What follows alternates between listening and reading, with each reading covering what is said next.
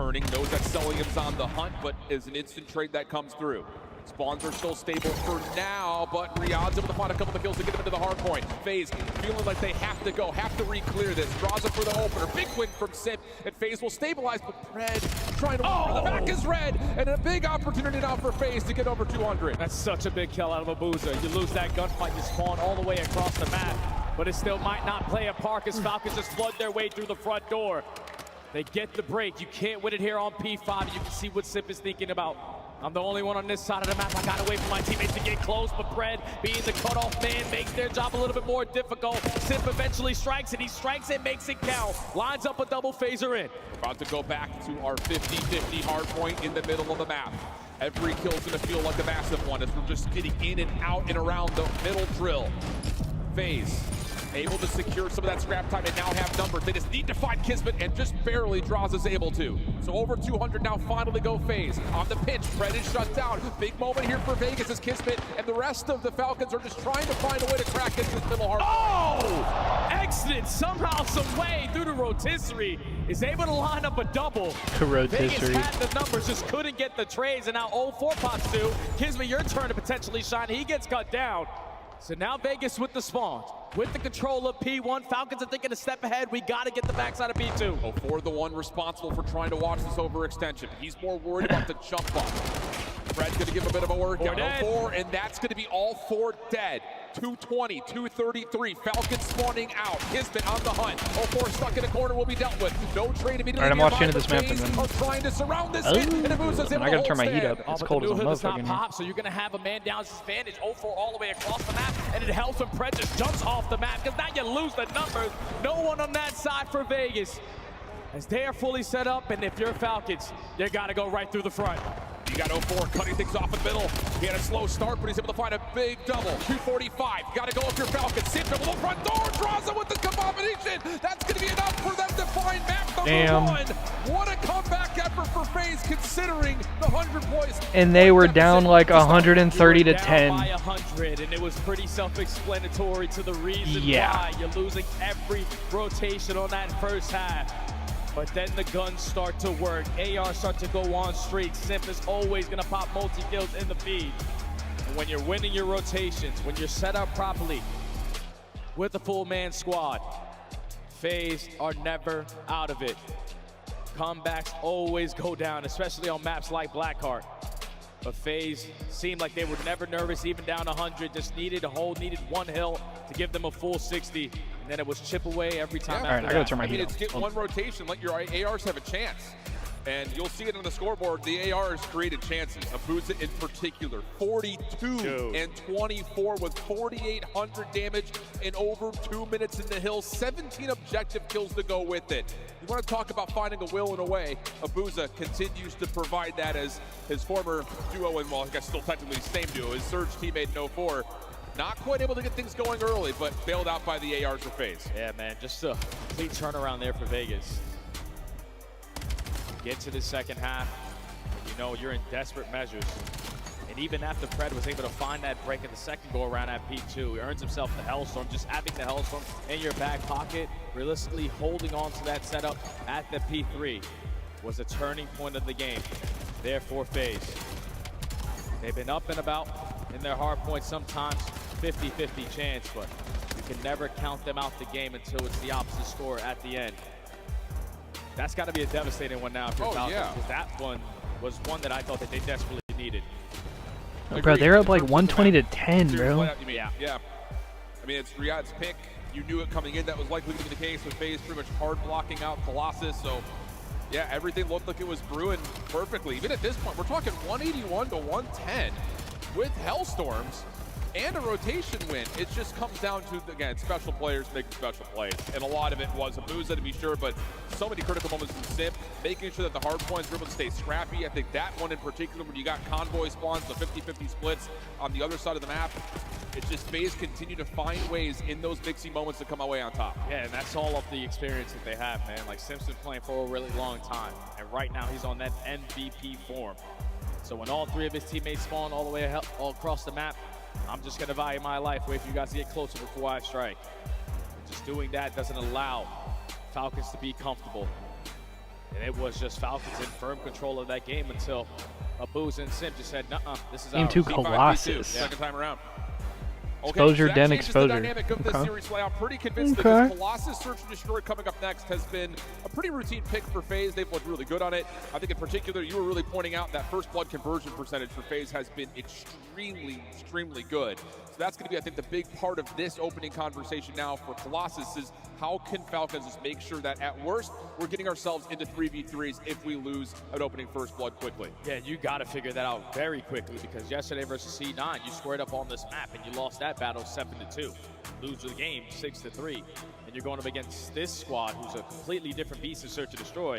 It's on paper, FaZe are 11th overall in opening duels. But when they find it, they are first overall in conversion. So if you give them that early first blood, if you give them that man advantage, yeah, you stand a better chance of potentially hitting the lottery because these guys are basically going to lock in those man-ups.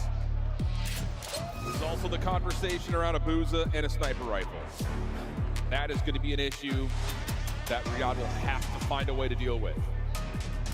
So far at Major 1, though, you talk about, again, that Tiny Terror duo being split up. Could Sim kind of carry some of that leftover weight in the first bloods, and he's provided that without question. So, opportunity here for FaZe, you would think, to feel good about their chances of going 2-0 up, but Riyadh are fighting. Can they find a way to control the narrative early here as we jump on in with Falcons on defense? Those are already with the boomstick. Holding down top mid pressure. Waiting for someone to overextend just a little bit. Gonna switch up the angle, more an aggressive approach. And next thing, yeah, let's not peek that again. Yeah, but this does win top mid for FaZe if they choose to use it. Counter nades coming through, Bruza backs down. He's going to take his focus for a moment on the overextension towards B, while the smoke will allow 04 to consider how exactly he wants to play in front of A. And here comes a retake from Riyadh over the top of the middle. Matt Sim is prepared for it. First one comes through. Now Riyadh trying to make up for it. Salim does find one, but Bruza finds a snipe. Still man advantage for FaZe. Sim has the info. Both players are right in front of me. And look at what it's doing on the minimap. Draza already on the flank. Yeah, but Riyadh are pretty aware of this, at least mostly so. Cell has to keep his eyes open towards B. Kismet on the pinch now reveals his position and can't quite finish off a Bruza who turns. Feeling like he's going to give him a literally early check, but Kismet finds the first. He wanted to rip him so bad. He's got time. He's in a position as well to spot them on the exit. Hang on, this is clutchable. No one that statue. They're playing over towards P2 side, so he's just looking. Hang on, this is clutchable. Oh, This is so clutchable. To right. Picks up a fresh SMG. Draza on the corner. Oh my god, hop it, hop it, hop it. Off of the bomb site. How does Kismet decide to try this? He tries to go for the defuse. And Draws done seen that shit too many times. That first round goes to FaZe. Yeah, just that plant spot is so. Draws said, "What the fuck is he Trying to save doing?" that defuse. I thought that was a So good many play. different angles you can peek check it from. Kismet almost sets the tone early on with the 1v3.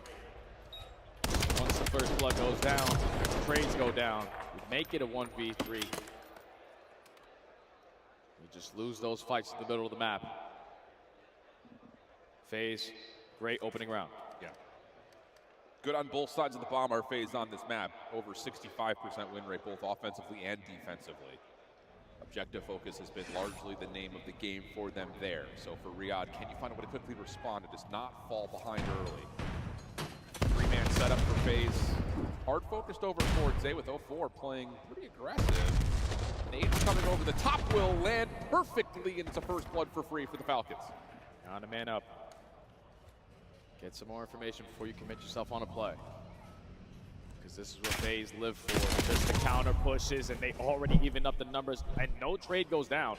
Pred's looking for it, but they're all gone. Yeah, and all of a sudden FaZe now looking to see if they can isolate again. Pred catches one. Kismet trying to step up and keep him safe, but he loses that fight. So now to the 2v2. 45 on the clock. Cell head on a swivel. Pred committing for the objective, and Abuza still with the sniper in hand is going to have to try to figure out a way to work with Draza on the opposite side of the map, and Pred has seen this. He's going to try to bully him out. Yeah, finds the first win, and now it's on to Abuza for the 1v2. And Abuza 1v2 with the sniper in hand. He dies here. He's not going to have it for the rest of the game. He's going to figure out how aggressive he wants to play this. He's going to spot him through top mid. A hit marker goes down, but Falcons with the immediate response on their attack. This time they find the first blood. Great nades, great team nades. Kismet's able to lead to it. But then just allowing the plays to go to them. Once it turns to a 3v3, Pred locates one and gets out of dodge, and then the 2v2. Instantly get the bomb plant once Abuza puts down a shot, knowing that he has a sniper pistol. And then just catching Draza on the opposite side for free. Tie game. That's the big one, catching Draza while he's trying to rotate around the back there. Because it looked like initially after the first blood, FaZe made the perfect read to come back up to mid, find an isolated win, and get us to an early 3v3. But key timing goes the way of the Falcons. All offense so far. Abuza staying safe as a nade bounces close to him, doesn't tag him, so he's still a bit unknown in terms of playing on this B side of the map, while the rest of Vegas are trying to play for some action at A. Smoke strat, force Falcons to best under nades. Potentially bait them out, but Pred. Does he not see him right there? Get spotted, and Abuza this time around is the first blood with the nade. Yeah. Numbers early to FaZe. That was a counter smoke from Riyadh trying to retake the middle of the map for free. And Abuza somehow lands a nade to give FaZe the advantage. They should read this rotation, no? Pretty dynamic. Why is Falcons not moving? Got 04. They had two guys top middle. Did they not hear the underground shit? I guess they're just trying to wrap through. They're just so worried about somebody in the back. They are so worried about somebody in the back. Look at Pred's route. For someone to make a play. Kismet's able to get the angle on, so look at number 2. Tiny could be good here for Pred on the flank. It sure is. Able to find one. Damage onto Simp as well. Here comes the rest of the Falcons. They got one. Kismet flanking around, able to find at least one. Just comes down to how do you bully out a This is a good retake. You gotta go though. Pred's trying to get here to you gotta clear shit. Okay, Pred's moving. There you go. Taken advantage of. Pred for 4 in a row. Kismet was waiting on Pred. I didn't realize. Yeah, my fault. There's no need to peek. No need to be forced into a one-on-one gunfight, but Kismet gets the angle. And then that forces all of FaZe to use the information 04 just gathered. There's multiple players on this side of the map, so no one watching the pinch. Diffused. Why is that such a big graphic, bro? What the fuck? Never seen that one before. Traded in, and Abuza bomb gets a kill diffused. on the round. He's just not in a position to watch the bomb, so the re-pinch there from Pred. Too much to handle. And FaZe and the man down. Man up, actually, lose that round. Yeah. You're absolutely right. I mean, this post plant, you have 04 forward. You thought there was going to be enough help to at least allow him to stay in the corner, but not the case. Over peaks, gets punished. Yo, Abuza and Draza look like they got the same name on the scoreboard. Attack and see if they can go 3 in a row. Early days and stuns. Going to look for Kismet to get a quick plant off. And FaZe are not prepared for this defensively. Whoa. Comes down late to keep him safe. That's going to be a 4v4 post plant. Also, that was the terms of the Falcons. Did he not see him? Was he facing the other way? He had a frag in his hand. So first blood to FaZe. Numbers still in favor of FaZe after Abuza finds that. This next kill is going to decide the round. To go. You have information on both players. Yeah, so dangerous. And GG. Samp up and over, finds himself the double. And that was a quick reaction call from FaZe. I think a lot of it obviously comes by way of winning back the middle of the map and forcing Cell into a weird spot, but quick reaction for FaZe works out. Yeah, it looked like they were not going to be in a position to make such a quick reaction, but thankfully you got the guy that you want watching that site. Simp strikes first. Abuza with the second, still in a 3v2, and then Simp the closer on the round. It all starts from bottom tunnel. I thought Kismet was going to spot him. Usually that's an angle that once you get the bomb planted, you're instantly checking, but he was expecting the pressure through the front, wanted to use a frag to potentially slow them down. Simp just shoots him in the side, secures 3 on the round for FaZe to tie the game. A little bit of confusion there on the post-plant timing for Riyadh because they really didn't have anyone watching over towards the east side of the map at all. So a bit of a miscue turns into a 2-2 game. Opening stuns and nades for both teams going to land over the top of the A site. But this angle from Pred, you expect it somehow you do if you're 04. That's his first elimination here in the map. X did also a couple of shots coming through. Has Simp thinking like maybe he could find an isolated win, but trades down low, has Simp holding his position for now, and both players could smell each other. Just right around the corner. Who is going to budge first? FaZe have the numbers. But Simp knows that he doesn't have to be the one to make the play. Exnit gets impatient. 1v3 now for Kismet. Has a scope to play with. FaZe are re-wrapping. Kismet just caught no man's land. Didn't expect the wrap to come back through quickly through statue, so FaZe now up 3-2. First blood battle is starting to really shift now as well as FaZe have found 4 of the 5 rounds. Yeah, and that's just being able to slow down your objective focus there. Wait for Falcons to be the initiators. Thankfully, Pred just walks right through bottom tunnel. He thinks he has to jump on them. Because if you don't hear any stuns or nades over towards Statue pretty early into the round, then they're taking a slow and steady approach. So just tries to put himself in a better position and just gets caught by 0-4. Forces your team now to try to make up for it. And they just lose the trade fights. So FaZe now in the advantage. Up by 1. S&D feels so slow in this game. I can't explain it.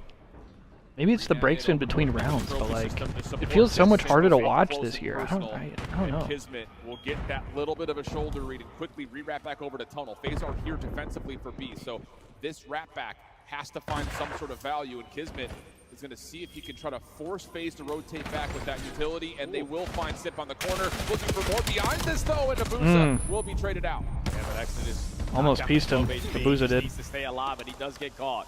That's not a great death, I'm not going to lie. Now this is a mixy-ass 2v2. 2v2. 45 seconds to go. FaZe are getting active. Yeah, they've re-cleared. Yeah, look at the wrap from fucking FaZe, bro.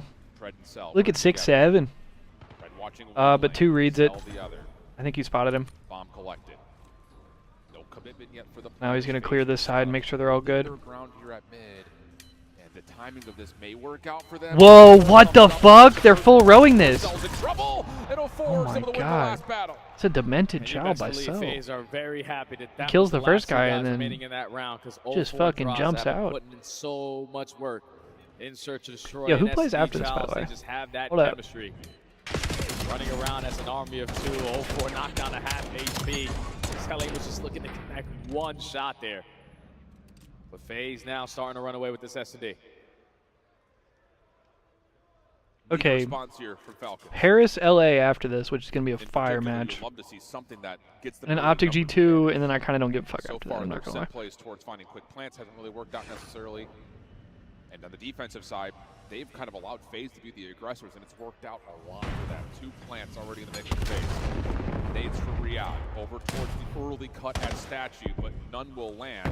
And again, Riyadh's going to play a bit passive on both sides. Yeah, and this is frustrating because this is FaZe's go-to strategy. Use your smoke, force them to invest stuns and nades. Try to get the objective down. But I was going to say, this seems like the strat every single round is just smoke A bomb. And then you keep it unpredictable whether or not you're actually going to push A. Sometimes it's a decoy, sometimes you actually lay that shit, sometimes you do it just to bait out the lethals and tags. Now you've got numbers for FaZe, and Riyadh have to make a call in terms of what they want to do. Do you try to contest this? You don't want to play a 3 before a retake, so yeah, looks like they're going to soak a couple of late nades. They're just going to run at it! Oh my god! Cell just team kills Pred? Cell just full team kills Pred. That was the perfect call there for Falcons. That was a great call from Falcons, and then the full team kill. Bomb's going to go down again. Now on a man down, you got to try to retake this. But he doesn't get out. Exton rips him. Bomb gets planted. One of the FaZe players just needs to get fucking lost. Cell watching on one angle. Draza trying to keep him. I like this from Abusa. Waiting for Xned. There is. I like this from Abusa. Read on this. Timing is going to be everything. Oh, and Xned wins and Abusa is not tradable for this situation. For the 1v2. This is clutchable from Abusa. Switching the angle. Has Cell for free. 17 seconds. He clears bomb. Now you got to know he's like top mid or something. What can you do? Abusa's reading it. Beautiful. Process of elimination, bro. Once he doesn't try to trade that kill on bomb, and you clear that whole side of the site, you gotta know he's top middle. He's either top middle or he's full flanking you. Make it a 2v1. But odds are he's close. That was a great win by Abusa. Uncontested, and then time is ticking. Great clutch. On exit side. You're playing against a young gun. Most likely he's not going to defuse that bomb. Just reads the push, reads the re-wrap, and now FaZe at game point. What a stretch of rounds in a row it's been for FaZe. It's 4 in a row. 4 in a row. I was going to say, this is 3 or 4 in a row, like, godlike rounds from FaZe. So Riyadh going to go back over to a set play for good nade, initial damage. Landing here for FaZe. They're going to go quickly and try to contest this. Exit is down low. Good play from Xned. Good play from Xned. That was a great corner. Kismet's nade also lands in the first 3 eliminations. Abusa 1v3. Only get traded back once. Last player the ground. It was a good call from Falcons. I like that.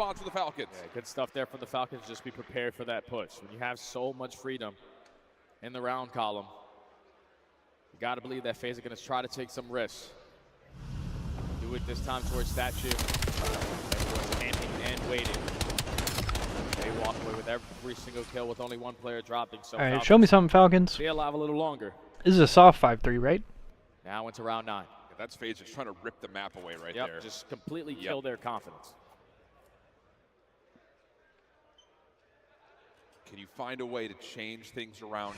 God, this FaZe team is just so weird. Again, the Falcons have not been able to really stay ahead of what FaZe have been throwing at them. A couple of opening nades over towards B. Going to come through for FaZe. Going to have Riyadh Excuse me. in that direction to start. But a quick re-wrap back through tunnel, and I think that may have been seen because here come the rest of Falcons quickly over towards P2. Falcons got to be prepared to do something different this go around. This time you're finding the first blood, so instantly going to change. But Fred potentially could get isolated here. Got to choose this gunfight wisely. Don't fully try to just value your life. He's playing it so well. Yeah, I love that out of Pred. Right, just the most annoying kill of all time. He's just tucking his legs into his chest. Guys, keep me alive. I actually love that. Make yourself, think small. Make yourself I actually as small love as that. Possible. And initially, I was a little worried that Riyadh was You just beat the hardest kill of all time. No angle was found there for FaZe. So I don't know if it's just one of those things, like you kind of hear that trip at tunnel where 04's making Look the at back. Pred. He just tugged into that corner so hard. Holding his breath. And it gets us to a 5-4 count. I'd be pretty confident to stay alive if I got Selim shooting over me. Yeah, that's fair. But into the round 10. Falcons looking to keep on the hot streak. Kismet top frag in the lobby. Kismet trying to be the Look at my goat. He is on 4 in a row. Early smoke grenade does get invested. Nade's not gonna hit anything. Trying to draw the attention for FaZe on this side of the map. No trophy? Yeah, sure looks that way. This smoke is going to dissipate though. Here comes I guess does the trophy make noise? Able to find one. What's the reason for not throwing it right there? Reach out that same angle. Meanwhile, Cell gets another low key. This is looking like 5-5. So you know Sip is somewhere up top. Noah Booz is playing over towards P2, and look at this. This is snaking without snaking, by the way. The Bulldog gets the first. That jumping shit, it's only technically not snaking, but that shit's snaking, bro. Like, let's be for real. Round by round, Falcons are playing with confidence. We're going 5-5. You're going to push us. We're prepared. We got some gunny in our back pocket. But that's 3 rounds in a row now to force this round 11, and that's 3 rounds in a row where they find that first blood. But this is a big round for the Falcons. You need this map. You need this search. Everything you got, your best strategy. Is the crowd chanting "Fuck you, Draza"? Yeah. In a way, that's rooting for Riyadh. Yeah, true. I know it. It'll be FaZe on the attack. 5 in a row for Kismet, 4 in a row for Celia. FaZe not calling anything aggressive here. Just a couple of nades and stuns over the top. Very ceremonious in nature. But Riyadh is prepared for something over the top at mid by the look of it. Not going to find any info or contact there, though. It's a feel-out round for both teams. Don't want to make a mistake in this moment. Now FaZe going right back to the go-to strategy. Smoke grenade goes down for 0-4. You're trying to draw Falcons out. Does Exodus get a read on that sound cue, though? Selim's in some trouble here. Can he get one? Whoa! The first blood. Late trophy system going to go down here for FaZe. 0-4 trying to take away this. Whoa! This row got a 0-4. 3v3. Vegas will get the bomb planted. You just got to hold now. If you are And FaZe is going to get back. Somebody on Falcons has to hit a route, and they have to go now. 2's going. That's Pred. You got to go. 8's watching it. He sees the route. Okay, now you just got to group up and send it. You just got to send it. You just got to go. Wait, Pred gets one. Draza saves Abuza. He's just defusing! He's just defusing the bomb! Oh my god! No fucking way! No fucking way. Yo, and he getting the crowd hype. To just tie the series up. Yo, what a way to come back from 5-3. Even Clay's hype. Yo, by the way, that stage ref, I've seen that stage ref for like 12 years. That stage ref has refed Halo games that I've played. And I remember him seeing ref games that the Dynasty was playing. What a play. That was like 10 years ago. Tie series. 2 massive rounds back-to-back from Exton. You go back to round 10, he's the one up top prone, having to deal with all of that phase retake. He got bested there a couple That's a good crowd, prior, too. But he says, I got you. All right, we got a series. Okay. Major, pushes Like face that? back from that retake, and then, like you say, the stones to hop it. Knowing that Pred's seen on the flank, that quick re-wrap back gives them the numbers, and you trust it. And that's 2 rounds where FaZe do the audible play. Throw the smoke down at A, wrap back over towards B, and find the first blood with the bomb planted. Bro, there is no way. For no reason. They Did you just watch that shit? Your bomb carrier is Bro. getting it down uncontested. All you have to do is stay alive. But when you Out of all 04 people, it was trying to goofy. cross, you know, I was gonna say, bro, he just parked his ass on the shit. We just retake He from said, the "No, opposite hey, side. cover me." And the numbers To in be the end fair, was just way Simp too is much bomb for check FaZe at that to point. handle. Yep. So like, A very tight series and so far. Simp dying there But I wouldn't want sucks, anyone man. to One, lose. like, what are you looking at? Because he was just kind of looking at the container. And then 2, like, who is watching over this guy? Yeah, no, I just love the, I love how fast Falcons move, because once they got that setup, Pred was trying to hit the full flank, but once they realized he was checking it, like, because somebody was sitting there watching the flank underground, and so he was like, fuck it, we just gotta all run at it. And I love that they got 2 brothers challenge, just like drawing the attention off, and then Exton just pops a squad on bomb, says fuck it. Also, 04. Damn. Yeah, no, he died for absolutely no reason, and then the last 3 brothers were just so worried about the flank. They're just not checking the bomb. Oh my god. I was gonna say, that's a hell of a way to come back from a 5-3 right there. Or a 5-2! I didn't realize. 2. Yeah. Also, Abuza not slick. I saw that stat padding at the end. He said, let me get these kills real quick. Yeah, let me just shoot. They already defused. Let me just shoot this guy. Yeah, let me just get this guy real quick. Like, fuck, dude, I was frying. Bro, I killed that guy. Fuck, bro. Almost had him. Official controller of the Fuck, CDL. Yo, good try, guys. Like, Next round. Y'all are trolling me. Start the Yeah. season strong with the Nah, I'm not 2026 getting dropped. Call of Yeah, Duty. he like, I wasn't even bomb check. I still killed him. The CDL operator by scanning the QR code Bro, on that's not screen, my or check look. it out in the Call of Duty And store the thing in-game now. is that if he was the guy on the boat side, it was his. Oh, yeah. Oh my god. I saw that shot. If I'm placer, I'm getting loud in the back. Oh, Like, these yeah. guys are fucking shook. No, he was hype on the stage, too. I don't know if you saw him. No. I just saw fucking X-Men get up real quick and look back at the crowd. He's like, come on. Yeah. I didn't watch game 1 either, so I thought it was really funny because the thing that you said before you went to go like stream it, you're like, well, Kids is 6-0. This FaZe team is gonna get slammed. They were up, yeah, Kids was 6-0, and they were up 120-10 in the hard point, and they just fucking lost. God damn. And they just got fucking shit on for no reason. But alright, I'm gonna hop out of here. Sounds good. Later, bro. Later.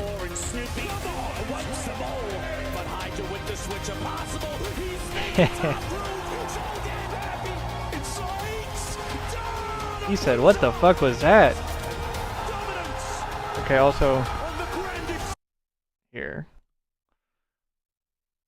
Ooh, wait, who won between Astralis and Spirit? Krakow, and it's against this guy. What do you think Spirit. about that? Spirit had to have won. Always dangerous anyway, huh? You know, you can... Zywoo versus Simple, bruh. Alright, well, I don't know about all that, but we'll keep an eye on that. Okay, FaZe is up 12... No, 3D Max is up 12-9. Body's putting in eye drops. What is happening here, bro? Hang on, get this ad out of my fucking face.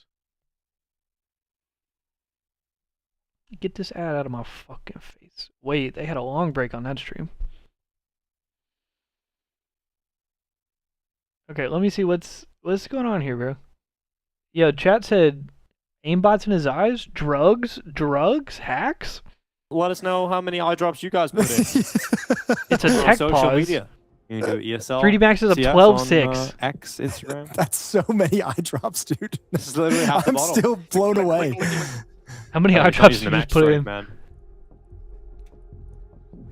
We got the doctors in chat. They look saying- clear. They look. His eyes look crystal he clear. actually know. looks, he never He's has like, to "Whoa." blink. He never has to blink again. He's like, oh my god, it's a whole new world out here. We got the doctors in Twitch chat. And I'm reading it right now. They're saying that doesn't look healthy.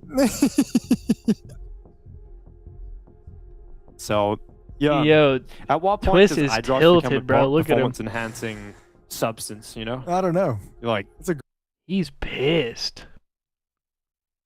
It's for us important to show as a team because we are not playing against only Zaivu. They have like best teams and best roles, best players and best roles, and yeah, as I said, it's gonna be a nice game. Okay. Final question, because everyone wants to know as well about the explosion or whatever. Do you have new gear?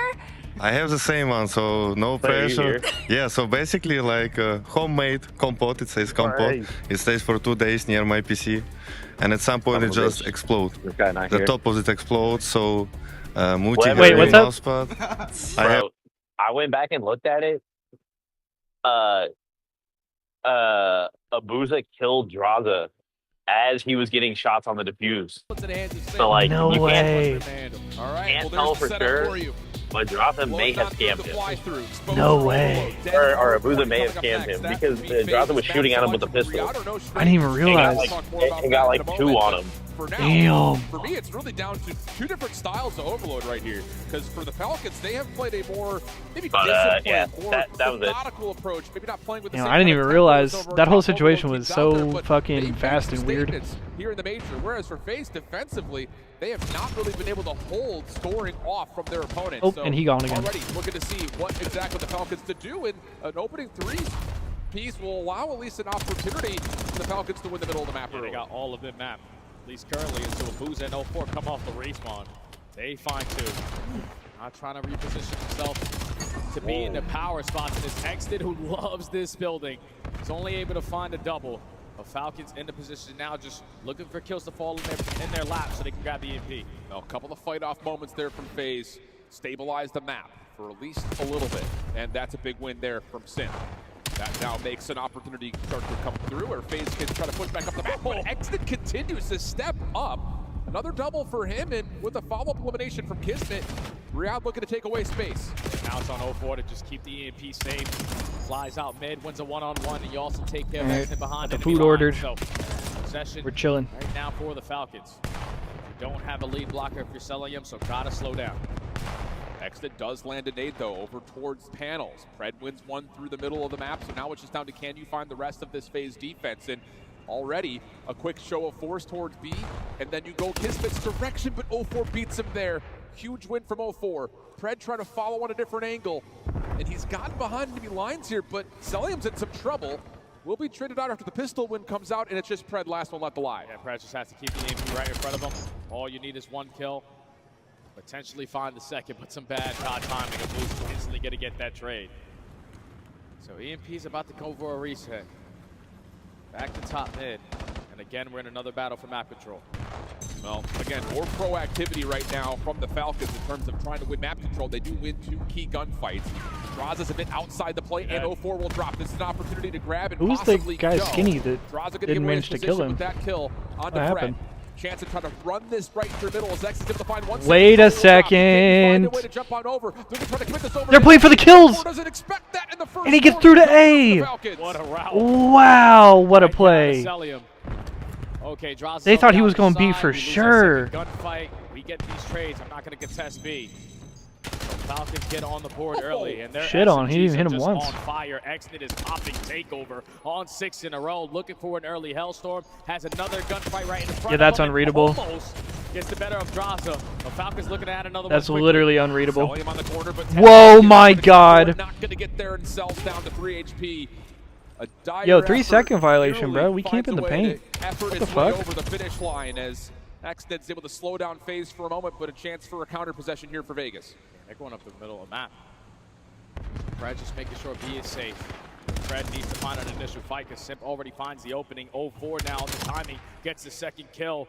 But now that's your Good lead D blocker. from Falcons. Abuza gotta slow down, get back to the Yeah, scene. Boozer got to get out of there. 14-7 for Exted. And another kill there brother's that shitting, what the fuck? stops FaZe in their tracks. Yeah, do they read this rap, Kismet though? knows he's got someone nearby. Whoa, Draza does for he free. hear that? Now down low. Is he getting Over calm? towards What is EMP. that? Damage is out. Whoa, Kismet okay. wants it all. He's got help with Pred, and that double will allow Jesus. Falcons to repossess the EMP if they so choose. Yeah, now Sip on the pitch. Knows I'm not going to single-handedly make this play, so we find every kill that I possibly can. Finessing his way with the move. This very mini-map, hello. Surrounded by so many players on the side of the Falcons. The reset comes in again. A minute left to go. And it's that SMG battle that continues. There's red to dots turn in up this game, favor right? of Riyadh.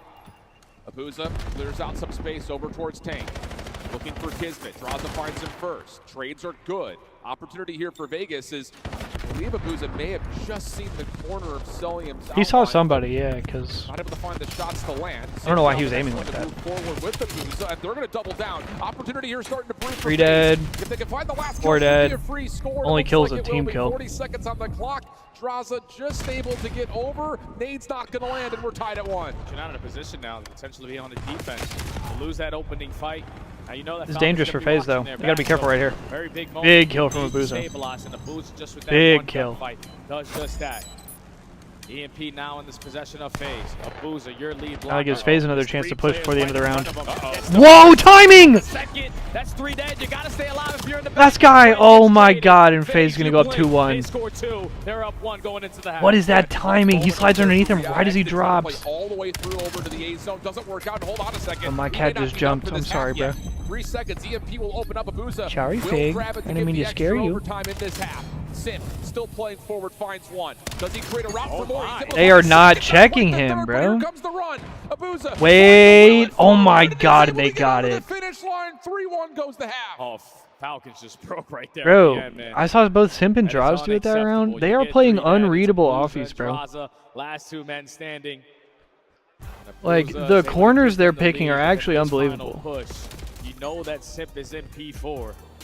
You give him that initial fight, you're spawning all the way across the map, and you don't get the trade. So Vegas was shut down for the first 4 minutes of that round. Alright, it's about time for me to get a Scored 3 blinker, and now man. have a comfortable lead going into the second half. I mean, again, time of possession heavily favored Falcons yeah. for the first 3.5 minutes. And if it wasn't possession of the EMP, it was at least control of the map. So a huge response for Alright, FaZe blinkers. completely changes the overall sentiment around how that first half was starting to build. Sentiment? Sediment? So Falcons, now the ones that have to try to find their way into the driver's seat. Opening 8 for Cell gives an early numbers advantage.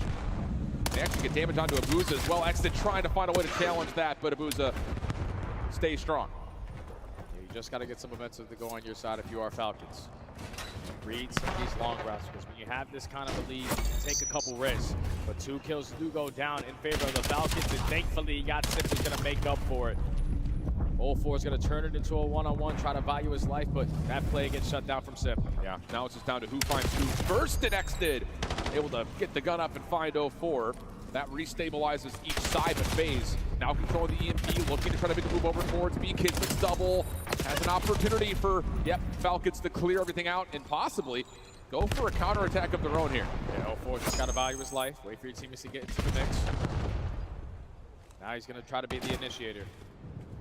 Stay on your mini-map. Trying to take things over towards What a FaZe. win. Just trying to draw the attention for FaZe on this side of the map. And you're winning the gunfights on the opposite, so Falcons should be able to add 1 to the tally. Cell sprinting forward, and FaZe are going to give this one up and just play for the setup around the new position. Huge opener in this second half for Riyadh. Sim working alongside the rest of the FaZe members to clear out space towards panels, and this isn't looking all that great right now for Riyadh. It's Celium who's trying to slow down the EMP, trying to get back to the play as Kismet, but he might be a little bit too far away from 0-4. Big gunfight winning the Hang on a second. Should be a score unless a nade can come over the top. No. 4-2. And 0-4 gets it back to a 2-point lead for FaZe. Just a mixed fest of gunfights. FaZe are able to dominate in the kill feed. Maintain the map control and instantly have a response to still have a 2-lead advantage. 3 minutes left to go. Reset now over towards low dirt. ARs need to have the angle to watch it. Not finding success through top mid if you are FaZe. No, Falcons with the map control can recover the EMP. But Abuza just playing a very steady defense on the corner. Has a trophy system to keep him safe. Cell's looking for him. Whoa, what the fuck? Pulls him off that angle. And Must now have seen looking his to arm or chow in something. and will win that gunfight. Meanwhile, Exted wins one over towards P4. Finds himself a second. What a series right now from Exted. 20 and 18 creates an opportunity here for Falcons to attack. Draza stepping up, finds the first, and there are too many phase defenders to commit. Got to get out now if you're Kismet. Teammates need to maintain top mid, but Sip has the cross, Sip has the cut. Again, he shuts down your push. Now it's a battle for the map control, and it's excellent every time, just lighting up the kill feed. You have the numbers, you got to go if you're Falcon. And you know that Sip's playing over towards P2 stairs. He's getting bullied out. Semtex trying to keep him safe. 04 stepping up to try to also help out, but Fred finds the win. EMP resets down towards drone. Fred trying to get top ring control. Draza trying to find the battle, but loses track of him. Follow up though over the middle of the map from Abuza. Now has Pred a bit stuck, but he's still able to win a gunfight to keep the play alive. Yeah, Pred has to be the lead blocker. Hope that your teammates can clear out space over at the objective. But you need to be pushing over towards B side because you're allowing FaZe now instantly off a respawn just fill the gaps that they need to potentially hold. And now you've got 2 SMGs here for Riyadh to try to stop the rotation for FaZe. But up top, I was gonna say you've got Abuza watching that corner. Kismet gets stunned, but the kills come through. Pred for 3. 1 point game. Pred on 5 in a row. Could be building towards the Hellstorm as Kismet is putting some pain into the spawns. Yeah, you give him that Hellstorm. You have the best opportunity to tie the game up, but you sniff him out if you're 0-4. Now the last man standing is running the EMP. So all of FaZe going to be the aggressors. Just going to take their time, allow him to walk right into their pre-aims. Selling is finessing, brother. Oh. Follow-up is good, though, from Pred and Exted. Keep the Falcons forward. Can they find a kill onto Draza? That clears out the middle of the map. The rest of the spawners for the Falcons can go quickly up through mid. Bold challenge from Pred. He nearly wins. But Kismet's able to at least control the EMP for now and see if he can get the rest of the teammates around him. Yeah, it's on Sellium. He's the lead blocker. Little wrap back. Falcons got to get a first kill. EMP's on the chase. FaZe is being such hard kills, though. They can't even find them. 30 seconds. Kismet dies, though. FaZe is going to get the device. They're probably going to park the plus. It's only 30 seconds. No need to give this a chance. And that's exactly so yeah, Simp's going to run back to their base. Hide and go seek in the back of his spawn. GG. With 20 seconds FaZe should go up 2-1 here. To do something miraculous here for Riyadh. They're getting booed for parking the bus. Yeah. They only parked the bus for 20 seconds. They're getting booed. 10 seconds left. Cell shut down by 04 and FaZe. They're going to find a way to take it, and a lot of it coming off the 3 late scores they had in the first half. A heck of an effort. Oh my god, I'm going to throw up. FaZe too much control. Yeah, just way too much control in the end of that first half, man. You give them that comfortable lead. They know that they don't have to take as many risks going into the second side. And back to a hard point. This is dangerous for the Falcons. That map kind of felt like a must-win if you're Falcons. At the goal line. You end the game up by 1. FaZe 2-1 now in the series. I would be worried for them right here. Not gonna lie. I don't even know what map it is, but map number 1, that should have been yours. To come back in the Search and Destroy is phenomenal. And now they're thinking in the back of their minds, like, just 1 minute potentially is gonna cost us here in this tournament on that first half. But FaZe take care of business. Now have the advantage. Nothing to lose. You know, BC game 1 pistol. I'm locked. I'm locked. Believes they can make this comeback happen. Well, you're not supposed to win this match, and so that can be a little freeing. BC game 1 pistol with a good look in the pistol. Let's see how they fare up against this 4-spy. These can sometimes be very hard rounds to put away. Mezzy with the scout? Going in towards the stack. 3 players here at the B site. Mezzy dead in an instant. It takes Rops to rise up and try and keep this one also. Oh, nice shot from Apex. But the B oh! Apex gets Apex, what the fuck? Lost your front oh, and what a flash. To crazy oh, and they're going to lose to fucking 5-7. The Vitality are right here.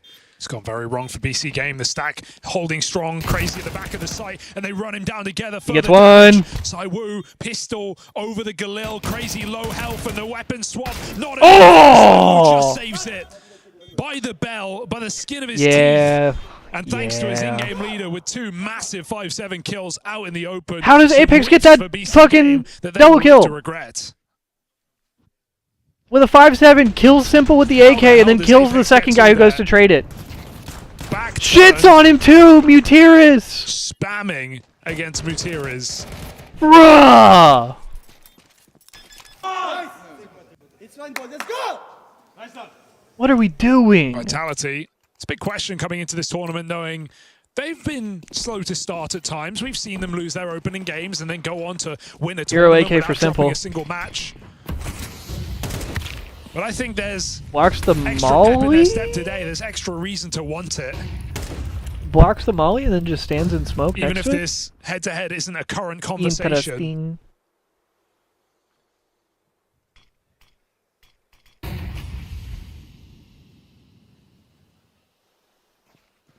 Well, on this Gave force, they've Simple's given AK the man to with a point Zywoo. to prove.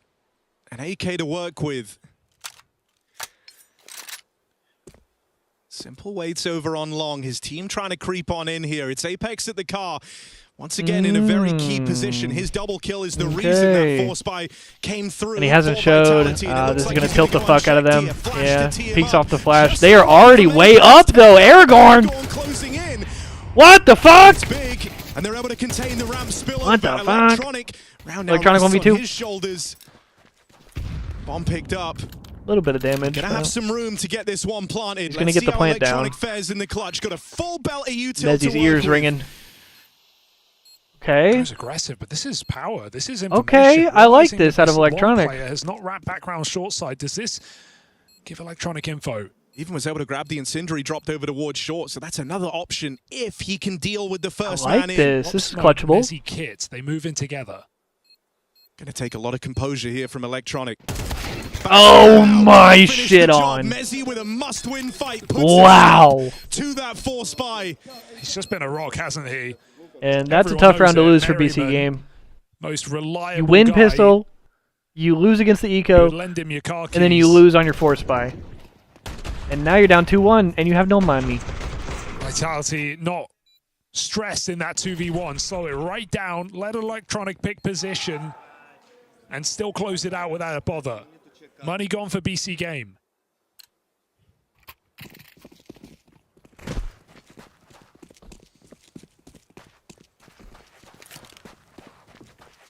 Simple Deagle buys and the attack Deagle. line. And Runs talk it. about aggressive pathing. My God, he's already in on short. That was the opportunity. Zywoo. The move was right.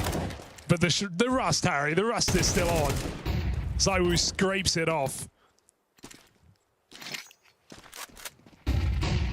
Oh, good pop. Apex full blind. Clock chases him down.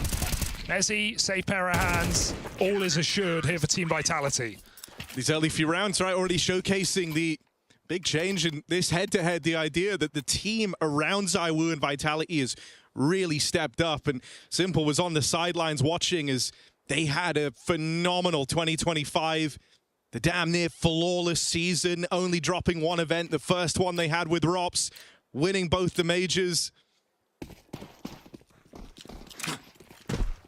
In a way, it was a future you thought was promised to Simple after their win all the way back in Stockholm. Well, Zywoo, Apex, those guys got to live that life. And it's only gotten better with age. Years of success for Vitality. All right, I just got my food. Let's watch the end of this round, and then we'll swap back to COD. He played 9 matches with Falcons in 24. 13 matches with FaZe in 25. And this is his 50th official since joining BC Game. Default op with the optic sticker on the scope. Interesting. Still trying to get back to it. This feel like op I would have, bro. I got the Atheris with an optic sticker on it. Listed on the AWP here. Zywoo once again trying to remain threatening out Takes on off the catwalk, flash. and there's the clash. Simple Good shot from Simple. dealing with him on that AWP. Messi starting to feel some pressure. I love that It's AK, by the way. I solid think in the that's game Meteor's thus far, AK. Hasn't had any a fumble. That Aquamarine Revenge. Electronic waiting down with here the in this stickers. pit, being incredibly patient. He's whittling away at the AD defense. There's nowhere left to run for Messi. He's iced out in the open. Beautiful, and Nice this is a big recommit for fucking Vitality. round. They had to take something back, but Electronic, it's all part of the plan. Lying in wait. Punishes the pushback. 1v4 for Rops, Vitality he's going to save. Fall short in this rifle round. With Rops Rops alive, is in Narnia. you're always going to get a save. And Unless he goes Electronic's too playing far. deep. Is he When going to... does Rops ever go too far? Yeah, that's a good point. When does he ever go too far, bro? Yeah, he not finna move. So a reassuring round out of BC game early. It's so hard to know what to call, right, in terms of where this game is going, because every fan of this game is watching knowing that, you know, it's simple at the end of the day. The impossible is possible, but these are just two teams in completely different positions. These are players in completely different positions. And I mean, Vitality, bro, Vitality might be the greatest fucking team in Counter-Strike history. Like, I don't even know if that's hyperbole. They found the 3-on-1 they wanted. Gravity over in pit, and he just gets all three. Actually, kind of crazy. But either way, I mean, altogether, a little bit of a weird game to look at in its complete in totality, just because of the tech issues and the extended break that we had towards the end. But I mean, you just have to say, like, FaZe flat. Yeah, very flat. Very unfortunate. I mean, I mentioned it to you earlier. It felt like FaZe might have done enough in that first half. Yeah, the op was in sync with the music right there. 4 rounds in a row, you think there's potential, you know, to come all the way back into the game, and that second half, other than that Carrigan clutch, it really wasn't anything to be super excited about whatsoever. Yeah, no, that's a disappointing one, especially for a FaZe. So FaZe down 0-1. Yeah, 13-7 in the Inferno. Okay. Let's go back to COD. I'm gonna eat my food. Pistol out for both players, and Kismet snaps finds 3 in a row. And we're going to have an 11-point game heading over to P1, where Riyadh are there first. Yeah, Falcons have all the control of the map.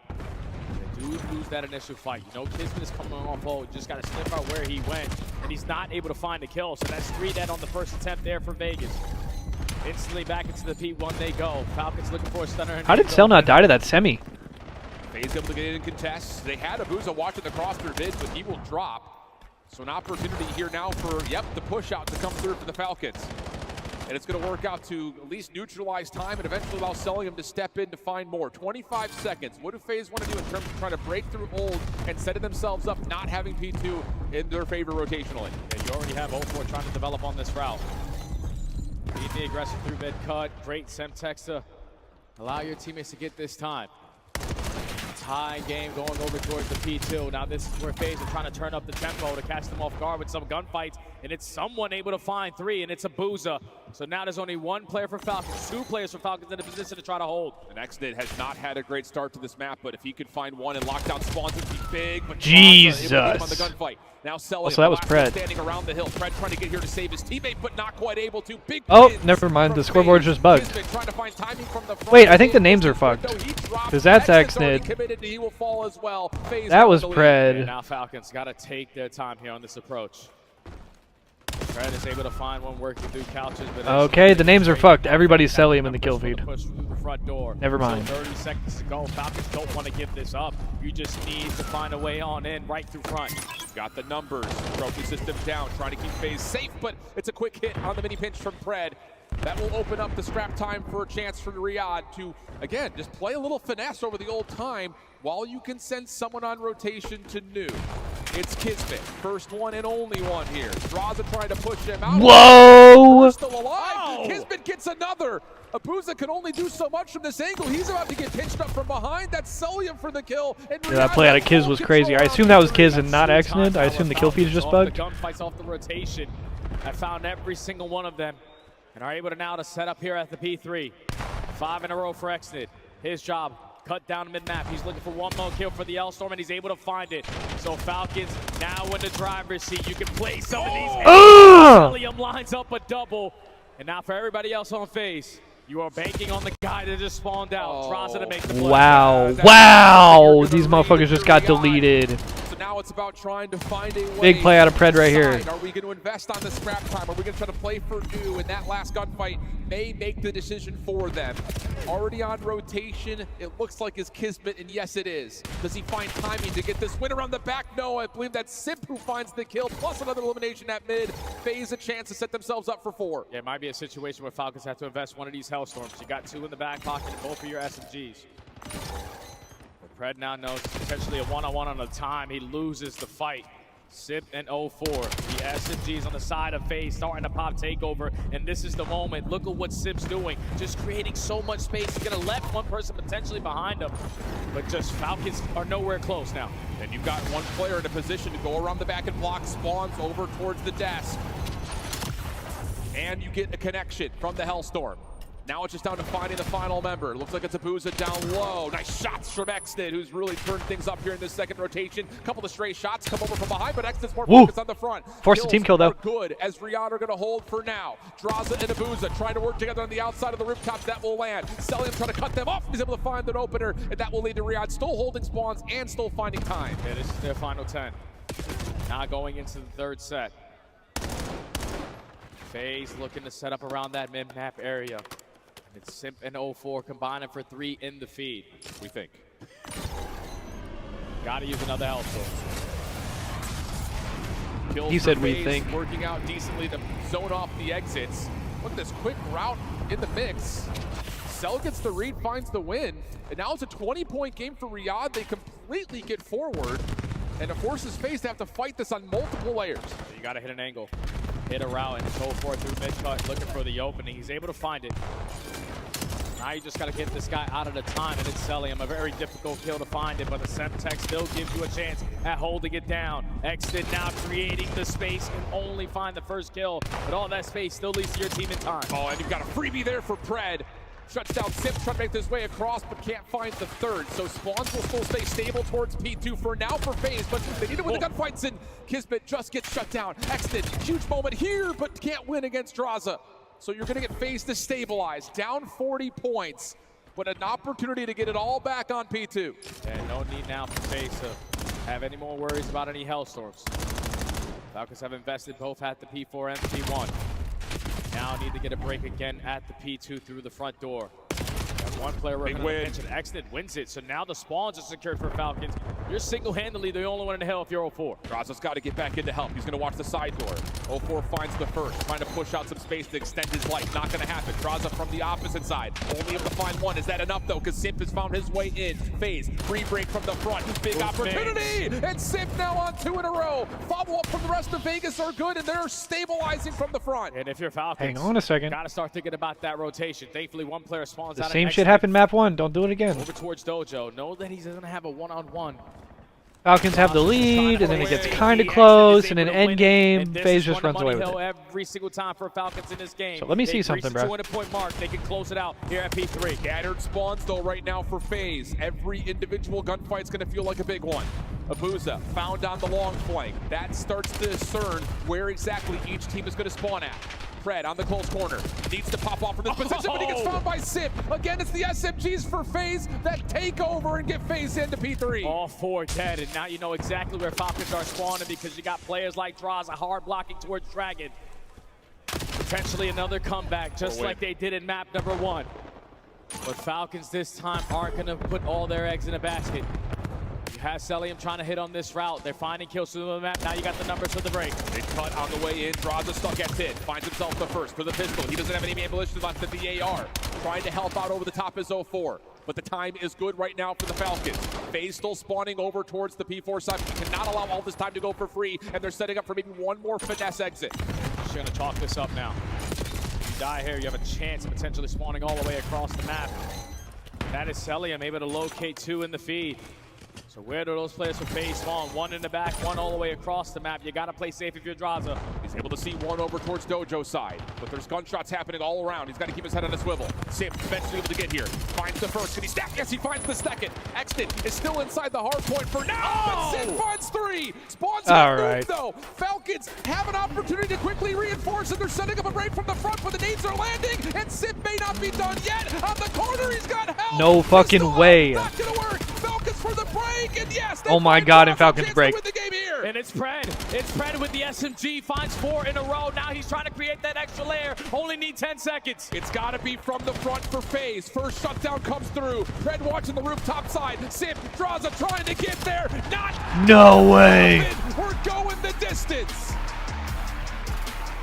We got a game 5. Hard point there from the Falcons.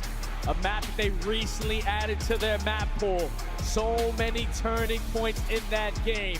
It initially was the P2, but Falcons are basically flawless at the hill to always have the response at P3. You go back and forth, but on the side of Riyadh, you were able to earn yourself 2 Hellstorms to not fully play for those rotations and just use those for breaks.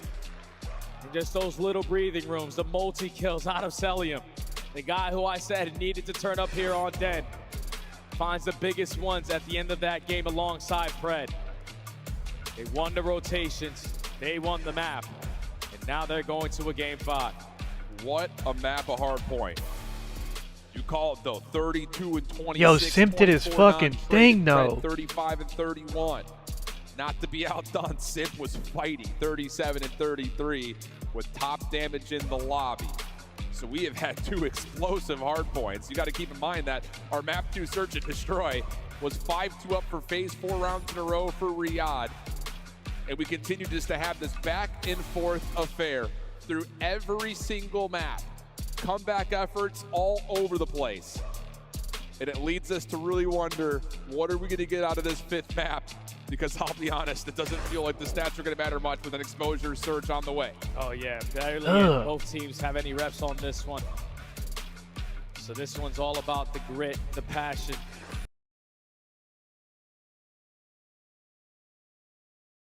Getting thrown in. The long play starts to move, and BC Game needed to hurry up. 30 seconds. It almost feels like a fake, but a spray giving it away, and Flames again multi-kill. It's Iwu caught alongside Flames. Can't do back-to-back aces. That would be breathtaking. Further damage. Oh, he dinked him! Does not. It takes oh my god! to stop him. Simple. Surely not. Wait! Oh! Shy of it. Rob's What the there. fuck was that round? Just to stop the roll of Simple on his way to the Holy shit! Sweating. And look at him, there is a look of determination, quiet determination on the face of Simple at the end of that one. He knows he was close to pushing the right buttons. From a near ace. What is this round from Flames? Into a just shy 1v3. He almost had it because he dinked Simple. This game's already got it all, and we're right at the beginning of this story. Crosshair in the right place, just no time to click. Closed by Cool. And a chance to catch your breath, perhaps. A much-needed pause after just 10 rounds of play. It's already been a matchup worth watching.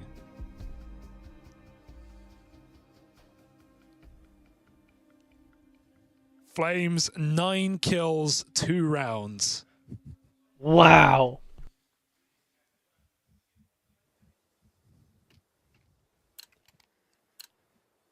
And they buy right back in. Oh, man, it just brings a smile to your face, doesn't it?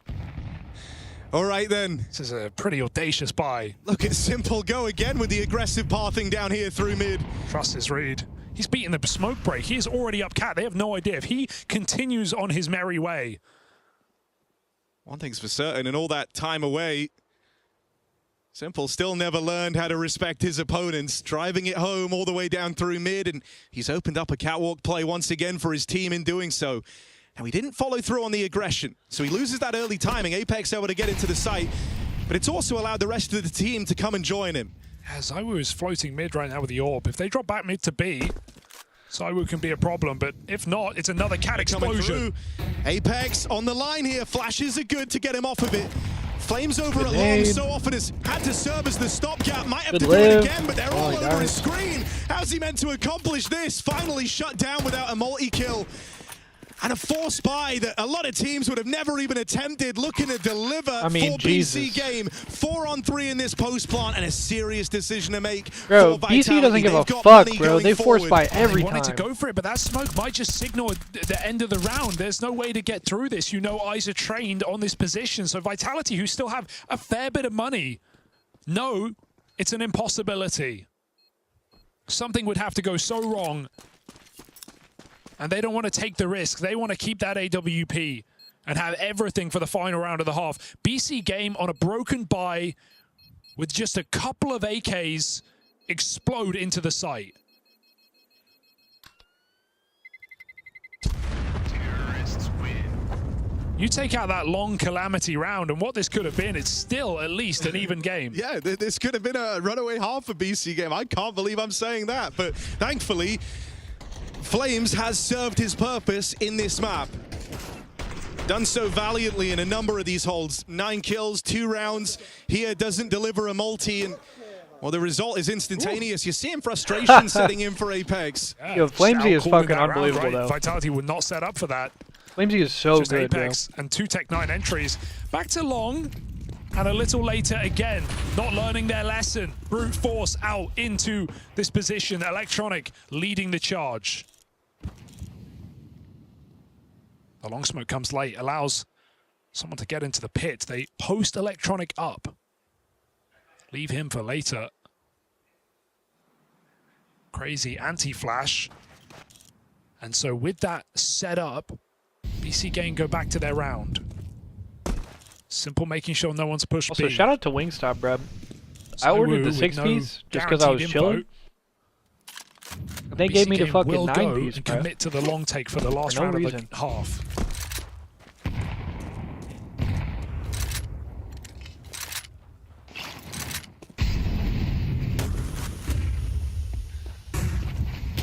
Smoke in the way at the minute mark. Just got You wait for that, it's going to take a lot of your time. You learn about the AWP now as well. BC Game decide to play right on through. I love that Smoke in the simple out, by the way. closing I in was on this holding. control. Nice. Flames teed up with a flashbang. Fade. Only gets out with one. However, that's all he's able to accomplish. Good You find smoke yourself break. breathing Only a finds sigh of one, though. relief. 3-on-3. In come BC Game. Good volley. Has to start Whoa, simple. playing through the smoke, only getting out What with the one. fuck? Electronic It's another 1v2. ask of Both of them Electronic low, in the though. clutch. It's clutchable. And we talk about firepower duos. Well, it was this one. This Zywo is and Robs, the clutchable. addition of Robs from FaZe Clan, propelling Vitality to the most dominant Hang on! I've ever seen. Does he read Rob's close on him? He's not gonna! Rob's is close! Oh my god, he's reading it! Oh! BC Game against all odds. Win out on the half.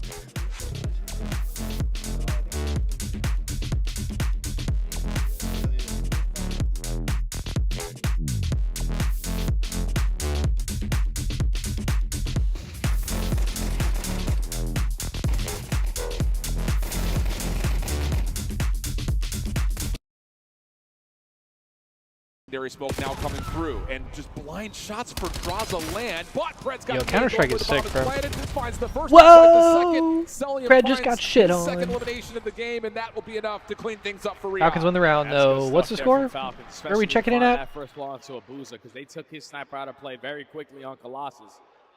I'm getting hyped if It's Falcons already win to this. his name. You take mid-map control. Force face. And now Is that just round one? You couldn't go through dirt. No Kismet had a sniper. Yeah. And once that bomb gets planted, it's just way too many angles for you to check. Smoke grenades try to assist you, but Falcons were prepared for the post plant. And it was kind of hard to tell on Abuza's X-ray. Was it an AR or was it a sniper rifle? Doesn't make much of a difference though, because Cell has already asserted dominance on that battle from top ring to top window. Yeah, it was just round one. What do Okay. you got for us? Nades over the top coming through. Looks like he does have the AR again, possibly here. As Simp is going to work with the rest of FaZe on this corner. They get a stun. That's going to allow some space to be taken, but Simp is your bomb carrier, so he's got to be really disciplined about how much he wants to do. This guy's just do it all though. Gets first blood, get the objective planted. It's also taking so much space away. Smoke gonna get invested from 04. Trying to draw out Falcons to spot them on the peak. See one through top window, info on the second towards bottom. Sim's just waiting for his moment to strike. Yeah, No Force is playing a little bit of bait here. When he slides across it, that allows Simp to chow Fred down low. Response though from Kismet jumping out the window. That'll be enough to get the numbers back in favor of FaZe. 04 in some trouble, but keeps his life as Exton will reposition. Exton's just got to get out. He doesn't want to get isolated, nor win the man down. But with 30 seconds to go, FaZe is still taking the time on which bomb they want to go to. Relocate over towards B, should be uncontested on the bomb plant. That's like such good info out of Exton. Maybe is this too late of a plant for Simp? Checked from Exton, though he can't quite see it, so the bomb will get planted. So now both the Falcons in the retake, trying to work this together from the back.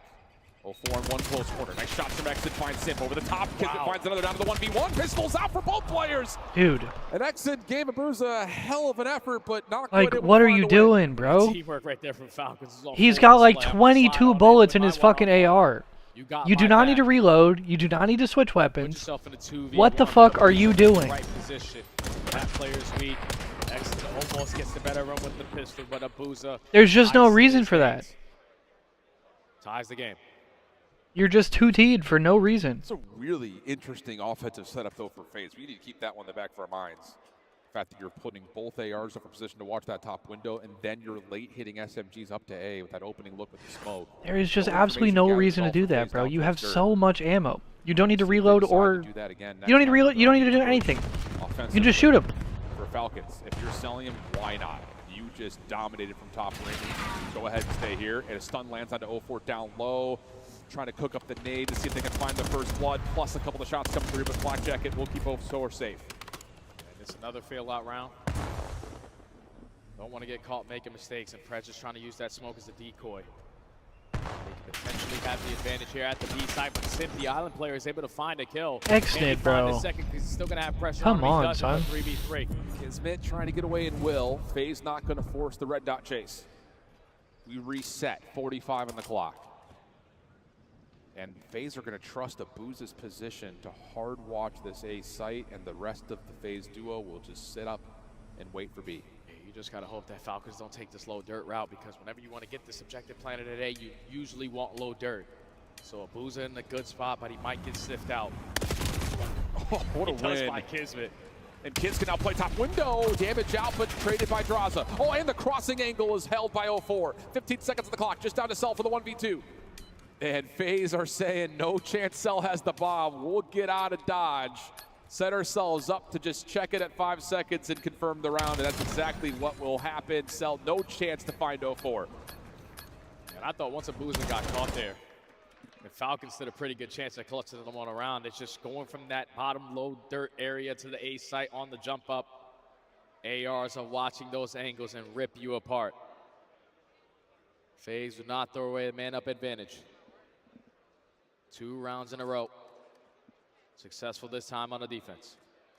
And now we're going to figure out what exactly do FaZe want to do offensively. Again, Simp with the bomb, able to get forward at mid thanks to nades and stuns from his ARs. Similar setup here in terms of the rollout for FaZe.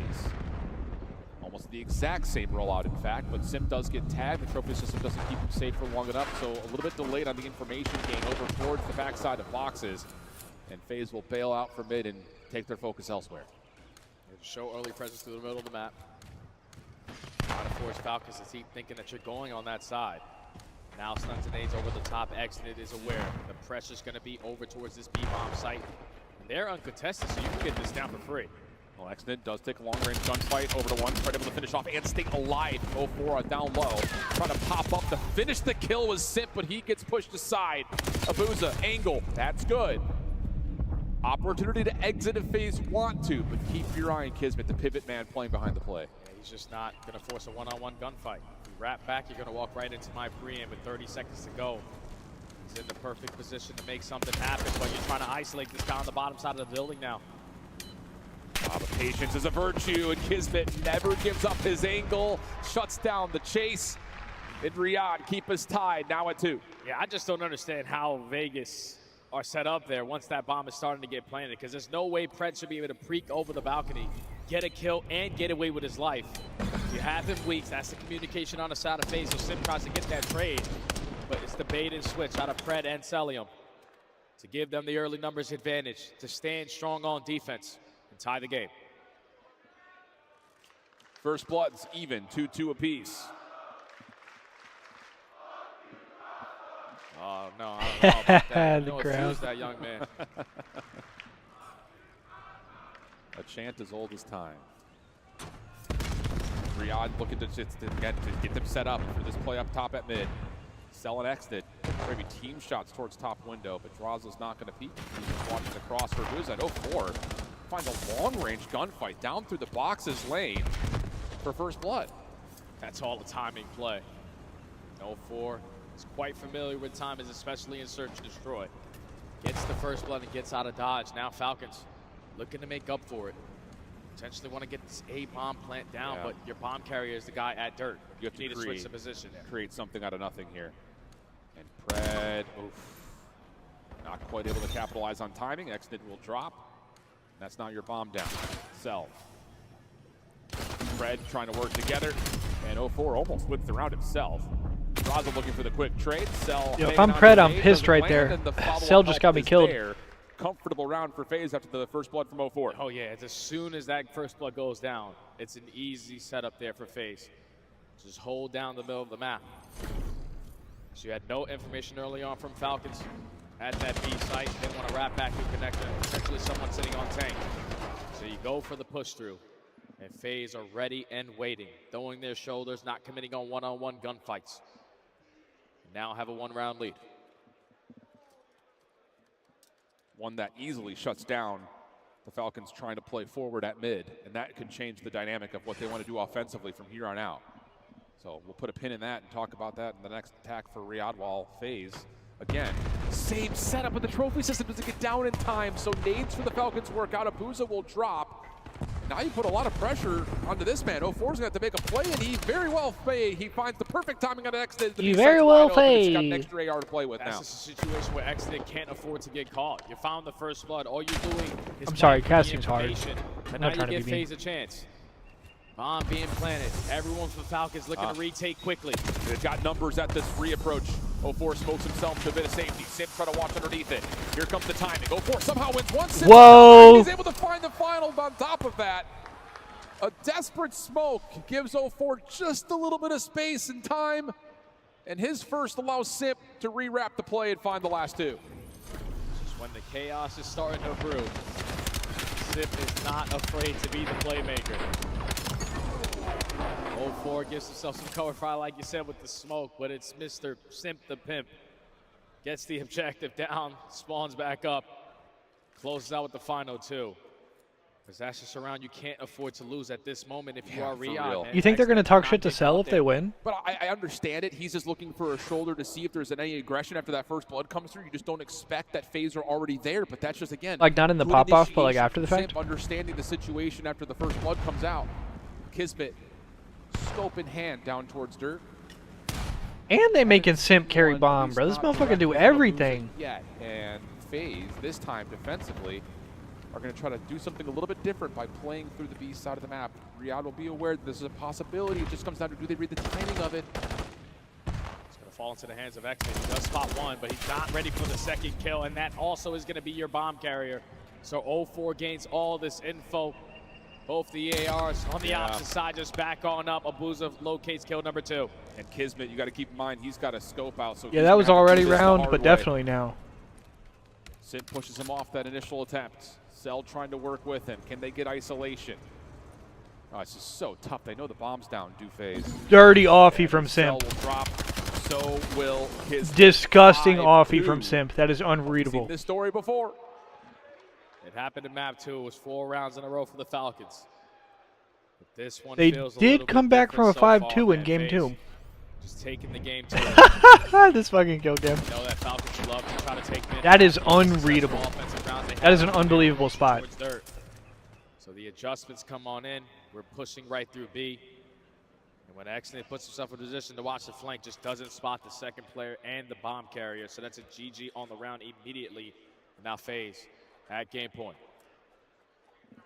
We saw when FaZe were up 5-2 on Colossus, they tried to hit hard and just rip the map away. They're not making that same mistake now.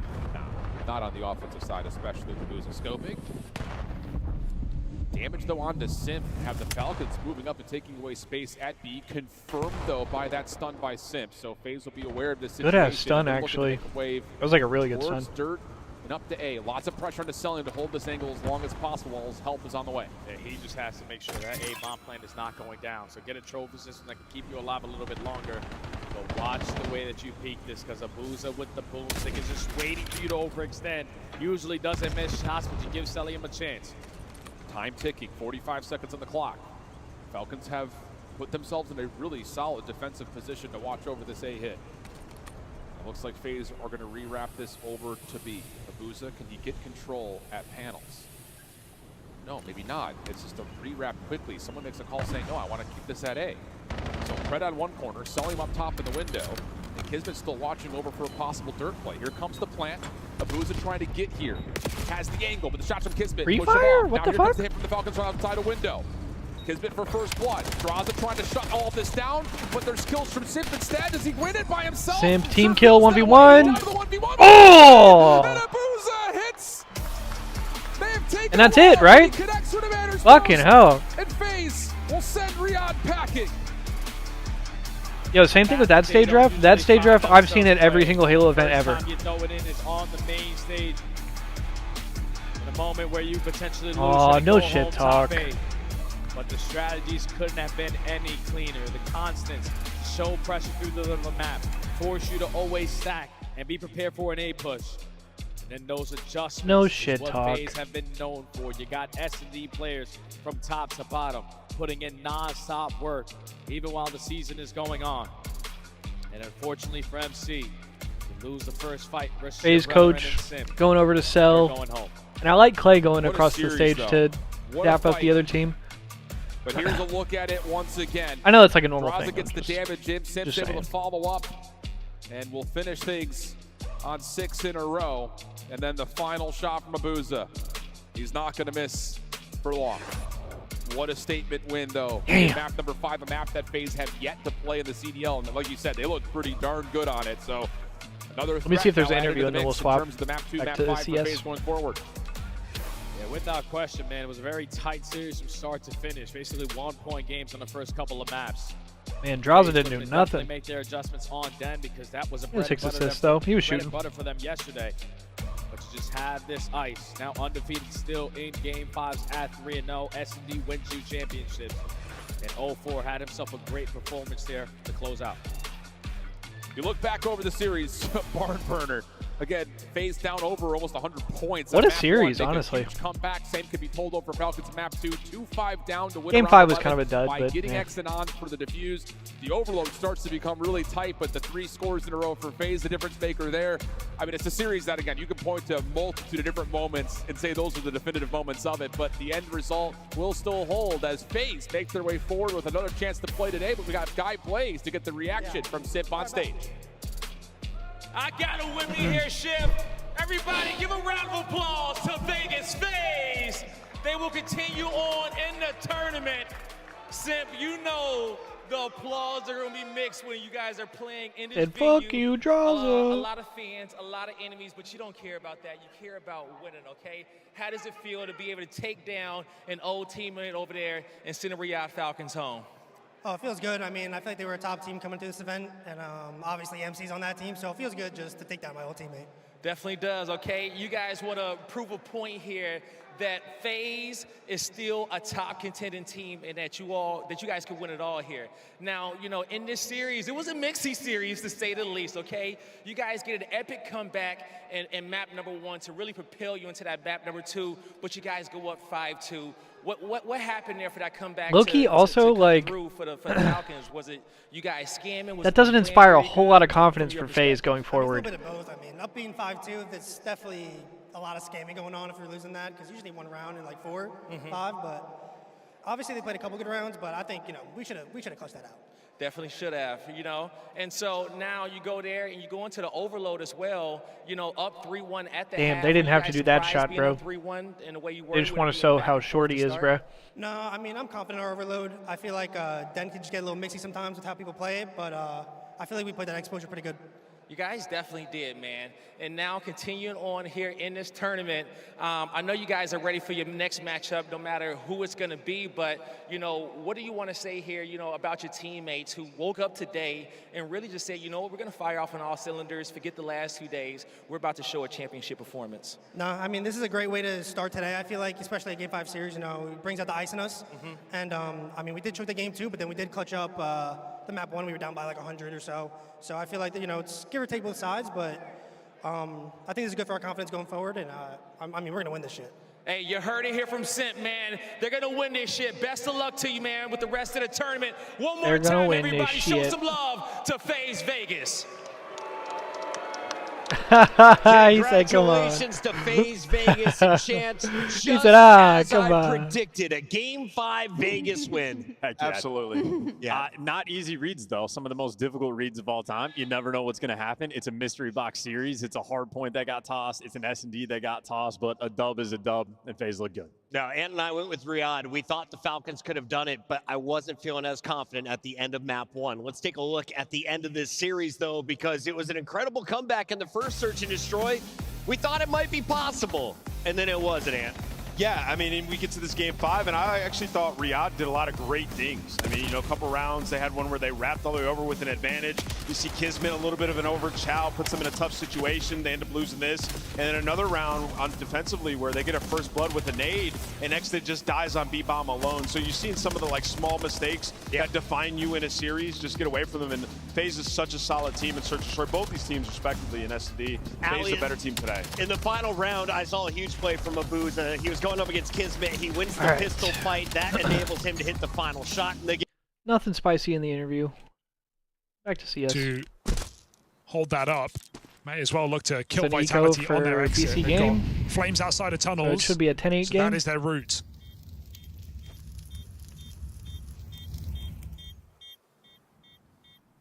Not much ambition on this hunt here for BC Game. Maybe a last-second swing for Materas. We're just playing for exits. Oh, nice. Wow, okay. Money on the way out. That's all it will be here. Vitality, 10 rounds, the good.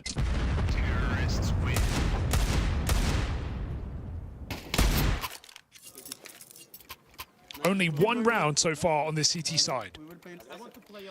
Yeah, you might have felt like you had Vitality a little bit rattled with the uncharacteristic round you were able to pick up, but that can change on a dime versus this Vitality team.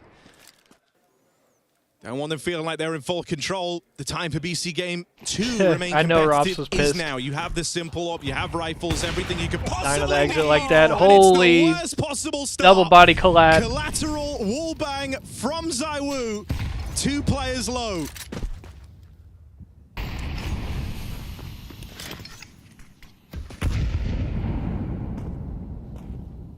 And he doesn't know it. He doesn't know it, but he's teed himself up with the easiest Yeah, I mean, he B-site hit of all could just time. get one-nated. Electronic. Whoa, shit! I like that reposition, because he could honestly just get one-nated out of that so easily. Vitality hanging around in mid for much of this half, trying to let the kills come to them, and for the most part they have not. That's why these rounds have come down so late. ZywOo and Simple, both patiently waiting. Long take coming in. Again, Yeah, setting up a Aragon. long hit. Second from bottom in the server. It's all going to be on Aragorn. Flash is over, going to let them out. But they're closing in quick on his position. Good flash to get him out with 1 at least. Mutiris makes sure they put up a bit of a fight here for long. Looking at the clock again for Vitality. 30 seconds here. As it looks like they want to change their mind. Send the bomb back B. If Electronic dies here, this is the round. Getting away from you. Hey, bomb, 20 seconds, you're going T-spawn to B. You've got to be quick. Running shoes on Yeah, for actually, Apex. this is Crazy can weird. still do something crazy. This Can is he save the weird. round, though? This Surely is that's too weird. Mutiris deals with Mezzi out on the long side. Crazy might look to dip away from middle. ZywOo here is the lone player holding onto it. Right as that bomb's crossed out in a B. 6-5. Oh, he's very close, but the bomb will get planted. Wow! BC Game a man up Holy looking shit. at this retake. Round is on. BC Game actually get to go for it, and they're going to big flank as well. Have they made enough noise for Robs to realize they I bet start to they run? know. Robs could take space back in middle if that penny drops. Crazy holds the plat with the orb. Apex waiting for his moment to strike. Oh my god. Ready to go. Up and over at a moment's notice. Gets Apex one. deals with the Good first Molly. man in as the captains clash. Molly now splits the push in half. That Cut should be down it. in that 3v2.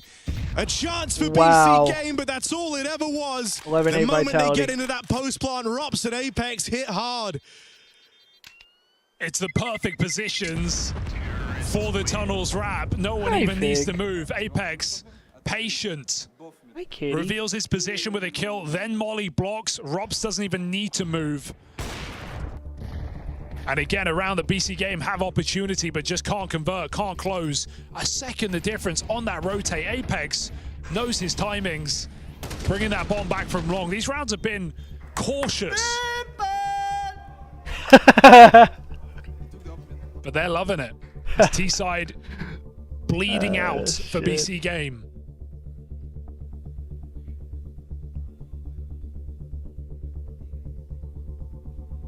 All right. Thieves and Gentlemates battle Final play. timeout burned. Last time for Taz to speak to the troops here. He said simple. as the last buy for BC Game trickles in. If it's not now, it's never on Dust 2. Vitality just showing the difference of the team. It hasn't really been a match about the individual as much as it has been the squad. Winning rounds by committee, trading out. Haven't had to worry about this yet, but ZywOo blessed with the spawn. Smoke in his way, and so no chance of that opening pick. For now, Crazy's alone in the B hold, so thankfully they're holding off.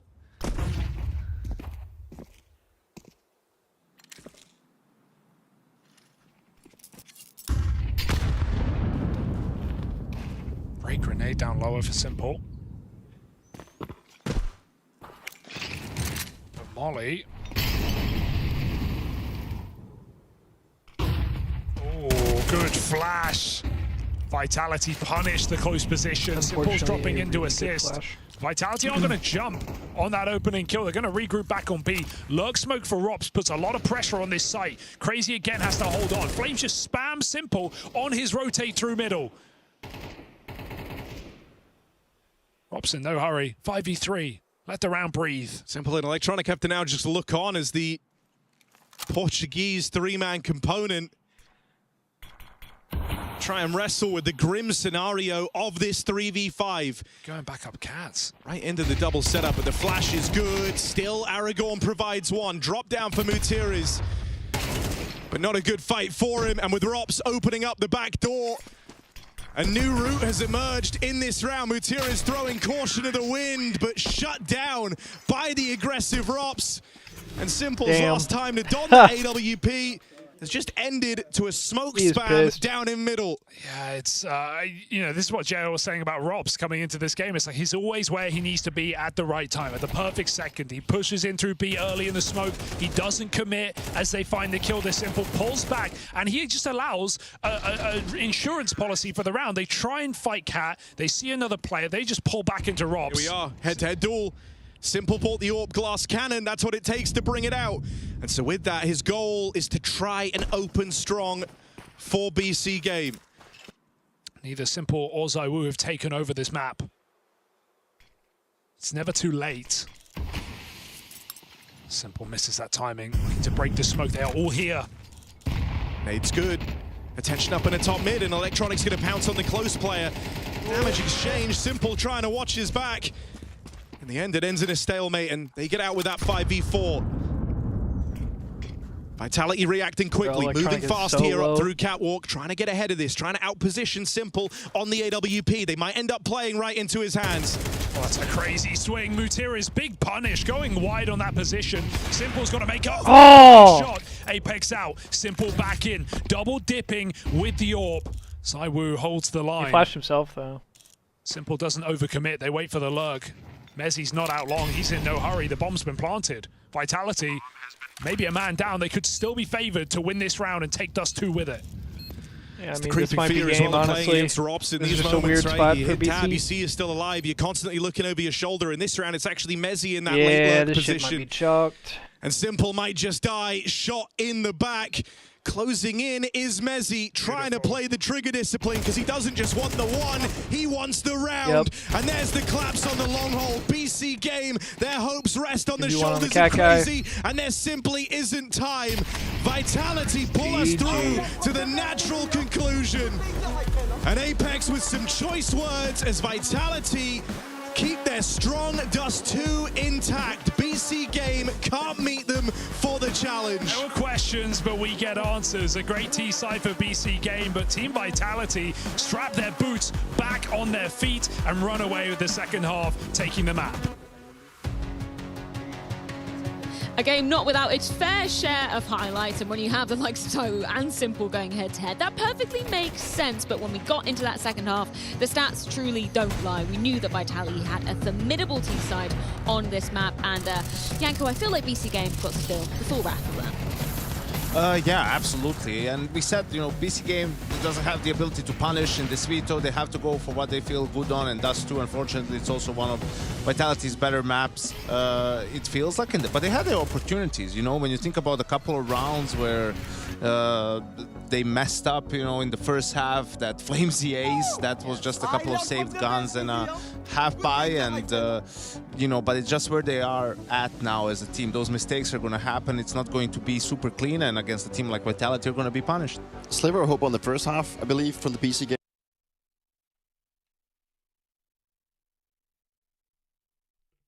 Damn, and 30 max up 10-2 on map 2. FaZe is getting shit on. What the fuck? What the fuck? What the fuck? Build a championship-capable roster. Together, they assembled a Misfits crew. Ghosty, Envoy, Neptune, and Sib. Each in their own right a force to be reckoned with. Targets of criticism, yet absolute in their resolve to prove everyone wrong. I think last year on Cloud9, it taught me a lot of character development. I have a chip on my shoulder. I'm sure everyone on my team has a chip on their shoulder, and I owe it to myself to have one of the best years that I've had in my career. A lot of people say I'm like an IGL, just kind of setting all my teammates up for greatness is what I would say is my role. When everyone's doubting you and you have a teammate that still believes that you can do it, I think that says a lot for sure. I got a lot of faith in my boys. A title-ready team, an unbendingly loyal support, and all the potential in the world. Paris Gentlemates are one to watch in 2026.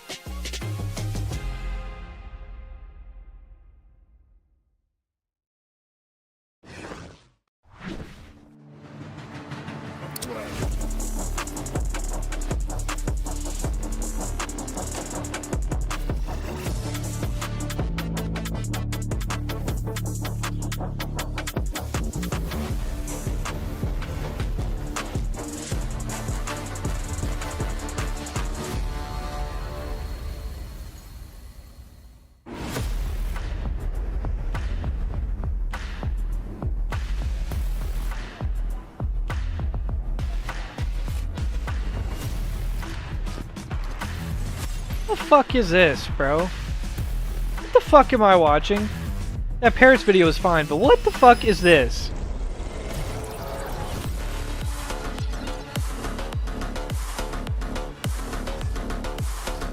Hell no. Hell no. What am I watching? This is the worst shit I've ever seen, bro.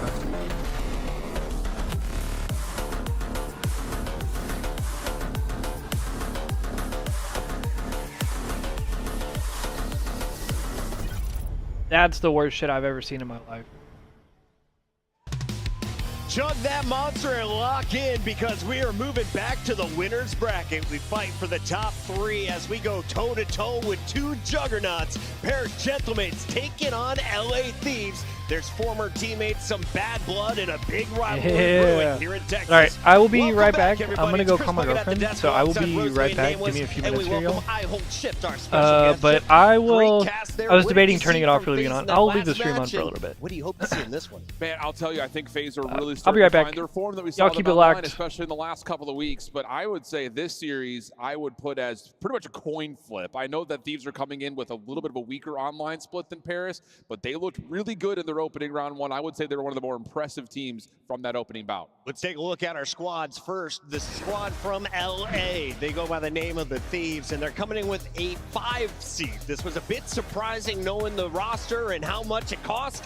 Allie, what have they shown you, though, here on LAN? This sub-duo has shown up what we expected when we saw BZ and Hydra's name on paper, right? You got a 1.25 out of BZ and a 1.4 out of Hydra. These are championship numbers, so that's going to be big for LA Thieves. The biggest thing right now is their S&D, their defense is fantastic. Their overload, very solid. Problem is, it's going to be in that hard point. They can't win a map 1. They are bottom 2 in the league when it comes to those map 1s, so they're not setting themselves up for success early, which is surprising considering the talent on this team. Yeah, and I'd also say, you know, this is a star-studded roster, but there's a lot of holes in their game currently. They've been working to become the best version of themselves, but you talk about the search, like all 6 of their S&D map wins have been on either Den or Scar, so they have to make some strides there in this series because in particular, you got people on the other team that can match every player on your roster, and you see right now, Neptune has been unbelievable in this game, but you saw Hydra had an electric performance in his first series. Man, I can't decide who is more impactful on a roster. Who would you rather had at Shift if you had to choose between those two? I can't pick just one. I think if you're a Thieves fan, though, you're happy to see Hydra in his takeover mode because he maybe was not exactly living up to the same fueled performances that we saw from last year online, but that opening series versus Carolina, he was absolutely 100% the Hydra we want to see.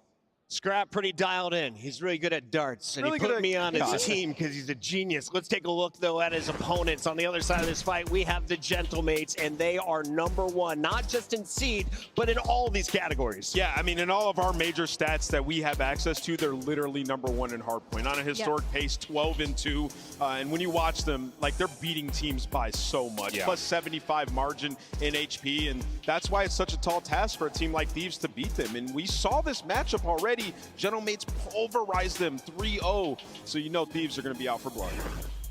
And then on top of that, like when it comes to Gentlemates, they're kind of the opposite. So they're really, really strong in the hard point. The search and destroy is where they're really going to struggle. Their attack just hasn't been great. Worst in the league in their post plant right now. That means they're getting the bomb down, and the setup after that is not good. It's getting picked apart. And this is a LA Thieves team as the best defense in the game. So the search and destroy is going to be really important for Gentlemates in this one. But as you can read in the pregame, how starts the series 7-1, like I said, and they beat LA Thieves already, a Major 1 qualifier. So this is already a matchup that they're comfortable with. And on the flip side of that, Thieves are 2-6 in map 1s, and we know with momentum what you can do in this game. Yeah, I also have to say, though, like the only thing not showing up on this slab here is the overload, which has been, I would say, a little one-dimensional for Paris. They don't play Scar at all, and I will say their exposure has been good, but it just like since the turn from December to January, they've shown that they've slowed down quite a bit. They're not really finding the same kind of quick scoring success that they had in December, and that could be a vulnerability for them. They needed another map. I mean, they were so frustrated by the park the bus strat, and you saw them vocalizing it on social media. Well,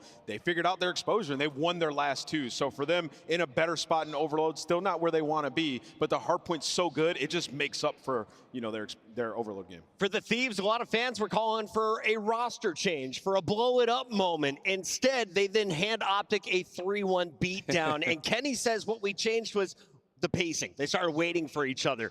Can you wait for each other against the pace of Paris Gentlemates? Oh, man, it's going to be tough, right? Like, keeping pace with these guys, that's the #1 question. But I think you get that version of Hydra and Abizi that you saw in that series, then it's going to be fireworks. I mean, what a treat. Like, these are 2 teams that we expect to make multiple finals throughout this year. Yeah. We're going to see it in winners round 2. And I will say, like, this series look back from when they played in December is not representative where both the teams are right now. I think in particular, I'm looking at 2 specific head-to-head matchups. Can Hydra do what he did like he did versus Carolina? Where on the other side, knowing that Thieves are going to be playing a heavy AR setup with a BZ flexing, Sib is always going to chow you in a head-to-head AR battle. So I think it is Hydra and Sib, the 2 players to watch in this series.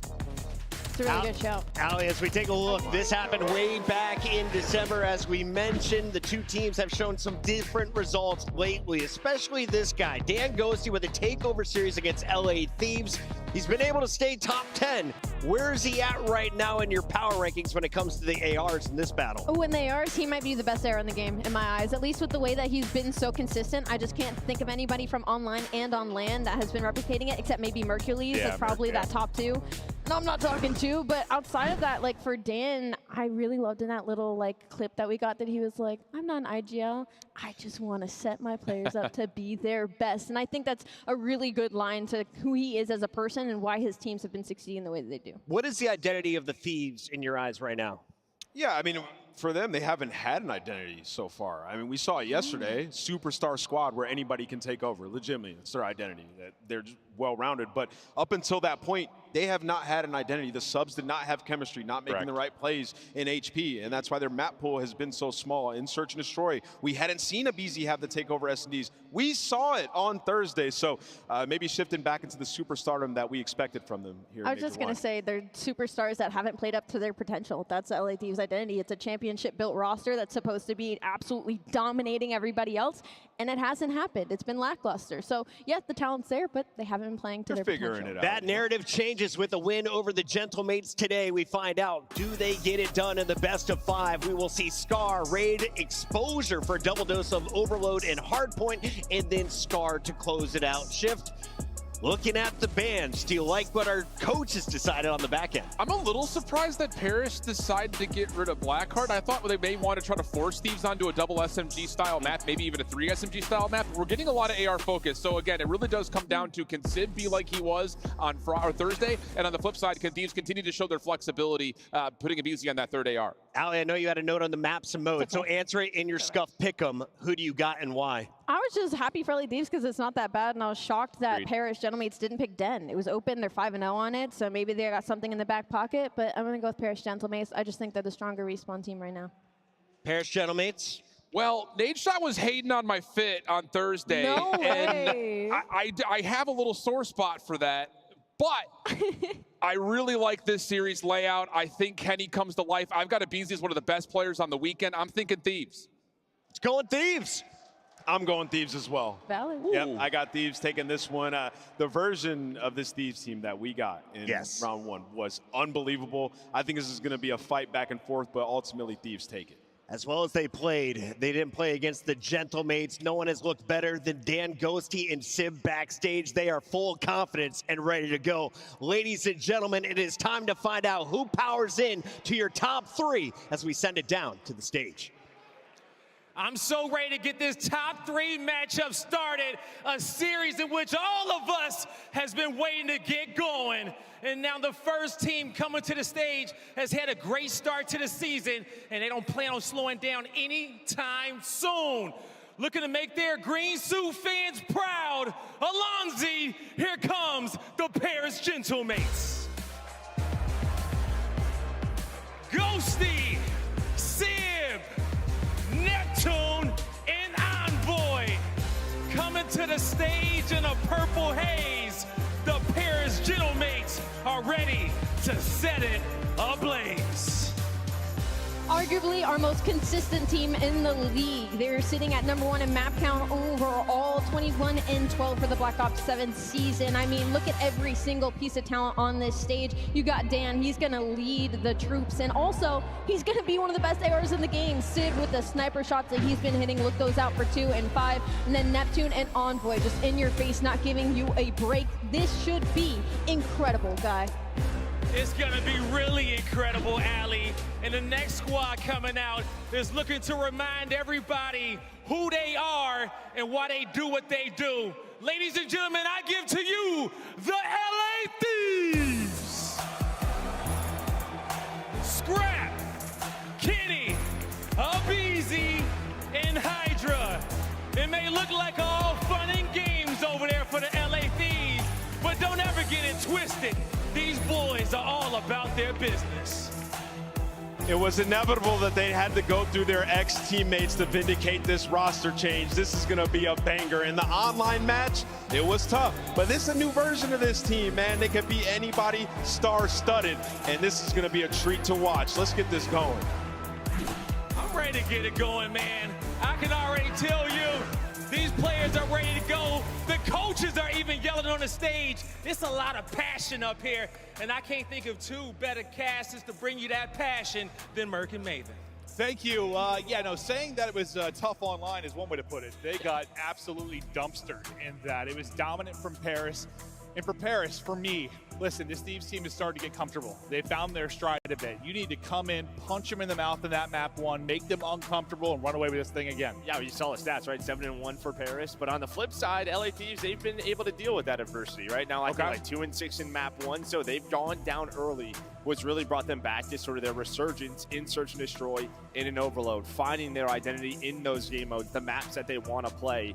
They've finally started to expand that map pool, and that's why, well, we're here in that winners round 2. Well, we got to cast the first Paris match, and listen, some of the more fun moments we've had this weekend. You think about the Neptune streak, unbelievable stuff out of him. What did you really like from what you saw from that roster to kick off the tournament? I mean, they stuck to sort of like their hard point, right? I mean, just dominant in that game mode. It is beautiful to watch on the mini map. Yeah. And on the flip side for LA Thieves, you saw sort of the star power finally arise, right? Like it was Neptune on one side, is this guy on the other, and then in the Search and Destroy, it was a BZ. I mean, you got that takeover map you were looking 100%. For me, this entire time, I know there's been a lot of flack to Ken. He's going to be the scapegoat 100%, but it seemed to me like the subs needed to get comfortable. It's a very different setup where a lot of Hydra teams in the past have really been all about setting him up.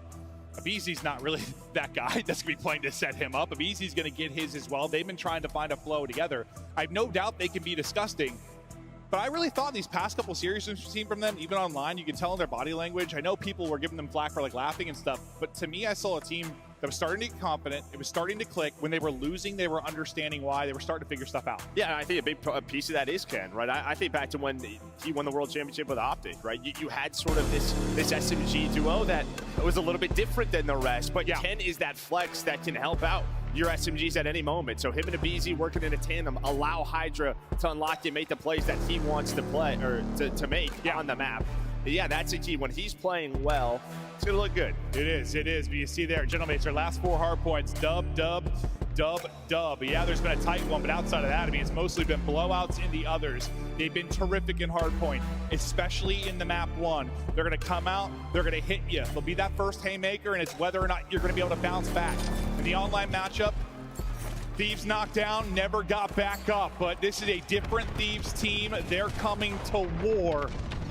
This is a type of matchup that can play like a grand final. I mean, there is nothing that I love more in my career than a revenge match. Plain and simple. Your teammates know it, you know it. There is gonna be so much emotion on that stage. We saw it online. Now Ghosty gonna try to do it with Envoy here on the main stage. I mean, what did Ghosty have, like a 2.0 or something? Yeah. That time they played, I mean, he was supernatural in that one. They're gonna try to slow him down. Hydra, a little 3-spree to kick it off. Time going to Thieves. They'll beat Team A in this, so this will be the pick for Thieves to start things off. So is Paris, how good they are on map 1s. If they can steal this one, it puts them in a very good situation being Team B. Yeah, we talked a lot about sort of like the SMG duo for LA Thieves getting more comfortable, but a lot of these maps, you're going to see 3 to 4 M15s, right? You have a Scar, you have an Exposure hardpoint, Exposure Overload, and well, Abizi, we saw him a lot early on running this weapon. So a map that they want to play, a play style that they want to play, can they capitalize? We'll see if they'll be able to do just that. They had the Roto over to 2, but now spawning out as the picks are going to come in for Paris. Scrap tucked to the corner. He's going to get red. Everybody's going to fall, and that is just too easy for Paris. What a beautiful pinch and break. Well, I mean, that's just it. We talked about sort of beautiful hardpoint on the minimap, and that was another example of it. You get a couple of picks, but then you go all the way around. If you were Sib, just pick them apart. A great break there at P2. And the first match we casted for Paris, I mean, Sib, when he needed to take over, he was able to do that. You got a slow start for some players. He erupted. Everyone, it felt like, had their special moments. This is a full team. And Thieves have to match that. Do they have the superstar slaying power to do it? Absolutely, but Gentlemates have been doing it a whole hell of a lot more consistently, at least out the gate this year. Yeah, well, that break leads to about around a 30-point lead as we head over towards the P3. You had Neptune on 4 in a row. Envoy's got a ton of time, so we'll see if he gets any more kills on top of this. No, not gonna happen, so probably no Hellstorm for him, but here we go. Thieves now, it is their turn at this P3. A big P3 now. Not down massively, but want to turn the tide. You had early setup at 2, and it was a quick break for Paris. Don't want to allow that to happen again. The pressure is here, and the picks are here, and it's the same exact thing, just steamrolled off the point. Hydra to be taken around, but with the timing of it, it's picked up. Nice gunfight win. That is going to turn some heads, so this could be an immediate break back in for Thieves. It looks like that'll be the case. Yeah, you needed that from Hydra, right? He's able to find that multi-kill at the end of the turn, but Envoy is hit! Envoy is hit! All 3 brings out the pistol. Ghosty with 4 in the feed, and there you go. Another break for Paris, and you're set up for this P4. Just disgusting there out of Envoy. 3 and 10 start for Ken. He's going to need to get it going. You probably feel okay. You're only down 30, I guess, considering the slow start out of him and Scrap at 6 and 10. So your ARs on an AR-heavy map are getting beat up a bit, but you're still in this game. Now over to the P4, 1 spawning out deep for Paris. You'll have numbers here for a second, or actually it'll just be a race to get back to give you numbers from both players that spawned out. The gunfights go the way of Thieves. They'll have this setup, good positioning there, good wins, and now try to enjoy some of this time. But the spawn's not out too far for Paris. They're going to reinforce this quickly. They got to deal with this first wave. That has been the problem. They had set up at P2. They lost it right away. Set up at P3, lost it right away. Abizi, he's on 5 in a row, but there's immediate pressure. Close spawns, why this is a money hill. Envoy, though, going all the way around, should be able to block it, so parallels are in. But so far, Thieves have hung on, only down 11. Staying in the fight. This one looks like it's going to be a battle, but a nice sequence there, a nice movement from Ghosty. They still take it, and they'll look to rack up this final 20 seconds or so. We'll focus back out to mid-map. Maybe Scrap's starting to heat up. They're going to need that on a map like this. Scrap can take over on any map and mode. One of the best players we've ever seen at the AR position. Just so much talent. We'll see what he's capable of here. But next one is up in position. Again, it's Thieves. One's going to spawn with them. One's going to be tracking back. The player tracking back is going to get caught. That'll be Hydra. That'll get shut down. So pressure to the other three now around the point. It seems they're up to the task. Yeah, you see, right, as soon as that hill spawns, he has to back up. They're taking those long routes, but Abizi pulling out to drop it. He's on 3 in a row. So really, heating up is Abizi. But again, if you are Paris, you have just made this not easy for LA Thieves. Every single time it feels like they're getting to a comfortable setup, a multi-kill is coming into play. It's just immediate pressure on the hill. As much as I talked about making Thieves uncomfortable, like coming out and winning the map, but it's just been in general too. Like, they have been more comfortable on the map. Make them uncomfortable. Play with a pace they can't match. Don't let them get into their setups and get comfortable. And yeah, I think Paris have done that very, very well so far. Yeah, absolutely. Yeah, because you have had your initial setups at 3 of those 4 hills. So, and now you're going to lead as we're going to head back towards B1. Let's get into our second set. 30 points, about the biggest margin we've seen. That's growing up to 40. We'll see how much Paris can push it out here, but in the early going, it'll be Thieves inside the point. They're going to lose 2 players early, though. Kenny's struggles continue early on. He's going to look to turn it around. Too many people are going to swarm this and clear it out of the point. Dude, Paris take control. Again, you spread the map. You're taking the long routes. You have sort of like these 2-on-2s, and you're winning them, and then you are just sort of, pinching the hill. But LA Thieves are going to respond with 3 of their own. Just a beautiful break early from Paris again. But now Thieves are here. They'll get back in. Neptune, lovely double, 18 and 12 out of him. Seems like every time you get a good sequence just in the kill volume department for Thieves, it is answered almost instantly for Paris. Ghosty is trying to stay up with 26 HP inside the point. Inside Mark, it'll be Envoy that's looking to cover him. 10 seconds remaining on Old. We'll look at the fights that'll now go down in next. A big double for Kenny, maybe a moment to propel him forward. He's gonna drop, but they are in position. But the guys that have been breaking over and over again and keeping this a mess and keeping the lead has been Paris. I want to hear the comms from Gentlemates. Take your time, take your time. Inner SWAT, guys, inner SWAT. Inner SWAT, don't team. Inner SWAT got me. Where's he going? He went still inner SWAT, he's reloading inner SWAT, so there, hit once, scrap. Take your time, guys. Big finish, nice, good shit. I need it on time, need it on hill. Once we are top R. Yep, make sure we pinch. I'm back our side. Shouldering R. One shot, Kenny. No, only one there right now. He's so inner gens. And then P1F that, P1 chin. I feel not good. He's on top, Front fire weak. He's going mid-cut. Yeah, he went mid-cut to new. Alright, yo, slow the game down. Yo, play over here. Yeah, alright, He's already on new. Kenny hit once. Here, I'm playing new. I'm just inner dark for me, inner dark. Low right time and inner SWAT right now. Alright, inner SWAT, old top grenades. Inner SWAT, old top grenades, okay? Yeah, one's on ticket and one's just sitting plane or something. He's on me new hit once. Inner SWAT, nice job. Still on new Hydra. Nice, good shit. On new Hydra, last two should be new, okay? Mid. They're spawning. Yo, I'm pitching gate. I'm pitching gate. They spawn here, Trev. Alright, give me a second. Gate. One shot. Plan busy and Kenny. Mostly frustrations for Paris, and it's a great stretch from Thieves. We'll see if they can go back-to-back hard points. Let's hear the comms now from Thieves. Stunning it. I didn't play. Playing Dante, so Dante, one shot. Take out time. Absolute time. Stay down, Ernie. Stay alive. One mid. P1, make it a time. I'm laying up top. I'm down with you. I'm nading, give me time. Two. Make cut. That's it. Floating on us. Hold. Wait for that. I have your help. They're running. Or plane, I think. Oh, no, then. Alright, they're hitting you. I'm looking old. Old and nice. One's closing, I think. Close up. I'll spawn up, take it up. Missing 1 P2. One shot net. Back low. He's both. Nice job. That's fine. Play to it. We're good. Plant him in. That's all. Keep it on. Play back first. I'll wait for you. Top blue. Net. Army Dan hit once.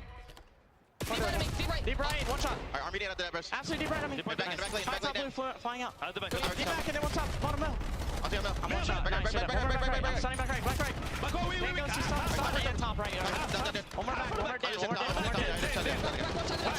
back. One shot back. Felt whoever we listened to was the team trying to break, the team that was in hell, but now it is Mixie here at 4. Abizi with a wondrous double up to 28 18. It felt like the timings were off a couple times for Thieves. It was like chow with me, and then it either didn't happen or a solo chow. Well, you had two spawn out, right? And yeah, that was a bit of a misstep there, but it's okay because they have recovered. That was a chance really for Paris to run away with that game. Such a good P2 hold. But, well, it was the break at P3 with, I don't know, somehow aBeZy and Hydra had this two-man game to break. Now we're going to head towards the P4. Guess who is there? Tenny and aBeZy. So a nice, really second set so far here for Thieves. It has been. Not much of a lead, but it is a lead nonetheless. Pressure to Paris to break again. They've been terrific when they've had the break. Can they do it again? Tenny, maybe in trouble early on. A little trouble. Yeah, he's getting double, maybe triple chowed. His feet getting shot off. The teammates, they're going to have to pick it up. He was basically isolated in the back. You want it on the other side. Back spawn now opened up, and Paris will take control of that, and it is another break. The setup just not there for the break that came in from Paris. So much focus on the backside spawns. They'll get through, but it might stay a little bit messy around the point. There hasn't been a whole lot of clean hard point holding. No, there has not. And Tenny's able to stay alive, but there we go. Sib with the pistol. He's on 4 in a row. Very close to a Hellstorm. Could be a key streak to end this game. And, well, you stabilize towards the end of that hill if you are Paris. Gonna get one more. Oh. Yes, he can. Those shots are just insane. He's 5 HP, but straight headshots as he gets it. And there's a streak instantly going to be called in towards mid-map. Inside the point will be scrapped. Best of luck with that. The pressure coming plane side from the rest of the Paris players. They're looking for an opening, and it's going to be Hydra that tries to deal with it. Hydra able to deal with one. Player at the point going to get hit by the streak. Now everyone fighting back to mid. I mean, Scrap's been alive for a long time. Let's see if Thieves can respond to that Hellstorm missile, but it's Sib who is heating up. Well, he stays on 6 in a row. Still that same life from the P4. They know now where LA Thieves are spawning. And this is a tough thing if you are Thieves. You have to pressure this with rotating towards that P2. Sib had an incredible map 1 on Thursday. It was lights out. The best map 1 team in the game. Looking to close it out, but some nice kills come through for Thieves. They're able to get the tail into this time, but on rotation then, Gentleman's like, okay, fine, take the final 10 to 15. We will get set up. And that's exactly what they're going to do. They're going to get the clearance outside of the point as well. So you're in hell right now if you're Thieves. Basically a tie score. Every gunfight just massive right now between these squads. Yeah, it's a big one-on-one. You can see aBeZy, though, he's going to have to wait for his teammates. All eyes really on him. But he's going to get double teamed, so he's relying on the other side, but it's going to be Scrap to get them off the hill. Scrap, did he do enough? Do enough to get an opening into some of these positions for his teammates. Sib still going nuts. A nade's gonna combo there for aBeZy to hit, but still in the kill column. It has been all Gentlemates taking control. 13 points now needed. Cutting them down. Neptune is beaming. A double, a triple. Neptune locking it in. Give him 4 with the pistol. That is just utter filth. Neptune pops. Gentlemates soaring. And that is going to be a map 1 victory. Paris getting it done.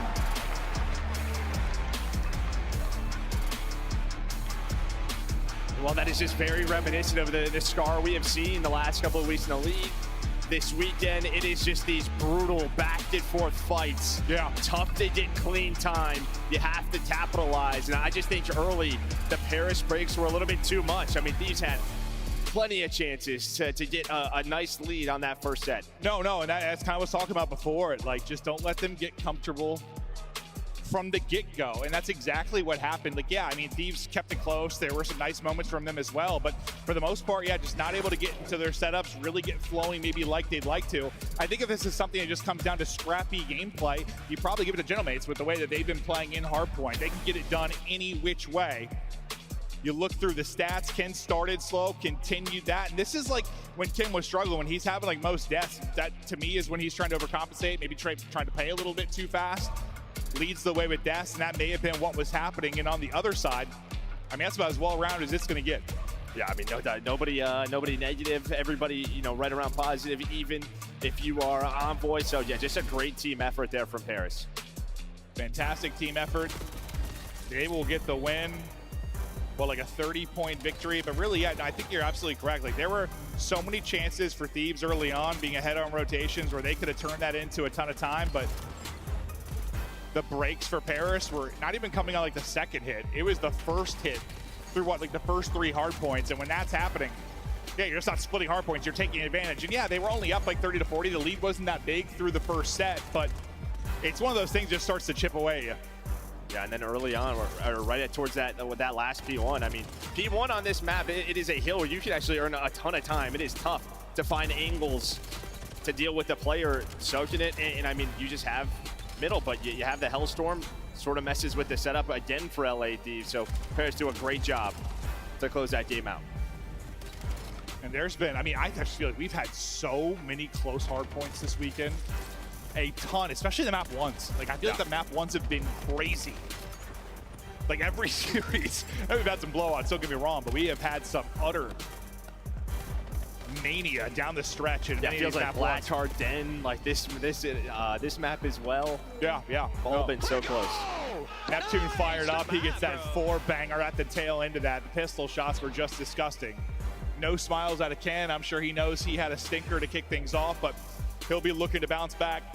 And for Thieves, the bounce back really, I mean, it has been improvements in their search and destroy gameplay. It's something we thought would really click for them. It didn't really early on, but you would think when you have a BZ and Hydra on your team, that alone, I mean, that's sometimes in years past, that has literally been like your top 2 search and destroy players. No, yeah, and you know, at first it just looked ugly, right? Like there were just some maps where they were not on the same page. You could tell something was off, but they continued to work. They expanded the map pool a little bit. But this is one where, on the side of Paris, this is yours, right? We've seen it a couple of times from them. They've looked pretty darn good on it. See it pretty darn good is good enough. They're trying, I mean, ever since I think really we go back to I think it was the loss to FaZe online, like that when they got 2-3-5 or whatever it was, where you heard Ghosty say like, search, search, search. That is what we got to lock into. You've said so many times, search, especially at the first major. Usually who's ahead in that is who ends up winning the tournament. They've been looking to improve over the past month or so. We'll see if that pays dividends here. Thieves just trying to brush off that map 1 loss, give fist bumps up, lock it in. They've been improving heaps and bounds just I think over the last like 2 weeks. When you think back to, I mean, just the first time they played these guys, I mean, that series was probably, I mean, the least competitive series we've had this year when you talk about like 2 top teams playing. Yeah, it was gross. They deleted that one from their memory bank. No doubt about it. Well, it wasn't much you had to delete. That lasted about 20 minutes, so it was quick. Thieves season S&D ranks, you can see some of the turnaround that has happened for them when you just see the stats coming in first. That's typically a very good thing, but a lot of that has just been happening for them lately. We go to red.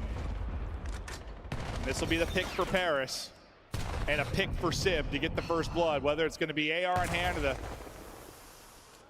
the snipe. He can be just takeover. Yeah, problem is that's bomb as well. So Paris now with a man advantage. They have bomb down. And see if there's one weak point for Paris on the season. A 5-6 record, 9th in the league. Still only so many, individual maps that we have had. Still very early in the year. But here we go now. After that first blood, things start to get hot. We'll see if Thieves can find a pick here to even up the odds. Might be able to isolate Envoy if they get there quickly, but no, not going to happen. The trade will be there, but Envoy gets one before he drops, and that's the important thing. A big one-on-one mid-map. Scrap can win that. Stop for a second. Ghosty may try to instantly chow for the trade, but that's not going to happen. So we get down to a 2 versus 2. 30 seconds to go. Bomb has been recouped. Keep an eye on number 4 in Hydra. He's kind of clearing out towards A to see if that's open for the play. That's really it. I mean, Scrap has no info, so he's just relying on his duo and Hydra to just clear something out. The one key player is going to be Ghosty defending this A site. He's got to be very nervous about time. He's just not. Oh, he's got to get the kill first. Oh, no. That's the round. Thought he had the kill. And that's a tough one. That's just one where you're thinking, I got to kill this quick and go plant. Yeah, maybe Hydra tells him he's like a bullet or two, or he has a bullet or two in him, so he's thinking, I just got to go. But yeah, he knew the time on the clock. He had to deal with this, sprint to the bomb. Hey, whatever that opening gunfight, I mean, I'm guessing that must have been a close one, because I know King got picked instantly. He did 84 damage, so maybe it was on to Sib. Maybe they just squared up right away. We didn't see it from either POV, but I don't know if they try to double chow that and don't, or what ended up happening, but fact it was just kind of a solo chow. Maybe he was hoping like the players from Arches are going to chow in the kitchen, but maybe he saw like 2 or 3, so he's telling them to back off. But he responds with one of his own. All right, I mean, that's a nade and a half from Ken on to Sib. So it's Ken in round 1, Sib in round 2. There you go. A little revenge. And sometimes it just feels good to see that on the feed, right? Like just to get you comfortable if you are Ken. Yeah, not the best map one, but a lot of series to go. Well, not a lot of series in Paris, I have anything to say about it, but it's going to be Neptune actually with the snipe out. I feel like more often than not we're seeing Sib. It looks like he's going to swap out of that. No, never mind. Oh, he probably picked it up from Sib. Sib. Oh, that's what was Sib. Duh. I'm faded. Yeah, for a second I was like, Neptune with the snipe, huh? I'm sure he'd be pretty darn good Yeah, with it. I'm sure he would be too. Yeah. As we spend all the time talking about Sib 9, that makes a lot of sense. Envoy tucks in the corner. Picks the wrong side. He's going to get dropped. Neptune here with the angle. I think the Thieves player is just peeking to see if the bomb plant's going down. I think they may have spotted Ghosty go all the way around. I thought he hit that, but instead he's very weak. Kenny, though, going to get caught. 2 versus 2. Neptune making the plays. I think Scrap spotted him. He's just like, if I can stop this plant. Gets him off it. He's right back on it. The Chow comes in and they win it. If Scrap gets that clean, just maybe gets done. And this is one of those rounds we were kind of talking about, right? Where it just feels like Thieves are a little bit lost. You have the 3 versus 2. You have pressure on the Neptune up top. And Hydra never chows him. He just prones low, right? He just kind of gets shot in the back. I thought he was going to immediately chow him. That doesn't happen. Allows him to reset, and then all of a sudden Scrap's left in a 1 versus 2. Yeah, they had him 20 HP. I'm not sure what happened there. Yeah, maybe they were just worried he was going to jump out front. I don't know, but these were the kind of rounds that were happening to them online. It just, after that situation, yeah, with Scrap, like, it looked kind of funny just to see how Hydra ended up dying. Whatever the read was not correct. Ghosty, 4-0. Neptune, 4-0. Sib, it's his turn again, and then it's Scrap. Flick after flick. The sniper's impact being felt. Big win from Hydra. Yeah, and then just right up the gut. Again, just this tandem. Hydra and Kenny running through to give them the man advantage, but they had man advantage last round. And well, it was picks like this that potentially lose them the round. And then I think it was Ken that dropped like in the last one. Like, you just have numbers. You can't have somebody getting isolated like that.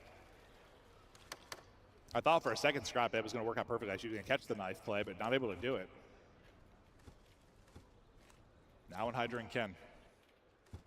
Try and get this done. Still 47 seconds to work with. They're right between both players. Hydra able to get one. Neptune. We'll see if he can clutch up. Yet to drop. Trying to stay perfect. First gunfight, they chest bump, and I say that should be an instant trade. They get it done. Thieves need it around desperately, and they'll get one there. Yeah, still a scary one. Still yeah, a lot of timings on the map. Yeah, a lot of timings on the map, and well, those timings were going the way of Paris, but that time they just split them again right through Kitchen, able to find the first. I mean, there was a chance if Neptune is already back laundry, sort of turned the corner, he might get 2 freebies, but it didn't work out that way. Ken was able to play his life behind the tree. Then they worked that bomb plant. They stopped the bleeding. Honestly, with how BZ's been like a hero for them, especially just this weekend, the fact that he's 0-3 with only 60 damage currently, he has not been involved really in this search yet. So you got to imagine a player like a BZ, he's going to get going at some point. We'll see when that comes, but I'm sure Paris pretty happy. He hasn't really been a threat at all. Will Sid get caught? Those shots are insane. The fact he gets one before he drops in the wall bang from Ghosty, just beautiful. Hydra goes to push it out, but not before he's able to back away. So lovely job there from Ghosty. I think similar to what happened in round 1 happened again. Like, his teammates are up middle. He's thinking, I don't know, they're not going to take the gunfight, but he ends up dropping Scrap, though. Left in a 1 versus 3, turns it into a 1v2. It just has a timing thing off with them, comms thing off. Like, it feels like something. They only have 1 rep on this map, so 0-1 right now for Thieves on the year. Well, Scrap has had a couple opportunities to clutch. See, maybe this is the one he's able to pull off. A little more time to not work with. Clearing, and that's just a tough one. Pretty good shots right onto his forehead with the rock cover. Good job by Ghosty getting to it. A big play from Ghosty, really kind of a zig to get the wall bang, to get away with his life. That was the one that gave them numbers. But yeah, whenever their opening breaks, something just seems a little off for the Thieves side. Well, I mean, yeah, I mean, they're down in numbers. 10 seconds into the round, sometimes even less. Sib, though, leading the way with 3 first bloods. He's been the key. And then Josie's closing the rounds out. What a map from him, sitting at 7-1. I mean, Ghosty just hammered them the first time they played. he was a big part of the reason it wasn't competitive. But yeah, as you said, Sib, with 3 out of 4 first bloods, Ken's only kill was that one grenade that was a first blood for the Thieves side. They have to get something in the early going, or at least not losing a player in the opening seconds. They should have numbers here. Sib's going to get caught. Sib has been blooded or got the blood in all 5 rounds now, but it's the same thing that happened in basically around Thieves have gotten numbers. They get numbers, and then whether it's been Ken, it's been Scrap, it's now been Hydra, a player gets isolated and dropped. Yeah, just maybe timing's off. He's thinking he can go. They've already rotated towards A. Not going to happen, and the nades connect on to Scrap. Beautifully played so far from Paris. Now they just had to take down Kenny and Abizi. Abizi just like pistol out, meleeing, just gonna get slammed. Ken's been spotted, he is in trouble, and he will be dropped. That's just way, way too easy for Paris. You get first blood if you were Thieves, you get a free plant, and it devolves like that. That was ugly. That was an ugly round. Again, yeah, very reminiscent of what we saw just sort of online. They're doing some things right, and then there's just a mid-round play. It wasn't really even mid-round. Hydra just can't get caught there. He tries to take a chance. Maybe thinks he has a timing instead. It's the opposite.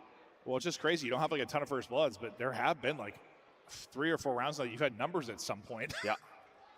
And you haven't been able to capitalize on it. So props to Gentlemates and finding those picks and isolating the off player. But in my eyes, yeah, it's always going to be that player's job to make sure you're getting one or you're getting away with your life. I mean, we just talk about Sibs like, I mean, guys just flying out ring. I mean, 5 seconds into the round. Guys 3 and 5, but most confidence in the map, I'll tell you that. Yeah, no, that is for sure. Thieves desperately needing one here. It's gotten a bit unhinged. Neptune to his natural habitat here. No presence really outside of money. You've got Kenny there, but it looks like they're just getting Neptune into position, and then Bomb is wrapping out of this. So going to be a big pressure to Ken to deal with Neptune. Well, and Hydra's got to find one. Can he get one? Nice shoulder. Nice shoulder. That is just beautifully done. First domino drops, and now it gets scary.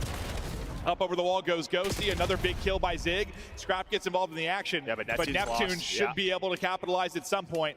And that point is going to be now. Wants to make sure he has a freebie, and he does. He has been here the entire time. Kenny is pinned in and dropped. That was all set up for Neptune.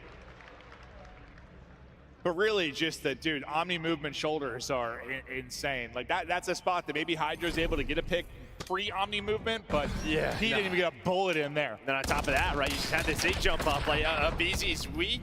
We're still playing before that's patch, so you see the power of it.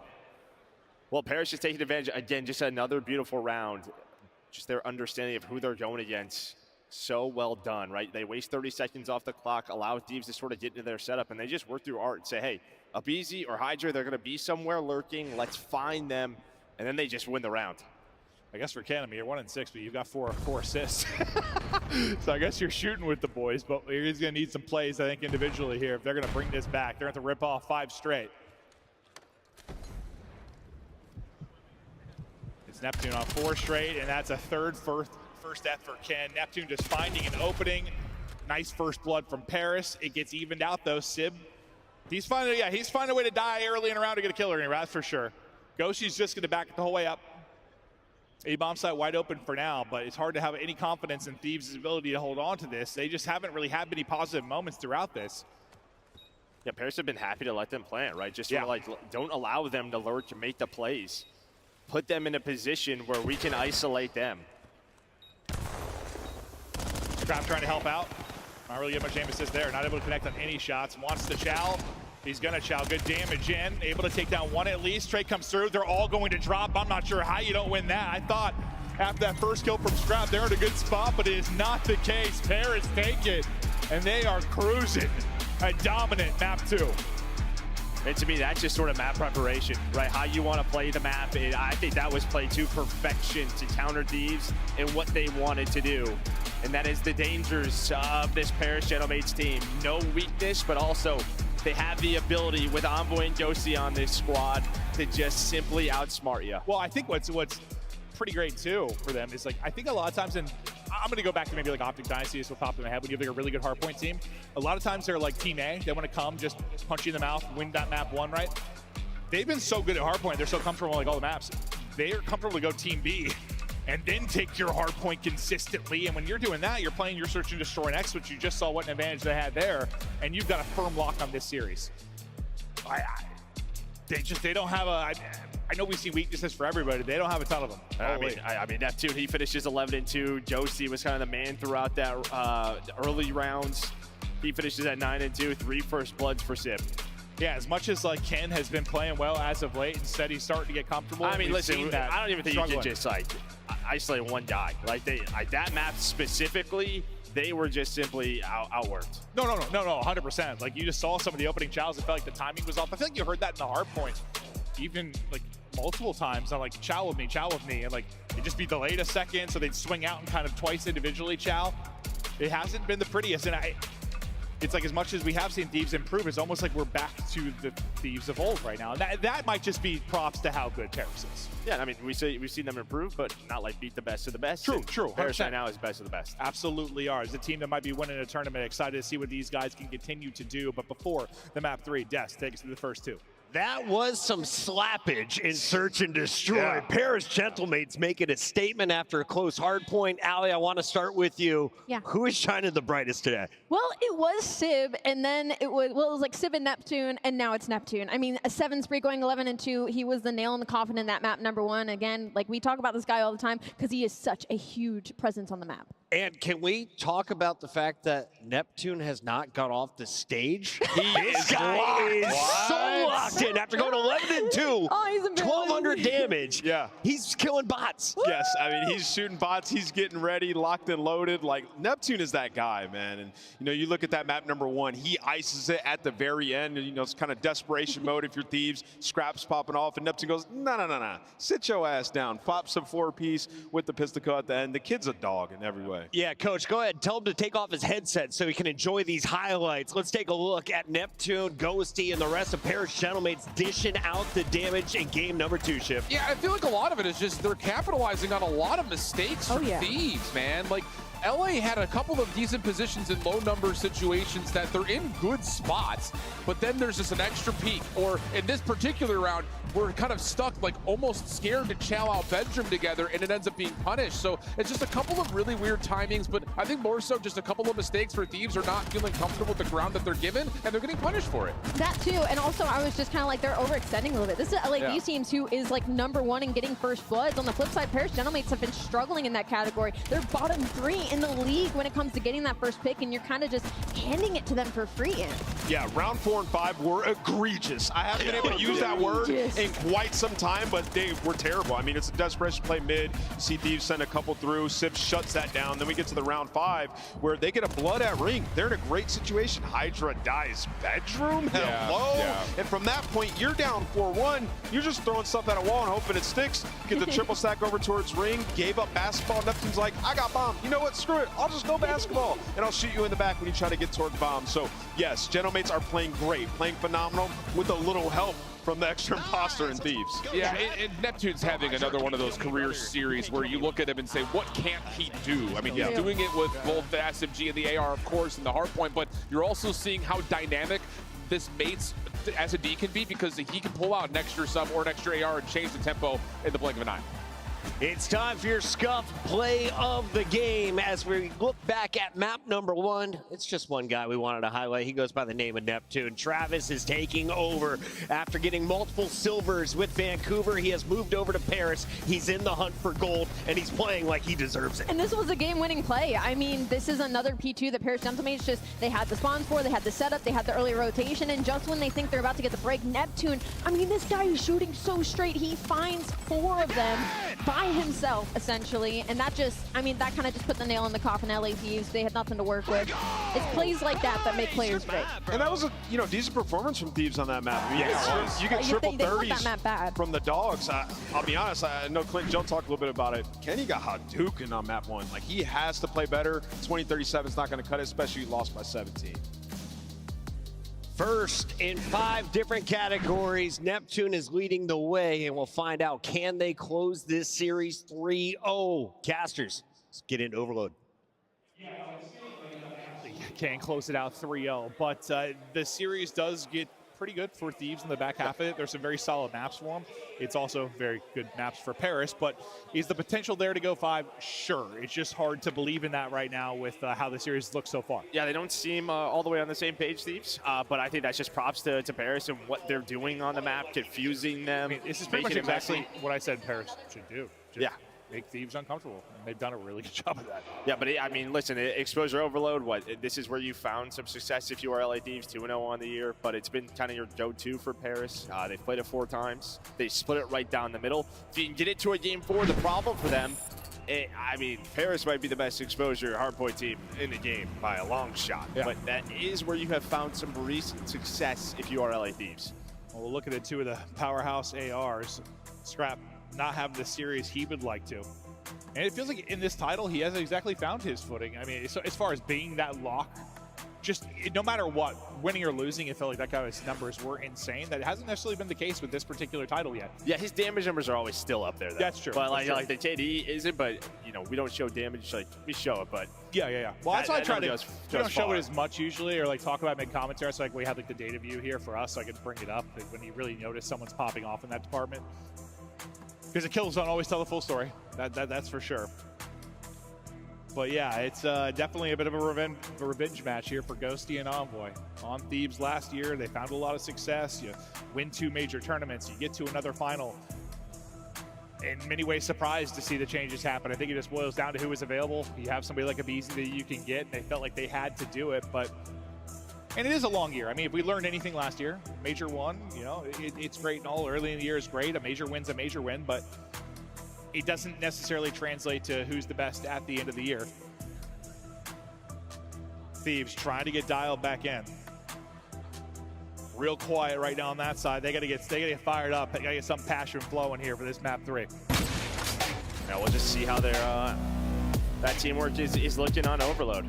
They're on the same page, working in unison, trades are going better, because it has not throughout the first 2 maps. It almost felt to me like some of the old FaZe teams, when like you just go into their list and it just sounded so frantic, and they're just making mistakes, and it's just frantic gameplay. Like that's almost how I'm feeling about the Well, Scar's pretty frantic. So. Yeah, well, I mean, the nature of this title, I guess, and the speed of it. We're playing Jetpack CUD, right? If you're just joining us, the venue or at home, breakdown so far how it's gone. A nail-biter map 1, a blowout map 2.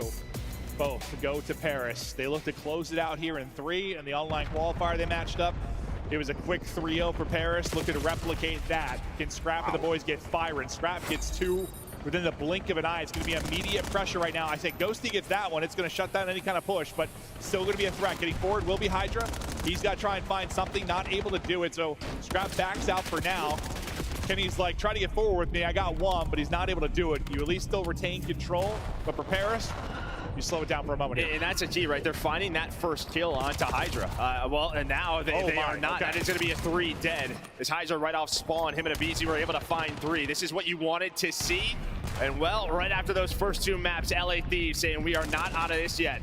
Yeah, I mean, if Thieves come in here and lose, it's winner's bracket. They have a chance to bounce back. I want to see the Thieves team we've been seeing a bit as of late. Like when we cast one of these, we were really excited for this series because these 2 teams have been playing really well. You expect a great matchup. We haven't really gotten that yet, but there's still a chance for it. We're not done yet. Thieves pressure, still here looking for a score. They're going to lose 1 at mid-map. They're going to lose their forward man, Abizi as well.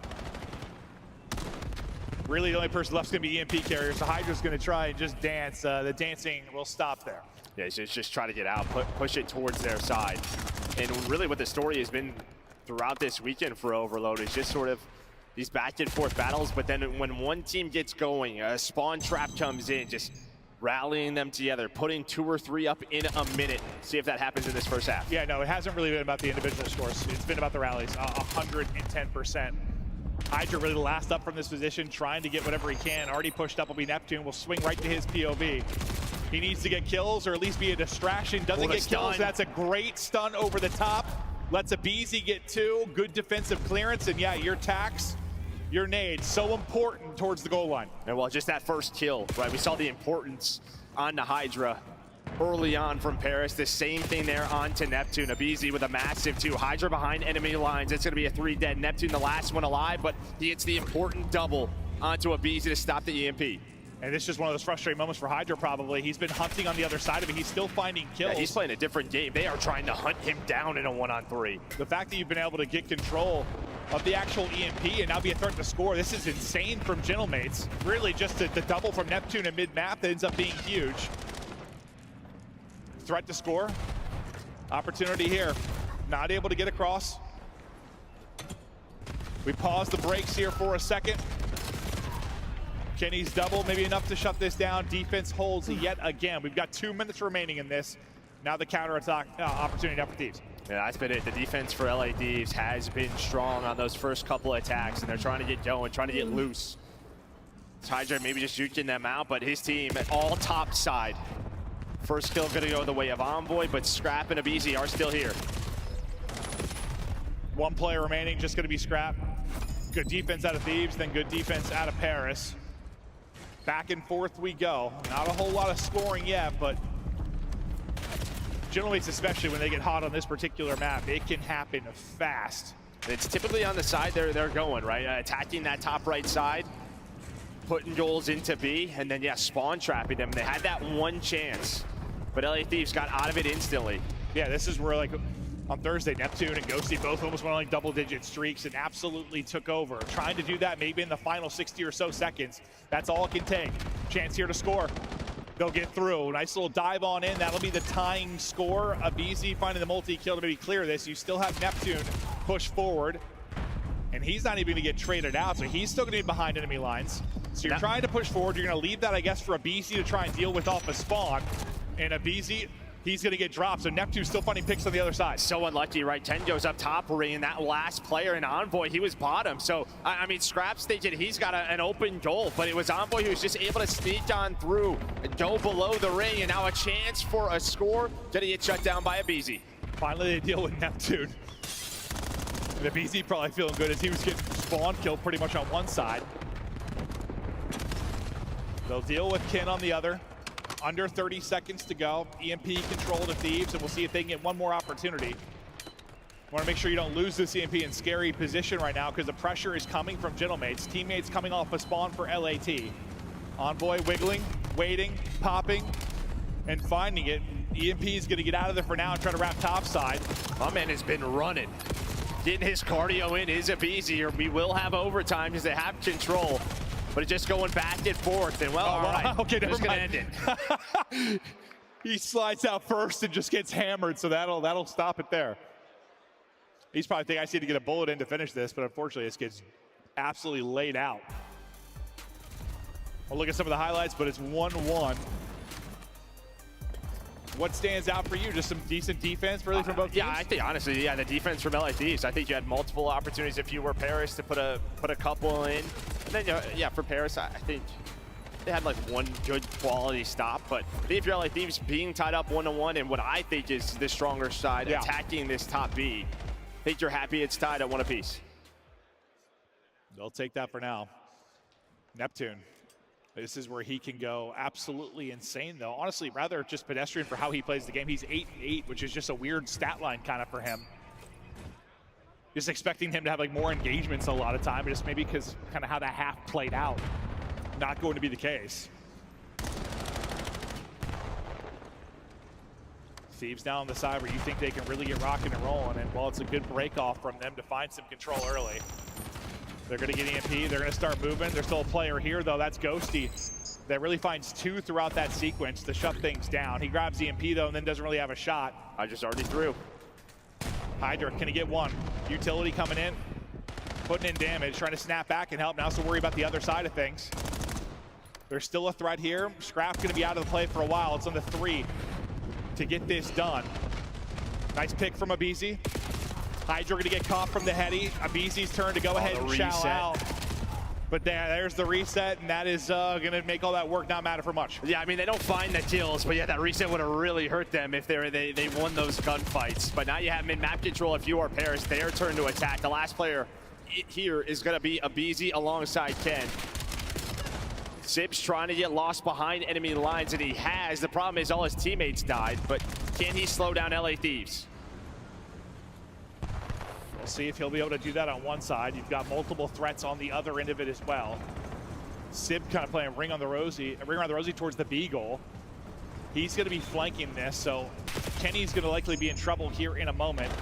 See if he can get any kills before he gets traded out. He's at least able to find one. Now Sib's position given up. I thought pretty quality shots onto Scrap ring, but Scrap, who started slow at 9 and 15, able to connect on the headshots there. And this is like kind of similar to the first half. We got 2 minutes gone. A low-scoring affair. This feels like an early scar. You can see what both teams are really prioritizing, right? It's getting pushed up into their enemy base, just trying to get lost, putting the pressure on them when they come off a spawn, but both teams are doing a good enough job to find those players, not let them make those extra plays. And well, for LA Thieves now, it's to find Envoy. Before he can do something, they do just that. So here we go, a chance. Everyone off a spawn for Paris. Your best opportunity. Unfortunately, you take EMP directly to Neptune. Neptune's just gonna go. That is a big kill from Scrap. If he just gets across the gap there and you don't have an angle, that might have just been an instant pick and go. Are you a little bit shocked that that just ends up being the case? Did someone not call a name? Or? Yeah, I mean, I don't know. Yeah, maybe you're just thinking they all spawn like B-side or all the way back middle. But yeah, they try to maybe trick them and go towards bottom A. Instead, now they have to play more defense. In 10, he's able to find 2, but Envoy is here. Envoy on 5 in a row. Paris Gentlemates up 1. That is a frustrating moment for Thieves and a brilliant one for Paris. 2-1 game, 2 minutes to play, but Thieves go from 4 dead and pretty good control to suddenly you're getting capped on 30 seconds later. They've got to answer, and they've got to answer soon. Time against them, pressure building. Otherwise, they've got a date with the losers bracket, and they'll have to continue their fight later today. Envoy's streak finally comes to an end. I don't believe any crews earned for him. EMP topside, some key fights going down. Thieves got to be clutch. Utility good behind Hydra. Trying to swing out in Zhao, but Sib still just tucked in a pocket here. His teammates looking over him as well. Yeah, I mean, all pressure is on LA Thieves, right? So Paris, they're just playing slow, playing for map control. You have to take that first chow. And now Ghosty, if they want to, they can play a little keep away. Nice trade on to Kenny, pistol in hand, but Abizi's got a knife.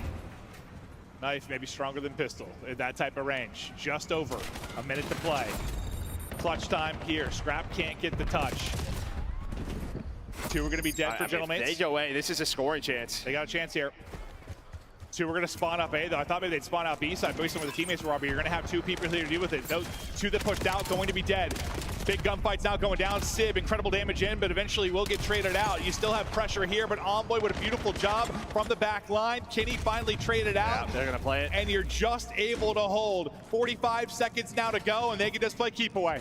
Yeah, I thought they were going to go all the way to the back, right? That's what we've been hearing on this map. Is if they want to, they can take it all the way to this back van. Hold up. One player is through, though. That's going to be Hydra.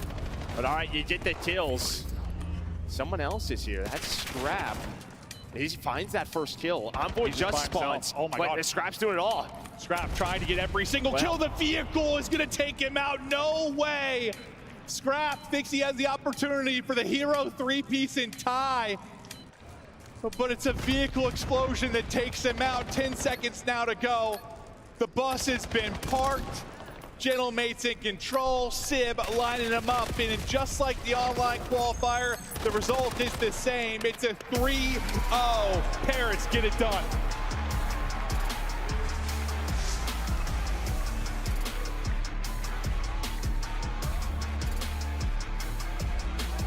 Cool, calm, and collected. They knew they were doing that today. These boys are locked in a step ahead of LA Thieves today. A much better map 3 from Thieves, but even then, you kind of saw, similar to the discussions, right? You have the 4 dead. Where are you going with this? Just some misplays, not on the same page. No, it's a 3-0. At least, I mean, the map 1 very competitive, the map 3 very competitive. It was just a surge that was really, really ugly. But yeah, I have to watch that sequence back. When they had 4 dead, they had mid-map control, and it just ended up being the first player off spawn is like chest bumping your EMP carried. Everything falls apart from there. That's what leads to the score, like the go-ahead score. Just an awkward sequence. I'm not sure if they were trying to fake him out, got too cute with it, or if there was a miscomm on the Thieves side, but 2 very tight respawns. Yeah, and then that leads to the counter, and then you have 2 minutes to try to score, and you do get maybe 1 opportunity where you have mid-map control, 3 or 4 dead, but it was Envoy sort of multi-kill, then he's got the EMP, and he just runs away. And that nade, dude, like I thought for a second, I was like, no way Scrap does this. Like his teammates are at Narn, spawning in, trying to get back to him. He killed 2. I'm like, he's gonna have a one-on-one to win, like tie this game. But the nade blows up the vehicle. He's ripped out of it. Envoy clutches up and had some big streaks throughout that as well. Thieves, I mean, far more competitive than the last time they played. That is for sure, but not good enough to look like they're going to be winning the tournament this weekend. Still got a chance to talk about things. Still have some Call of Duty to play today and maybe tomorrow. Yeah, I just think overall, in general, like you're still seeing sort of these mistakes in crunch time for Thieves, right? Just not all on the same page of how you want to play specific situations. And versus the best, it's going to bite you in the ass. No, it is. And you just think with that, like coaching staff, with this particular roster, that's where I think they shouldn't be making mistakes. You've got a lot of smart, talented players, but maybe just a step away. I think this roster can do it, absolutely, but not doing it right now. Just simply not good enough. Paris were probably the favorite coming in. Paris continuing to look so good. Picked, yeah. Who's going to slow them down? I mean, you still got the world champs, right? Back to back. You got the home crowd, so we'll see. We'll see what happens in that next matchup. Envoy clutching up late, making the big plays, getting a little bit of sweet revenge. We've got him on stage with plays. He definitely loves that revenge. Everybody show some love to the Paris Gentlemates. They stay perfect in this tournament for now. Envoy, what a big win, man. I know you guys feel good being able to replicate that same victory online, on land against this team who was trying to take y'all down. Now, an easy 3-0. I think the map 3 and map 2 were kind of self-explanatory, but the map 1, for you guys to really start taking away this series, it was pretty much like tied 200-200. What was the winning point for you guys in that map, the winning rotation or the winning kill for you guys to say, you know what, we got this map 1 locked in? Yeah, map 1 we knew was going to be close. Scar is kind of a map where you just square up on, a lot of gunfights, and for us, it was rotating to P2. I think if our P2s are good, then we're going to win the map, so we ended on the P2 with a good rotation and just got the dub. Got the dub indeed. And then from there, you go into a search and destroy where Neptune is playing out of his mind, okay? Looking like the god of the seas. We see him popping out of swimming pool, popping 2 pieces. And then you guys, leave the stage, but he stays locked into the stage. When you see that type of focus out of your sub-duo, how does that make you feel? I mean, it makes me feel great. I mean, Trav took over map 2, and, whatever he wants to do, he gets to do. So if he wants to stay up here, so be it. And, yeah, we turned up map 3 to get the win. There you go. Now, going into y'all next series, it'll be the winner of G2 versus Optic. Who you think may take that matchup? Any upsets in that one? I'm definitely taking Optic. I think G2 got a good win versus FaZe, but I think Optic's the clear-cut favorite here. All right. Now, lastly, I know Gotega and the green suits are going wild in the watch party cheering you on. What do you want to say to all your fans across the world? Yeah, to the fans of Paris, fans here, thank you guys so much. Gotage's up there streaming, I think, so shout out Gotage, shout out the green suits, and we'll see you guys tomorrow. You heard it here from Envoy. The Paris Gentlemates will see you guys tomorrow in the winners finals.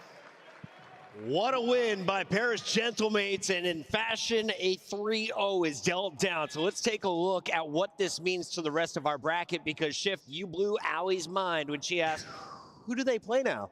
Yeah, man, they fall into play, I think, FaZe. And, I mean, we're dealing with, these guys have some familiarity with one another, played each other a handful of times in the preseason, had a taste of one another early on. This is going to be a banger matchup in our elimination match.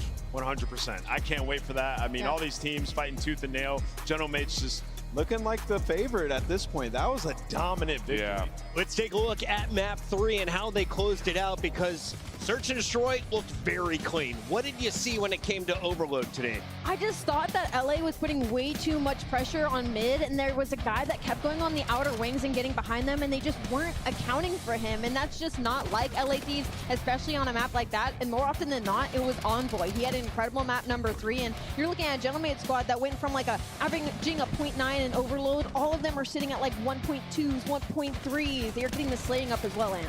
Man, Envoy is so damn annoying, dog. Like, he's just all over the map, finessing his life, giving himself a chance to not only fight back, but giving his teammates a chance to come help him, especially when he's on these longer routes. Yeah. He is so damn annoying. I think especially when he's only got the only sub out. Like when Neptune's running the third AR, Envoy just stays alive for so long. This is the moment that won the game. Thieves had full control. They could have won. You saw the situation. Kenny's pushed all the way up through Zigzag. Hydra blacks out. Why is he jumping down low dirt by himself? And who is it? It's Neptune. Kills Hydra immediately. And what does that turn into? That turns into the 1-goal lead that Gentlemates hold on to the rest of the game. So those are the mistakes that Thieves are making.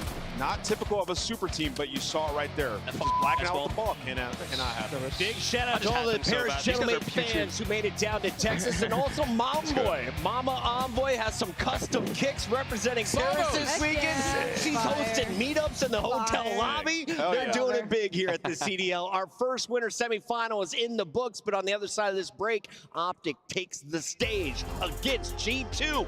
Can Minnesota keep the upsets rolling? It's time to find out. Maybe.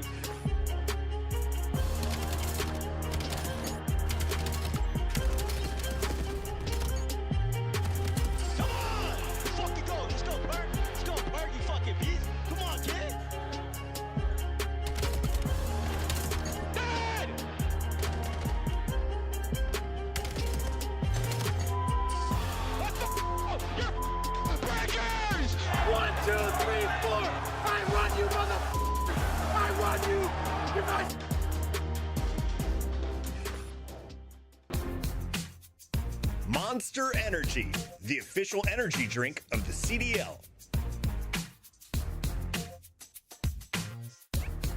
Scuff, official controller of the CDL. Start the season strong with the 2026 Call of Duty League Pack. Grab yourself the CDL operator by scanning the QR code on screen or check it out in the Call of Duty store in-game now.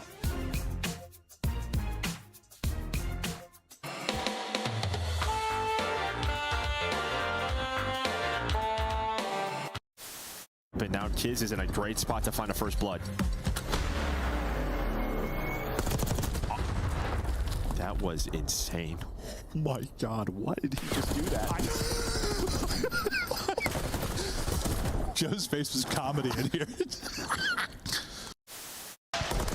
With another nice shot from Dashy, though. Some bad timing. He is going to find him. It's just Kleenex scrambling, trying to get around, get around. Drops in between. Dashy with all four and the defuse. Talk about the ice. Did he get it? It was very close. I don't. Oh, he doesn't hit it. I thought he had it.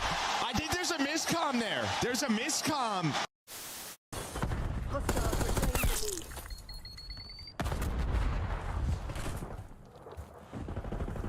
No, sim controller. Oh, yeah. Low motor strain preset. Oh, yeah. Oh, yeah. Like, oh, give me all the headshots. It's actually.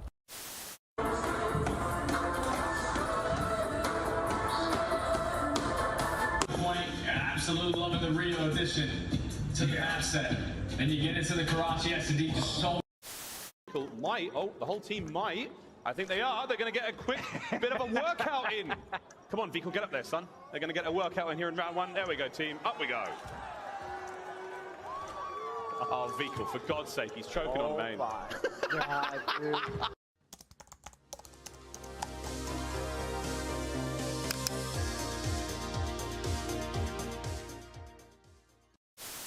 Magnificent. Miami take the lead. They're trying to close it out.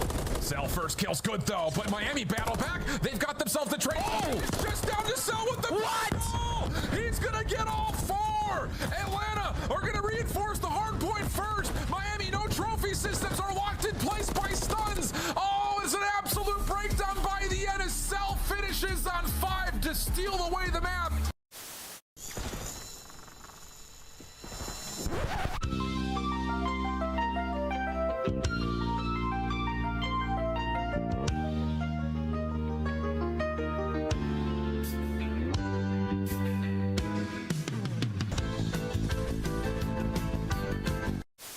That's the problem. You gave them all the time in the world, and now Ultra have set themselves up perfectly for the barbershop hardpoint.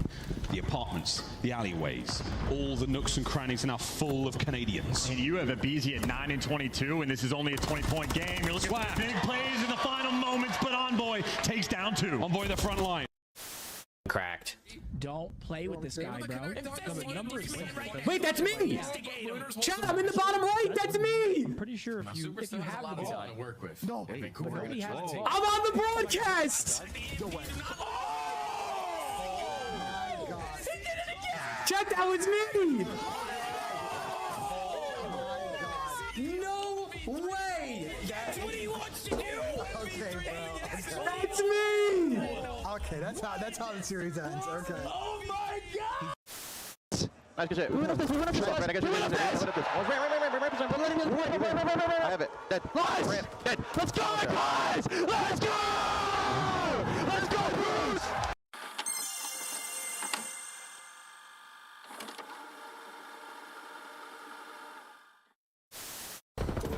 All right.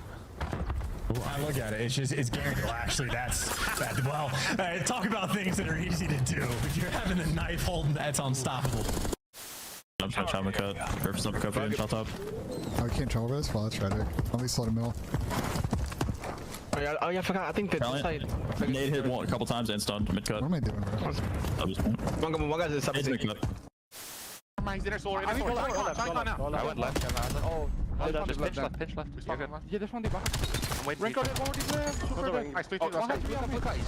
I'll try. Nice. Go. For the game. Boom.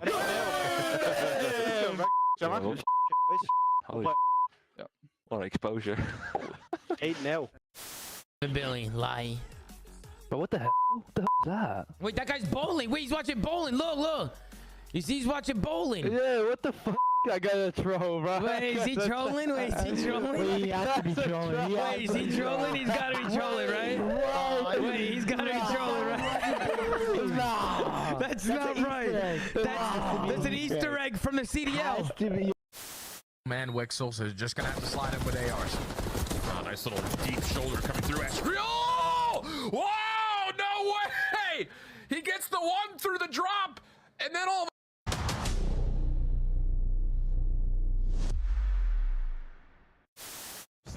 No.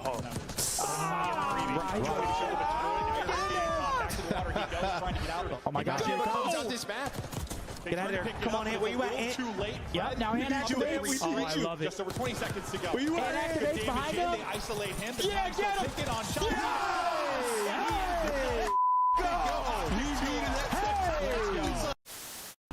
On him, bridge, Yeah, our bridge is shield. One's left. Hey, I'm cutting in. I'm not sure if I'm getting old, but I swear to God, Joe, sometimes when Celium talks, all I hear is.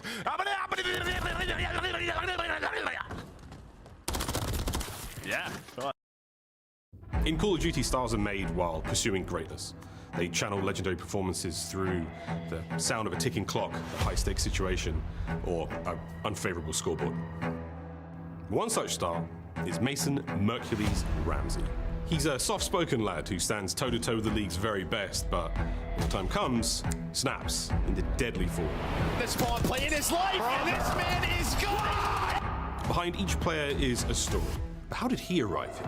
So I started playing challengers, and about halfway through MW3, we made it to the last chance qualifier. We had to win one match to go to champs, and we lost them both. Mercules, the new guy up, looking to earn his way to champs. Stun is out. Assault sends home. Yeah, that kind of sucked, but thankfully BO6 came around. I got to start the season on a better team. Cross from on top of the Lambo. He has a chance at this. Now, Sparks takes some space, but Mercules is able to catch him.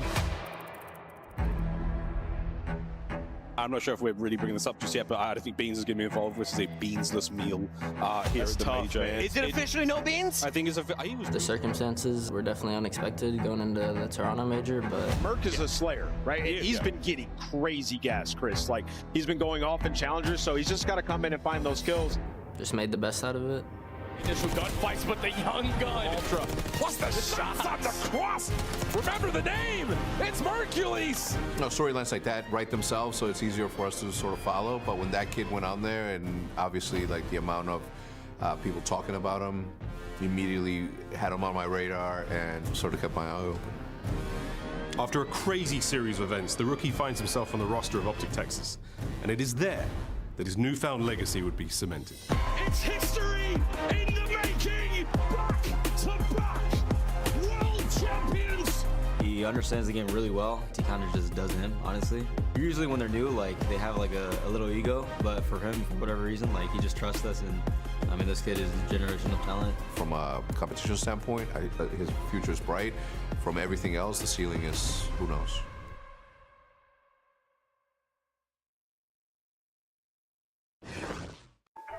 I'm a big stepper when I walk, money maker when I talk. Another boys on a mission, never put them in a box. Falling to the top, jaws open while they watch. Yeah, I'm getting to the chicken, I ain't never gonna stop. I'm the life of the party, know it's going down. If they wanna talk about me, I'ma tell them how. I'ma tell them, I'ma tell them, I'ma tell them, I'ma tell them, Everybody wanna be like me, fast lane, steady whipping 2 doors off speed. Everybody wanna be like me, but that's something that they never gonna be.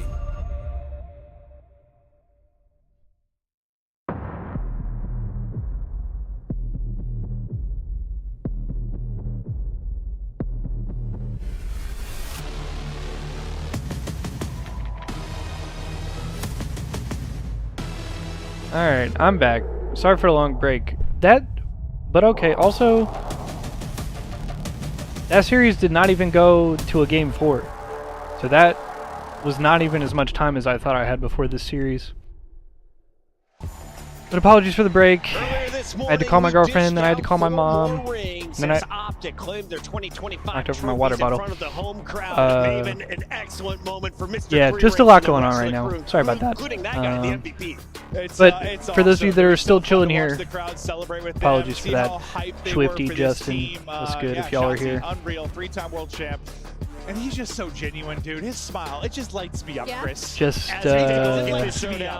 We've got just a lot going on today. Walk me through this battle. How do you see it facing off? Well, when you look at the numbers, it's really close. I mean, both these teams kind of mirror each other and their strengths and their weaknesses. I'd say Minnesota, we returned. The only thing to call out for them is kind of like, can you repeat Let's go, what Swifty. you did on day Appreciate number you lurking, bro. versus a team like Optic Texas? Let's take a look here at our squad's name list. Who are you excited to see take the stage today as an individual? I'll be honest, I'm excited for this matchup in general. I think it's a banger. I heavily disagree with what Envoy said about this matchup and Optic being the heavy favorite. I mean, if you look at it, Monster Energy pregame, they beat G2 3-1. We saw the Scar G2 was able to win. We're going to get that. We're on LAN. I would say they're heavily favored. In 2026, but also this G2 team did beat FaZe. I think they 3-0'd them actually. And Vancouver, both are out of the tournament. They've lost to 3 of the other top seeds, and you're talking about a G2 team on the opposite end, 9-1 map count against FaZe twice and Toronto. So if we're setting it up, this is about as easy.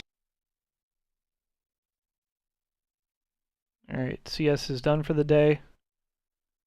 They're going to smoke their shit. I mean, I just watched G2 beat FaZe on land. Boss? 3-0 pass. What do you mean? You beat FaZe. Everybody's sleeping. Bro, FaZe get booed every time they play. That's not what's going to happen with Optic. Crep has 1-1-1 angel number. They're going to win. There's definitely a possibility Optic turn up with the crowd. But if we're talking about this G2 team, they've been gritty. They've been so much better. This series can go the distance. Mercules versus Crep. Those are 2 superstars to look out for. And you heard Beans warning folks. He said, don't talk trash to Crep. Yo, Swifty, how are you? With double birds and a W. Let's take a look here at this today, G2 lineup because they are the underdogs. He said double birds and a W. We never expected them to be able to close out series. They got to a number of game 5s, but here on LAN, they have cleaned up their game. They've been unbelievable on LAN. It looks like almost a completely different team. I mean, Slang was a really big issue for them, and right now you got Estriel and Kremp rocking 1.2. Same with Skies. That's 3 players with 1.2s that came in with like a 0.9 overall. So already huge difference there. And also their search and destroy has been fantastic recently. It isn't their strongest game mode, but they're on 3 wins in a row, and they've been pretty dominant. You're talking 2-6-2s and around 11, and it's been on Scar and Raid. You're going to see Scar in this series. They're undefeated on it. And then CDL best, 13-7 map count in January. They are leading the rest of the squad. This is what we thought Carolina was going to do when they came to LAN, when I look at G2. No, I mean, I love this G2 team. I want to root for them this weekend. I want to see them do great stuff. This is not like an online match. This is just a Optic co-major. I expect this team to be so much different. They're all their issues, the crowd in the Optic, background all already. The problems they've had. When this crowd starts roaring, and you played in front of a crowd like this, like it can fix some of your issues. It absolutely can. I mean, the battery gets put in your back a little bit. They're chanting green wall. Nothing's even happened yet. In front of this crowd, when they get that energy, they can slam anybody. But G2 have shown us the pressure doesn't really matter for these guys. Like outside of online game 5s, you get to LAN though, they dominated FaZe Vegas, so I'm comfortable in Let's G2 take a look at going. our maps and modes for this one, Nameless. Walk me through the numbers. Who has the He cut him off quick. He They said, got yeah, Colossus. anyway. Talk about G2, they love this. I mean, Colossus, We got to they're get the this best shit Colossus rolling. team in the game. They beat Optic on Scar Hardpoint before, and Allie, you said it. What are they on Scar S&D for the game 5? 3-0. Undefeated. So yeah, G2, if they have to go to the game Yeah, 5 I thought in I'd, franchise history, they love like to I do said, it. I They're feeling had really a couple confident. different phone calls to make, but I thought I'd be back for at least the end of that Thieves Paris series, but I didn't expect him to get 3-0'd so fucking hard. Fifth man, dude, I gotta go with Optic. I thought I'd be able to at least see 1 or 2 games in that series. I'm going to go with G2 in this. Yum. Go with your gut. I have a feeling G2 take this series. I'm going with Man was getting Optic. booed. I think they get it done in 4. They do not risk that Scar search and destroy. I was thinking Optic 3-0 until I saw Colossus map 1. I'll go. Colossus. I'll go 3-1 Optic. I think they're gonna run their shit. Your brain is so big. Yeah. We're done up here, Giant which head. means the party starts downstairs. Your turn, Blaze. I've been waiting for this moment, Chris, because this matchup is set to blow the roof off of Moody Coliseum. It's going to be a banger of a series, and the first team coming to the stage is looking for a colossal performance. Big step into the stage. Get loud for G2 Minnesota. Big step into the stage. Astral Sky. And they getting booed, son. In shoes that you can't feel. He says something like, I love this shit. He says something like that. I mean, the whole desk, the whole crowd, the whole chat, everybody's counting out G2. Well, guess what? People were counting them out yesterday. It didn't matter. Nameless said, I'm not. I picked him. That sub-duo can get it done. The skies have been turning up. And, hey, map 1 is Colossus. They're feeling good coming into this one. Time to bring out the home favorite. They feeling real good, and through the power of friendship, they've been going a long way. But this next team don't just got friends. They got the whole state of Texas in the venue behind them. Get loud And every fucking where else. stack your voices for Optic Texas. Shotzi, Mercules, and Dashi, the back-to-back world champions, know that it's time to play. It's time for business, and it's time to show out for the day. It's Optic Texas. Nobody's ever gone back-to-back, right? I mean, Aren't they the I only don't team even that's ever know gone if I back-to-back really in have COD? to say much. I mean, for those of you at home, this stadium Rico won and then they broke up. There are so many people Complexity on won. their feet, and they are And then they broke up. so incredibly Denial loud. won These and then they are broke up. back-to-back world champions, and there is the fifth man in the green wall. There is nothing these guys can't NV do. won and This then they got match is second gonna the be next year. electric, guy. It is so electric right now with green wall Optic chants all won. throughout the venue, and the stage is shaking. But will G2 falter? It's time to And find who out. was Miles Chance. It's time who was to 18? Thank you, 18 Blaze. was Pressure on for G2 while they crumble EG again, and right? become That was World diamonds. War A II. Stacked house here in Texas. 19 was United. Hey, I'm ready for a party here. How you feeling? 20 was It's gonna be a fun Dallas. time. Yeah, This no is one's gonna ever be an repeated. aura-defining series. I just sit there and They think about it haven't for a had second, an but no one's ever incredible repeated in online COD. stage just yet. It is a bunch of world champions. Because They 20 was live for Dallas, this type of 21 environment. was On the New flip side, York. in January, G2 have been monsters. Their map count is No, 21 was ridiculous. FaZe, The 22 was series New we York. have, They love the maps down the line. 23 was Does Optic, the aura 24 was break Optic. that? Well, they got to get through Chrome losses first. Again, Right. looking pretty solid so far. Optic, they've given us the goods. I think I might have skipped. I skipped the Thieves year in there actually. Nervy. 2020 was Dallas. 21 was FaZe. 22 was Thieves. 23 was New York. Submachine gun players wearing the shirts. The 24 and AR 25 were players Optic. over the tops. I love it, man. The boys are I think that's actually correct. Got to get ready for the right pace. Because well, Thieves Brody, won in the coach on the right Vanguard, side of which your was screen, Trying to get the 22. boys ready for map number 1. Happy for them. to Also, see sorry, that Swifty, I Trent just read Loss that. is in the mix. Speed running some He's got dungeons in aura on Diablo it, but 4 this before I is head your out to dinner in about an X-Factor hour. player. Yo, what are Green you Mamba what are is you getting for going dinner tonight? positive, especially in Hardpoint, undefeated in the You going game out with mode. anybody? When Some he family or struggles, some friends? Well, G2 struggles as a collective What y'all finna unit. get? That is the person you're paying attention to. Keep in mind, never forget your first time. Now this is him in front of the massive green wall crowd, shooting Never against forget your 4 first world time. champions down the line. Mamba, this is his opportunity to rise to the occasion. I didn't have nearly as many people watching me on my first time, so Mamba is going to be a test of the mental, a test of the resolve. Miles is He's gonna stupid, go bro. big. on a very, very red stage right now, but there is a serious Miles is sea dumb. of green that will be cheering his every downfall. I didn't have anybody watching me Gearing on up to my get first map number time. one. The coaches have departed the stage. It is nearly time to get this one going. G2, the underdogs coming into this matchup. Optic, your hosts. Oh, with the family for a cousin that's back in Will it town, be been in Japan on familiar deployment in the territory Navy. for Oh, our cool. red team? Let's Well, that's find fun. I out. hope y'all have Map a good number time. What kind of food y'all finna get? This map's gonna be a bang out, bro. Optic's gonna win this shit like 250 to 232. Whoever wins it is gonna win it like 250 to 232. But And Krem gets himself onto the board in a I'm quick gonna way. guess Hercules Optic. from the top time. But also, this is a very winnable game for Minnesota. It's very possible that they could win this game and Krem could have like 67 kills. Hercules soaking up on the time right now and happy to make that his home. Trying to swarm with the Dropvix, his skies, and well, everybody in the kill feed getting the mix, but Hercules handing out the goods. But Kremp, it is his map for a reason. In the time, 4 kills Nice one in a pump. row. He's gonna know he At jumped least out. Minnesota Shotzi with knows he's on him. Yeah, Shotzi knows. Shit on bad. He knows he leaves the hard point. He gives him an opportunity there to push those kills out. But G2 final seconds here of P1.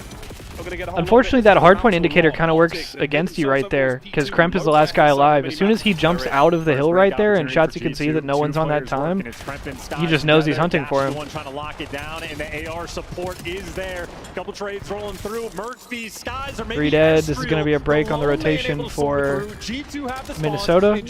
They got to get him out though. Wave of Optic though. It's a conga line forward. They're trying to find entries, but it's Skies. Big with two a from pistol. Skies. Oh, and he finds a bit Just of a stay trade down there. if you're Over the top. Estriel. Over to Bueno That's once again. Toe-to-toe against his own okay. teammate. We're And he chowing finds out of another this for coverage some from reason. Mamba, and G2 hold. And listen, That's Skies not a good has a lot stun. of pressure All good. on this as well. He is the one world champ on his team. These are some good match kills the out of energy, G2 has right to here. Bring the fire. You can see Motor Mouth in the comms. Oh, trying to hell play yeah, aggressive. Swifty. What's your Those go-to force order free in the time when looking you like? need them, but it looks like Optic overwhelming. There are no trophies just yet. Break through the Those front for nades Optic. They said we don't give a impactful to make the fuck. break. Incredibly strong. Just run it down. Shotzi the first Rotation in next. Shotzi's here X factor first. right now for G2. Nice Switches win it by out. Mamba. On the backside though, Mercules is going to give a little bit more pressure now for AR Optic to diff. make their way forward. G2 are on time. Hello, Hercules what making the fuck? We're impact, trying to work himself down low. flying. He's got all of his teammates on the top side of the map, but it looks like G2 dealing with all Do we the not have pressure. flak? Huke and Shotzi, the tandem though over towards the top. I feel like And Merc he's playing a little bit maybe of should not have keep died away, to and the just one kills semi. go Holy shit! Four-man How did wipe Hook in the live feed. there? Optic rid. He's got that iron on his hip. Hook finds a big one there as Optic's still soaking away. Big Here's iron on Dashi. his hip. He's the man on time right now. All bases covered right now for Optic. This is the hold they want.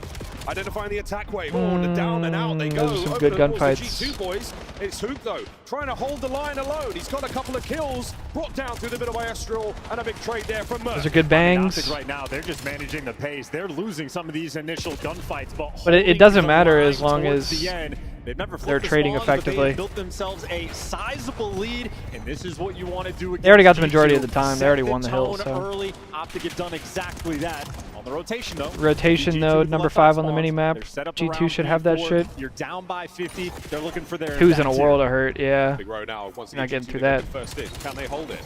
Dashi catching a few out of the entry. Oh, wow, and Mercules backs him up. Sky's now fighting to keep the hard point. Break through the as front. Number 1 is G2 huge. as Number 1 is possible. It's gonna huge. change hands. Who gets You caught saw the though? numbers here for Minnesota. G2 should hold spawns.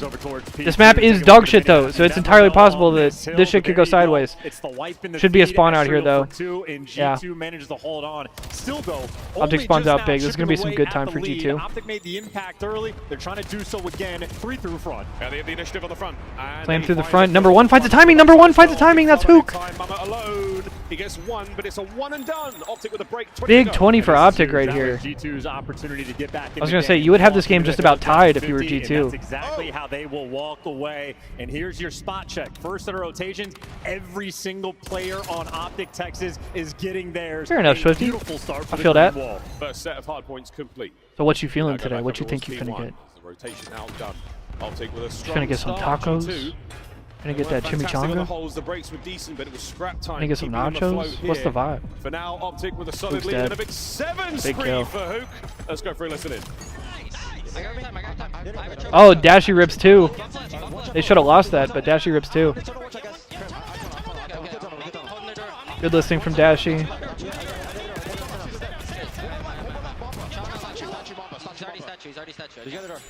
Yeah, just fuck that guy if you're Mercules. Chow's out the front. That's demented.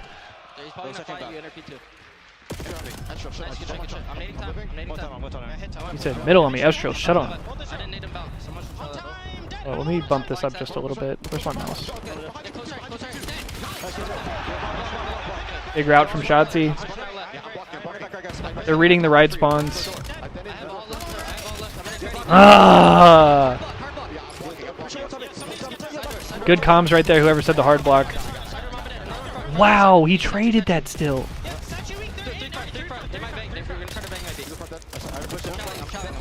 I mean, Jesus Christ.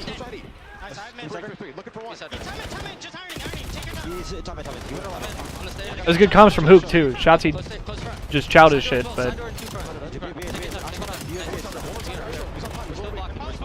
good 2 from Dashy. That still makes this weird. Oh, and they still spawn in the back. That's gonna be weak. Creme should get traded. Yep, Optic's gonna hold. And that is a huge 25. You want that 25 bad if you are Minnesota. You just fought so hard for that, and you're still gonna get full 60. Both on their Sunday best. But it's Saturday, the chat says. That's right. They're looking good. Early rotation for Minnesota, you have to get a big hill right here. Down 100 right here, and if Optic gets any reasonable amount of time right here, the game's over. Optic is taking their time with the break too. Psych! 2 big kills for Minnesota. Good initial. You've got eyes on the remaining Optic members, and you know the spawns. Well, they're desperate for the hold. Need to try to get back into this game. Losing your map pick to start the series. And Optic is not panicking. They're not pressing the issue. Hoop gets 2. They just let him. So maybe it's a front break rolling through, but at the very They least, don't give time for Shotzi to hit the route, so he's disconnected. That's going to be another wave that Minnesota survives. Okay, hang on a second. We got a game here. Minnesota should convert on the rest of this too. Kremp's going to run him down. Looking fine indeed. What a battle this has been. This hard point super Productive death for Kremp as well. Dying on the front line like that. Rotation going to be huge. 3 on the mini-map is worried about those spawns. Yeah, you have a world of fucking hurt. Does get caught. Dot's now trying to play some entries, but he's in a tough pickle. He Tough spot for Merc right there. For the back spawns, Dashy here to fight for it. Dashy's still alive though. He spawns him kind of close. They get like a halfway outspawn. 3 dead though. Minnesota gets 3 kills. Shotzi has to maybe try to get 1 more right here and be annoying. Here comes Skies. Just trying to sweep clear this interior. Trying to chow the back guy. That's a good read. And now big win by Skies. Mercury's trying to get Estriel down now. This is a good hold again out of G2 and another 3. Yeah. Wait a second. They're going to full 60 with 2 back-to-back kills. 1 by 1 in G2. They're still not going to have this tied. Optic had such a big lead. Going to hard block in the stun. Not there to check it. So Shotzi, as his tradition, is he saw him. He saw him. Oh.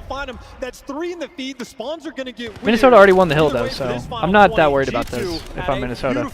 And they trade him out anyway, so they don't even lose the hill. So they're going to full 60 this one as well. Mama, the last man left standing on a 3 spree. If he gets this, which he doesn't, it would have been ideal on that run towards the Hellstorm. Even then, that 7 seconds low-key hurts if you're Minnesota. It's a reset from Optic trying to stabilize. They're even reading the Mamba spawning on the old time. That puts them over 200. Big kills. Hang on. It's getting weird. G2 and G2 in this initial time. Statue control from where Skies. Oh, that sounds fucking gas, Swifty. Wait, did you not see him? Optic's gonna break. What a win! What the fuck?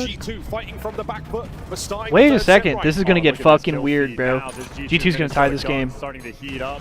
Looking for the Never extra mind. kill. Hoop there, good for 2. Traded out, but that's the entry for Optic to make it in towards the time. And we're I thought he was gonna stay down on time. It's all good. Any bit of chip score you get is wonderful for them. Another 2-piece though from Estriel. Merc gets 2. Mr. Consistent this entire time. G2, they are bringing the battle. Oh wow, who hold it down? Kind of a crazy repeat. Skies to the side, I'm no good. Runs out of ammo. This is Estriel fucking crazy. What is going on? Rotation. Optic has new. 2 is huge, yeah. Shotzi gets 2. But Shotzi gets 2 in the back. That's going to fuck Minnesota. They're going to spawn way out. They're going to make it all 4. Shotzi now gets the push out. Still chowing. That is insane. Mamba gets 2. We're starting to get towards the very end. Where's the gap? Where's the gap? They're just going to hit front. They're just going to hit front. Number 1 has to click pinch. The third man shot, he's in. Doesn't check the right corner. Hardpoint changes Bro, hands. Hook's on an island right there. You got to pinch faster than that. Nail biter though. Optic 23 seconds away from winning map number 1. G2 though 25 seconds worth fighting for. Mercules takes the round. He's got still in the back. Turn. Oh no, they line up. Oh no, that's 4 dead. They cannot win here though. But they cannot win it here. We're rotating to new. It's a massive win. So Merc gets 2 and immediately fucking pops OD. Mercules now on the approach towards third. Kremp, bad timing. Can he make something of it? Pressure on Minnesota already. 2 dead. This is going to be game. Big 2 from Caesar. And the break is there. 7 HP. Big 2 from Dashy though. Skies can't get the GG. kill. And that will be game. Optic Texas take map number 1. It got spooky for a second there. That was low-key really good on Minnesota to bring that back. That was a good game. I said that it was going to be like 250, 230, and then once Optic was up 100 points, I was like, ew. Able to take them down on their very best map. Optic starting off this series right. An ideal performance. Big one there for Hoop. All the boys putting together some insane assists. Colossus is just such a bang-out map, dude. Square up it was.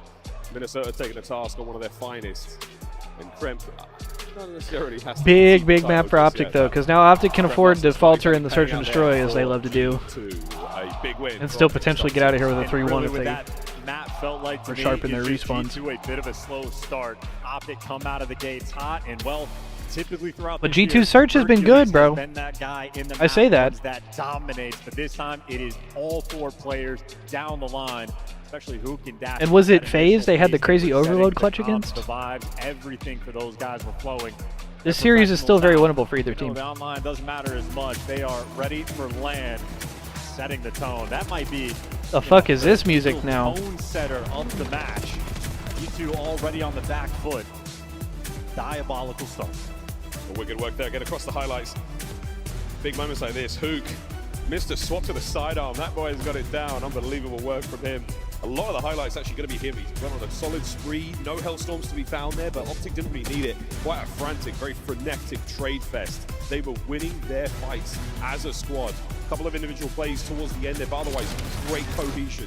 Optic certainly working together well after their stunning start to the tournament here a few days ago. Yeah, and really a well-managed game from Optic as Luke was the route man in this game. That 70-point lead, and even with the G2 eventually starting to mount that comeback. That oh, job Merc, you see Merc fall off the map right there? The slower game. We can trade 20 seconds for 40 as long as we're still getting that chip. The game just gets that. There goes Hook off the map. Difficult as time goes on. Yeah, I don't even realize in the moment. Really set themselves apart. Crazy. That P1 hill, I mean, you are going to see some of the most insane gunfights. Just trying to fly forward, get that damage. This was one of the individual plays. Big repeat by Merc. It's just good fundies, bro. I never see anything awkward on Merc's screen, bro. Like, he never accidentally slides and chows the wrong way or does that. Like, bro, there was some shit yesterday where Inside was in the 1v3 and he almost clutched it. And then when he tried to, like, fight the last guy, when he tried to get to outer, he's, like, missing and jumping into the wall and shit. I've never seen Mercules do some shit like that, bro. 2 AR players there to call game. There's no wasted movement. Firmly behind him now, he's never frantic. Right there's no extra inputs or like anything weird. Like I never see him accidentally slide or accidentally do anything extra. Back that battle over towards that P2 time. Optic dialed it in. Hercules nice and comfortable. I don't know, bro. I know it's glazing, but fuck. Fundamental things right in high pressure moments like that. Like you never accidentally Y. You never accidentally reload. First to 6. And then a triple dose of triple Scar, goddamn! Scar, excited to get to that function of the matchup. But exposure coming up now, Chance. I mean, we've seen some great exposure games, Hardpoint, Overload, you name it across the board.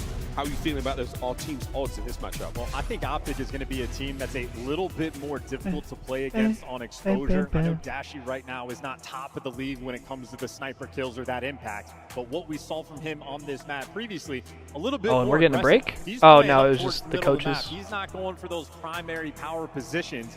He's trying to throw a little bit of those atypical looks that is difficult to adjust for. You know you got a sniper watching the long lane, covering the middle of the map. All right, blinker time. It's going to be a little bit trickier for them to play that game. I mean, that matchup against the Falcons, he knew he was squaring up against Celium. I wonder if it'll be a different affair now he knows he's going toe-to-toe with Skies. It was a dream come true for Skies to join Optic last year. Can he be a nightmare for them now in this matchup? This S&D, an important one for G2 to bounce I always back. hate seeing that, by the way. Series, Anytime somebody says it's a dream come true for me to join this team or for me to be here or whatever, they always last like a week. Because Skies said that shit last year. He was like, "Oh, Optic was my dream org. I grew up watching them, and I made all these videos as a kid talking about how I wanted to join Optic and shit." And then he played one tournament with them and got dropped. Here we go, folks. Map number 2. It was the same thing a couple years ago with fucking that kid Venom or Venoms or whatever the fuck. My brother joined Thieves and he was like, I watched Nade Shot growing up. I love COD, all this.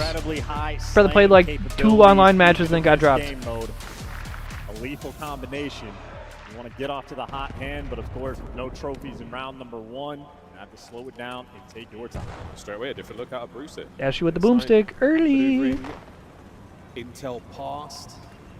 And Mamba would not. Yep, I was gonna say he didn't see scope glint. Full way to start the round. Mamba, good rip. To the show. Luke's got a lot of pickings here. Welcome to the show. And he gets 1 to walk away with, which is more than enough. Yeah, huge out of Hook. Oh, insta wrap, and he gets hit markered. Shot. But their rotation gets called out. Now in his back in a 2v3, they're forced to try and clutch. There's a hole in his pocket for sure. A hole in the defense. The bomb has been planted now. The man advantage for Optic. This round's over, respectfully. A slight off angle. Skies should hit. 6 is clearing everything, bro. They have no idea. He will not be going that way. Out of the play for a second longer. Mercury dodged. It's a crazy setup for planting A, by the way. Having 3 lower. Out. They got intel on at least 1 player towards mid. Should be a freebie kill there. Ashiel trying to make the play, but eventually dropped. There's just not enough. Yo, if he shot punched him. No magical stuff can happen for G2. Holy shit. Texas handling that pace. That is exactly what we saw on the Colossus. It was a big death though, low key. Dashy dies with snipe. So he's only got 1 life left, right? Don't give away anything in that triple down low setup. They handled it. Also, is it? I forget the GA. Is it? Your team has 2 sniper lives total, or you have to elect 1 person to be your sniper, and that person gets 2 lives total. Trying to sort of set a mental map now. Like, can anybody on Optic snipe, or does it have to be Dashy and he only gets 2 lives? Keep G2 guessing. Don't let them get comfortable. I think it might be the latter, because I've only ever seen 1 person for each team pull it out. Like, Dashy's the only one who snipes for Optic, Skies is the only one who snipes for Minnesota, Scrap is the only one who snipes for Thieves, Abuza's the only one who snipes for FaZe. Find out another time, but for now, they've pumped the brakes. I assume that's the way it is anyway. Hoping for something there through the smoke. And that's 4 players on Optic basically standing on the B side. That's enough show of force just to back those players down. Mamba, motherfucker, I love sniping in COD. This is a lot of Optic players he's dealing with. Yep, just needs to stay alive. And in the meantime, Kremp try to get aggressive. He gets dropped, and now Mamba in a tough spot. Those Optic players running straight good at him, win. shoots one out of the sky, and there's no follow-up for the He's in a terrible spot, but that was great movement and great fundies to at least get 1 there. Guys does not get the timing though. He showed him a little bit too much, and now Hook picks up the man in the middle, and it's all down to Mamba once again. The man in the this middle. Would be for the ace in the round. What a special moment it could be. This motherfucker said green. Less than 30 to go. I mean, this is just a nightmare situation. Dashy in the back of the map. Wait, he saw him. He'll take a freebie on Hook. Yo, good shots. Yo. And Berg drops you instantly. This Mamba fuck is nice. Avenues of attack in Dashy with the separation. I know he lost that, but still. Skies, eyes wide when he sees those players run across that door, but ends up getting caught. Who is the real hunter? It's how simple you can make it look. A couple of shots into a man that's already damaged, but again, not giving away anything. We've seen a couple of 1vx situations here, and they've been real spooky. I've never seen Batman smile before. He's so happy. The whole crowd said Bruce. Big Bruce. I'd imagine the new viewers are quite confused. We call him Bruce. It's a nickname. It's a long story. We'll get there later. Yeah, you remember motherfuckers in Halo literally 10 years ago. Why are they booing Hook? Wait a minute. Story time later. For now, it's Dravik time. Shots, he gets a couple of tags in, but it's not going to amount to a huge. Oh, Mamba. Mamba first blood. Okay. Okay. Oh! Bruce goes for 3. Over to Hook. It's 2v2. Hook getting aggressive as well. Maybe trying to pick up an Aaron Skies towards the back. Where the fuck did Mamba go? No intel on Mamba, but they know This brother is gone. He on the A bomb. Like that, the information's good. The kill is not. If you're on G2, Mamba should be able to make the play, but in the meantime, Skies. But he's in fucking Narnia. The isolation gunfight. Once again, 40 seconds to go here. Optic are going to get a bomb plant. We're not trying to trade that at all? If it's not A, it has to be. We're just playing a 50? Well, to get the timing. Oh, shit. No, the bomb should get planted. Oh, shit. Timing. Isolate the fight. There it is. The first damage, the immediate Here come Mercules. Jesus Christ! And once again, Mercules finding it 4 in a row. He just ripped his shit, son. And this is mistake-free Call of Duty. Even in the 2v1, if you do not have the intel on Mamba, you do Yo, not Merc get just caught on lasered bomb. this fuck. They wait for the information. Get the intel on Skies. Jesus! Window with a Did he get team shot? You do not. You make sure you isolate him. Hoop sets up Mercules. Mercules is there. He looked for like he the was kill. full health, but I don't know. He could have gotten a team shot. 4-0 start for him. His Optic are now up 3-0. Krem yet to get on the board in the kills department. 0-3. With a 3-0 lead for Optic, you could imagine that a kill would go a long way for him. The 4th round. Quite now, literally would go a long way for him, yes. Opening layup for the nades will not connect just yet. Mr. Yo, Bueno y'all want to know some shit? Is that like, I've literally, so Monster's like the #1 sponsor of the COD League. Shit on WoW. I've deadass never had a Monster in my entire life. The disappearing Acton, yep. Kremp 0-3. What a stun.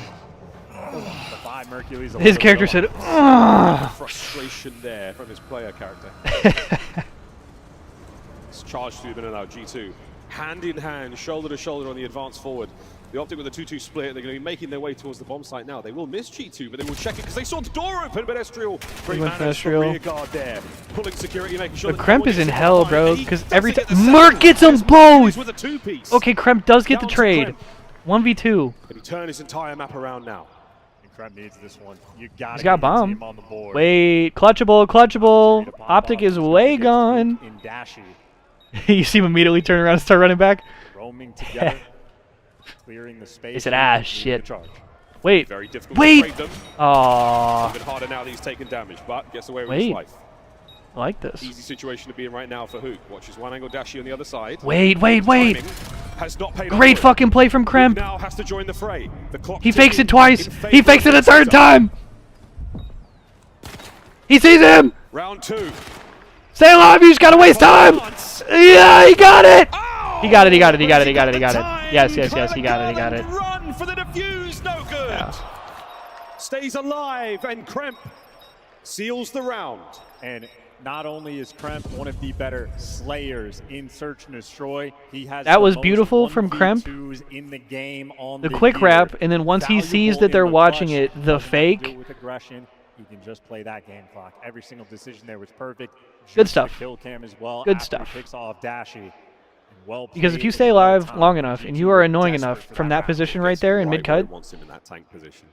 it makes it essentially unwinnable for Optic because there's no way for him to run back and forth and kill you and then defuse the bomb. Good S&D there. And that's exactly what happened. G2 on the board. Another attacking round for Optic. So Kremp was in hell. He was 0-3 before that round. But ends up getting 2 kills Here we and go. Boomstick, totally basically guaranteeing the round. And if your nades are on point, That's that good means stuff. Optic, well, can't really Because I was literally just about to mention, like, yo, these kind of games are the worst. When, like, you can't do anything. Like, you're getting constantly checked. Like, you're even like playing off angles and like weird unpredictable shit, and you're still getting like stun checked, and like you just can't get any space. A little bit of space. Now Shotzi making the move. I think him and Sky. So I was gonna say like, back each other and let's down. see how he responds dealing with that bullshit. But that was a really solid round. Dashi and Shotzi now trying to clear out the B-bomb site, making their way forward. They've given up the rear guard for a second. Hook's not going to Minnesota playing for retake, or they stacked A. So no one's going to get shot in the back for now. Optic, he might be able to get over towards America's B. playing deep, but he gets Mamba caught. changes the play with a big first blood. Now Optic have to be worried about the pinch, and that. But now the penny's going to drop for Minnesota. Optic's trying to get cute. They're trying to get a kill first. To stay alive, Kremp gets involved. Here comes the trades though. Bomb Optic does have go got the bomb. down. They've got to get out with their lives. Optic doing this far shit again.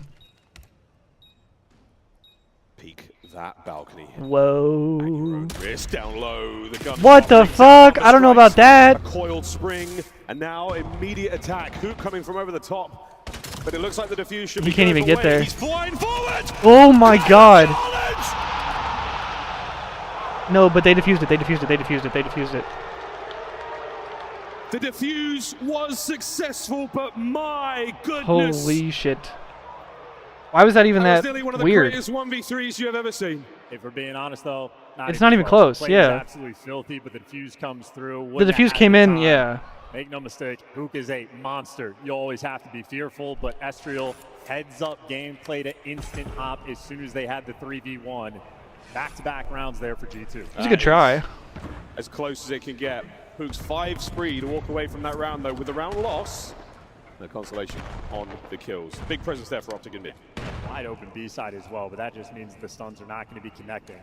Skies with the initial positioning, but Optic sent 3 players back on the defensive end. They are ready for the fight. No, they're ready for this shit. Whoa, whoa, whoa, whoa! Hook finds Krem. Mamba gets tunnel vision. Still here from G2. They are not relinquishing the play. Dashi gets another. It's a clean sweep.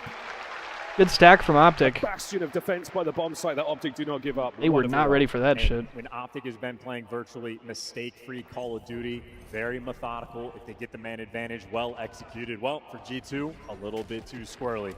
Get the players weak, and you start chasing a guy like Shotzi, you'll die nearly every time. 4-2.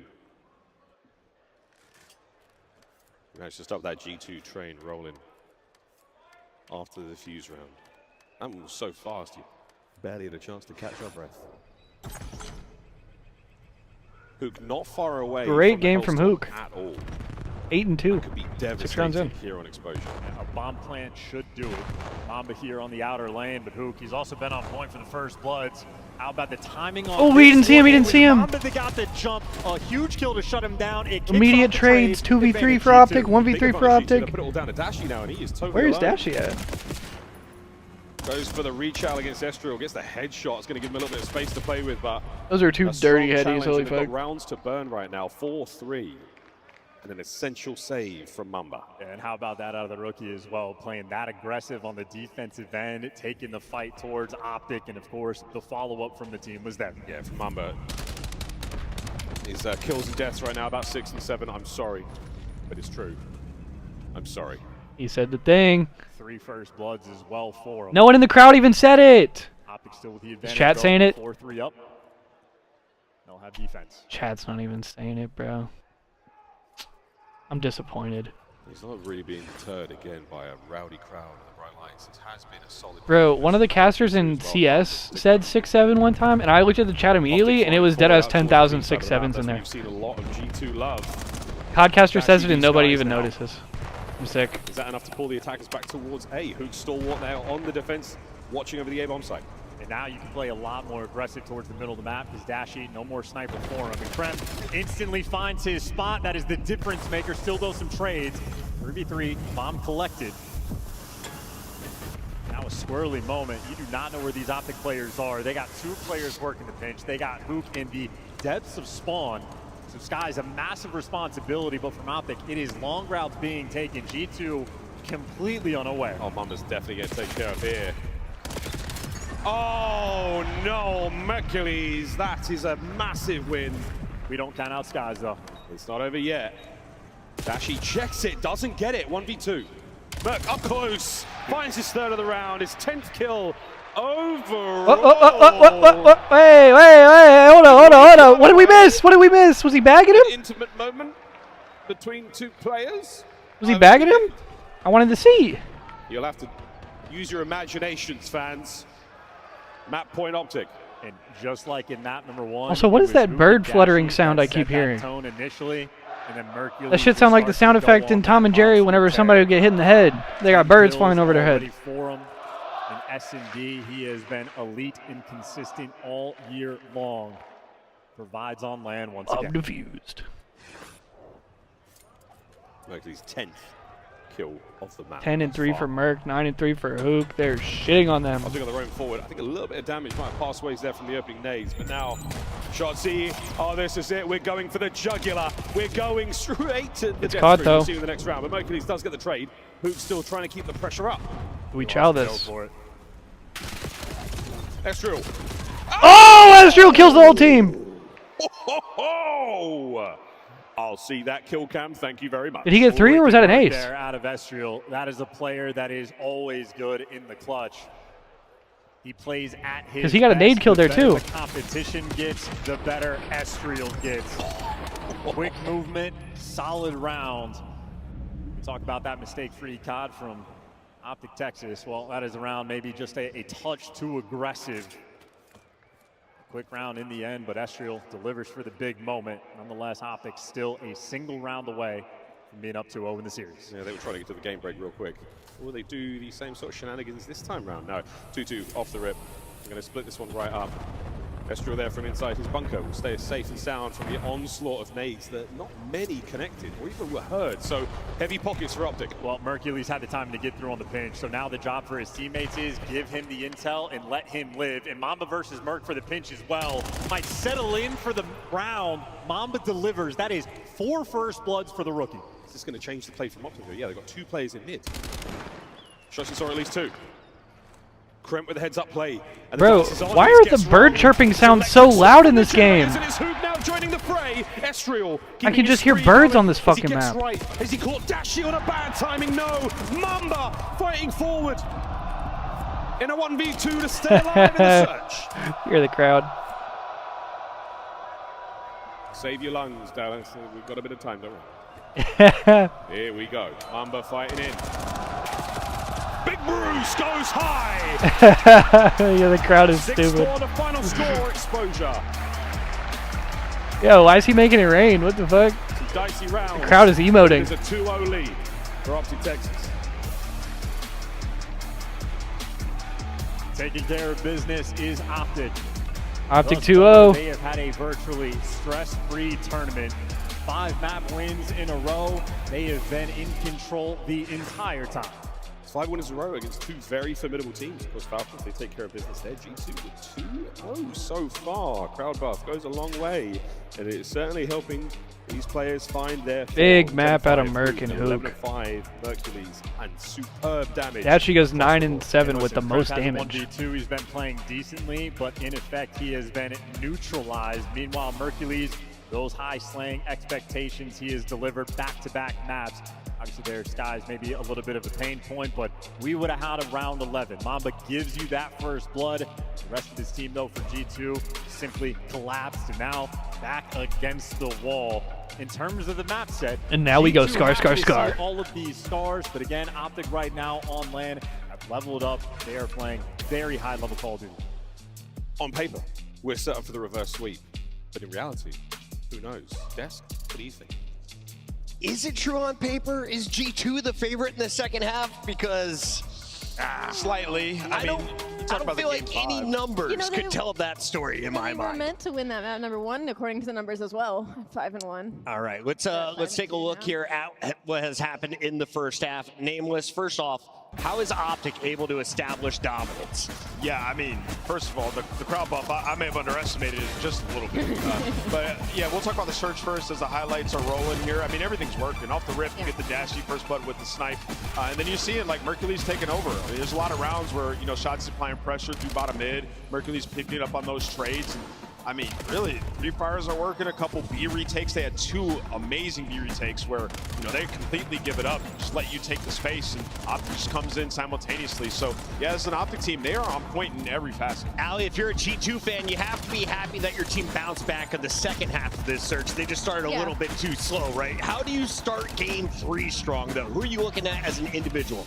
Ooh, that's a tough one. I mean, as somebody that maybe needs to turn around, get something going, maybe I'm looking at Skies just because of the lackluster of map number 2, but I can't even put it on him because it felt like it was Mamba versus the world in the first couple rounds. That guy got 4 first bloods on his own. He was trying to set his team up, and he did not get any follow-up. And what was really uncharacteristic was how long G2 Minnesota was taking to plant these bombs. We're talking about like the #1 post-plant team in the building right now versus a #8 retake team in Optic Texas, and we were just giving them the map, letting them hit a flank, letting them get that collapse. And now you're in a situation where you're down 0-2, you lost your map pick to map #1, and you're going on an overload where Optic Texas has looked great in that game mode. Crep losses goes to Optic, and that is not what we thought would happen, but you said Optic with this crowd was going to crush the opposition regardless of who's on the stage. Listen, I was very critical of Optic last year when they were struggling early because I felt I was watching a broken team. There was something fundamentally wrong. That's not what I've seen like in this online stage.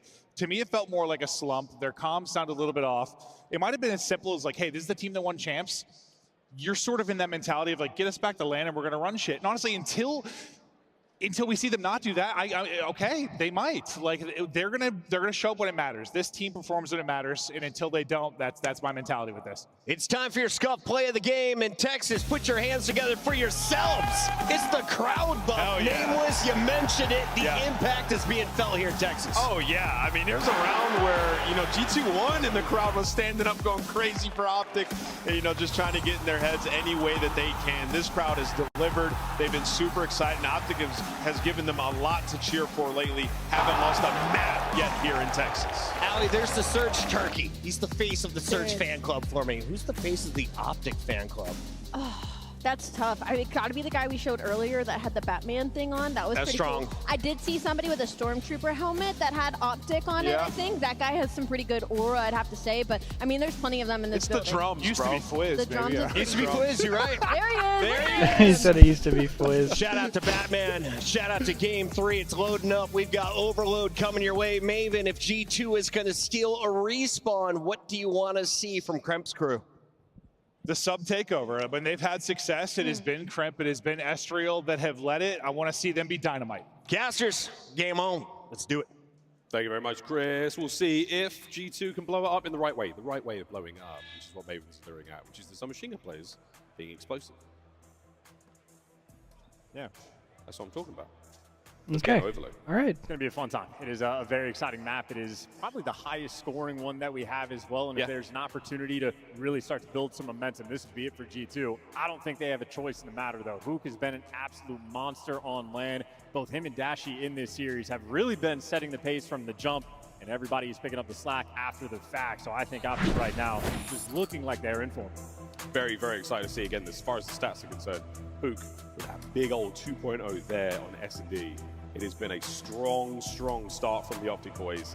They really are running this one. But again, the crowd certainly helps you guys. It goes without saying. You're very loud. He's definitely getting the heads of the opponents. But G2, this is a very capable team. A squad that has absolutely brought their A game in the run-up to this major. They know they can get there. They know they can do it. The question is, can they find themselves right now? Last chance.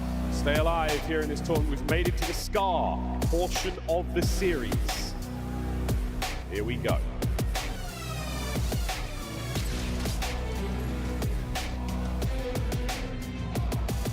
How happy Optic must be for a moment like this. Finally settle back in to their comfort place.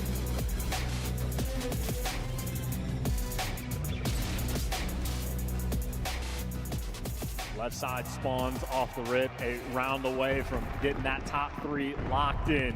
Here we go. Opening hit now through mid. It's only Hook showing face there for the Optic boys. And Dashi with this top power position, eyes across the objective. Young Merc there keeping it close. Right now you're going to see some effort from G2 to try to get on the inside, try to get some damage, try and get those kills. We know how high scoring Scar can be. Once you pop, you can't stop. Ooh, well, Estriel able to give you 2. Stop the gunfight maybe just a moment too soon. And Estriel's out here taking names. This is now man advantage and a little bit of pressure for G2. Obviously, though, Shotzzy not on the chase. On the chase, he's looking for the next set of players. There it is, a big win, and up close and personal. That's going to be the carrier dropped. A quick swap of hands now for Shotzzy. Looking good, trying to swing this around. So far, G2 ever on the map. Nice little cleanup kill there from Shotzzy, but as the device gets dropped, well, so does Mamba. We are just vying for position, vying for control. Damn, that's 2 more in the feed there from G2. At least the guns off the rip from Minnesota are hot. Still hot. Krem knows there's a player next to him. That's going to be the device carrier, and technically a wide open lane here to make something happen. And Mercules, the pistol gets a cap. First in. Woo! Damage dealt. You're going to see the rally now from the top side of the map. Optic have set this one up the way they want it. That is just a snappy moment. You just dropped the ball for a split second, and Mercules there to punish you. Now on the reset, well, Daffy, GG spot, able to give you two. Bro, I can't wait for ranked play to come out, I'm not gonna lie. I'm grinding this shit. It literally comes out in like, what, like 5 days? I'm grinding this shit, bro, I don't care. Keeping this life as good as he can, but he doesn't have the coverage from his teammates, no angles to play with. Optic dominating the top field. Couple trades though, Optic still just maintaining. There is no pressure once you get that first score. You can play for the kills first. Now number 5 has gotten through. Kazook's trying to take a round. Now as the minimap gets mixy, it's Optic with the pressure, and now Kremp is just out of position. He's in Narnia. Meanwhile, the score is about to go through. Pick it up and run it down. Shotzi's the one that's there. Wait, final man. Not quite done yet. It's still a goal line save, and Optic are trying to play it safe. G2 may have just done it. Yeah, Mercules backing up just ever so slightly. It is still on the goal line. There's the reset. Optic still in position on the top field. 2:30 on the clock. And G2, they've just been battling out of their spawn constantly. Optic maintaining the pressure. They are happy to take things slow. Mid-map now for G2 trying to find an opening there to attack the backside of the field, but again, it's a strong position to be in for Optic. They've finally got some space, and it's Mamba clearing house. Hook's going to get back over towards mid, and again, this is going to suffocate the attack. Unless Mamba can go absolutely wild. A difficult thing to do right now as Optic start to get rolling. Back over towards A again. And you got the lead blocker. Out and about, Estriel's there to drop him. You don't have the device either. Optic really trying to get in their spawn and get a couple kills before they start making moves. Ashy's nearby, but you can't pick it up just yet. Yeah, he's still holding on to this position, this trench side. The field is all Optics. They're keeping it well and truly green. Here comes the attack. Big old flank right now from Krem once again. He might be able to help out on this attack. You're drawing some of those players back, yet you've got Optic just off balance enough. An opportunity to make something happen. Here we go. Bombers want some key gunfights, and that's going to set you up. G2 can finally breathe and start making moves, but get dropped immediately. Now you're trying to work the top side of the map, but the arrows from Optic Gaming, everybody's here. First solid amount of possession that G2 have had. Sneaky Skies gets one. Still trying to keep this play towards the top side of the map going. Mercules in a perfect position to slow this play down, and he does. Another man to kill. Mamba finds another, and it's not enough legs left in the play right now. The G2 get recovery. It has yet to turn over yet. It has yet to exchange hands. Only a minute left in the round. Defense has been holding so far, but G2 the most pressure they've had. Krem able to stay alive for a moment. There's the opening. Move him over top, but he's going to drop a squirrely moment. Escher with the pistol to hand it to his boy. Skies gets it through. G2 tie things up 1-1. Yep, Optic are set up on the bottom side though for the next spawn. A 1-1 here with 45 seconds left to go. Trying to sneak one over the finish line just before the whistle blows for half time has been a wonderful thing to see. Pressure now on the motel. Estriel trying to clear space. He's in position to try to make something happen towards this goal. His teammates are going to win the fights as well, and win the fights they do. Last man there, and now a bit of a grab, but not enough skulls in place. Get moving, boys. You've got to try to get it happening. 20 seconds to go. Krimp trying to make a dash for the goal. Estriel down. It should be safe. Yeah, Hook saved him on that one. Picked up a 2-piece over towards P2, and he was the last one alive. 10 seconds as well. I think Optic don't want to touch the device yet. Let it reset, but you still have to play keep away. And this is one final try for G2. 30 seconds for this attempt. Extra time now just to get one in. Clock ticking. G2 slow but surely. Mercules might be able to cut the play out here. What a play, he's done it. That's the end of the half. Great 3 out of Mercules there. Swapping sides at 1-1 here on Skull. And for 5 minutes of gameplay, that felt like Optic were just in control of it for 3.5, 4 minutes. G2 extraordinarily happy to get the one capture that they did, just as Mercules was. Finds the timing, finds the route, and just slips on through. That was a long battle to make that happen, and clutch kills on the defensive end as well. G2, how desperately they needed this moment. This feels like a scar. Sometimes the map can pop off. This one right now on land, it is slowed down so much, and everybody's keeping things under control. Little moments like that. Dashy on the defense there. Imagine you get 2 of those players, including Estriel, the carrier. For G2 not to line up and take extra shots there is a miracle, a brilliant amount of discipline from them. just that little play there got them the goal. Well, second half now. Optic had tremendous possession in the first. G2 barely able to get their capture through. We'll see how they fare now.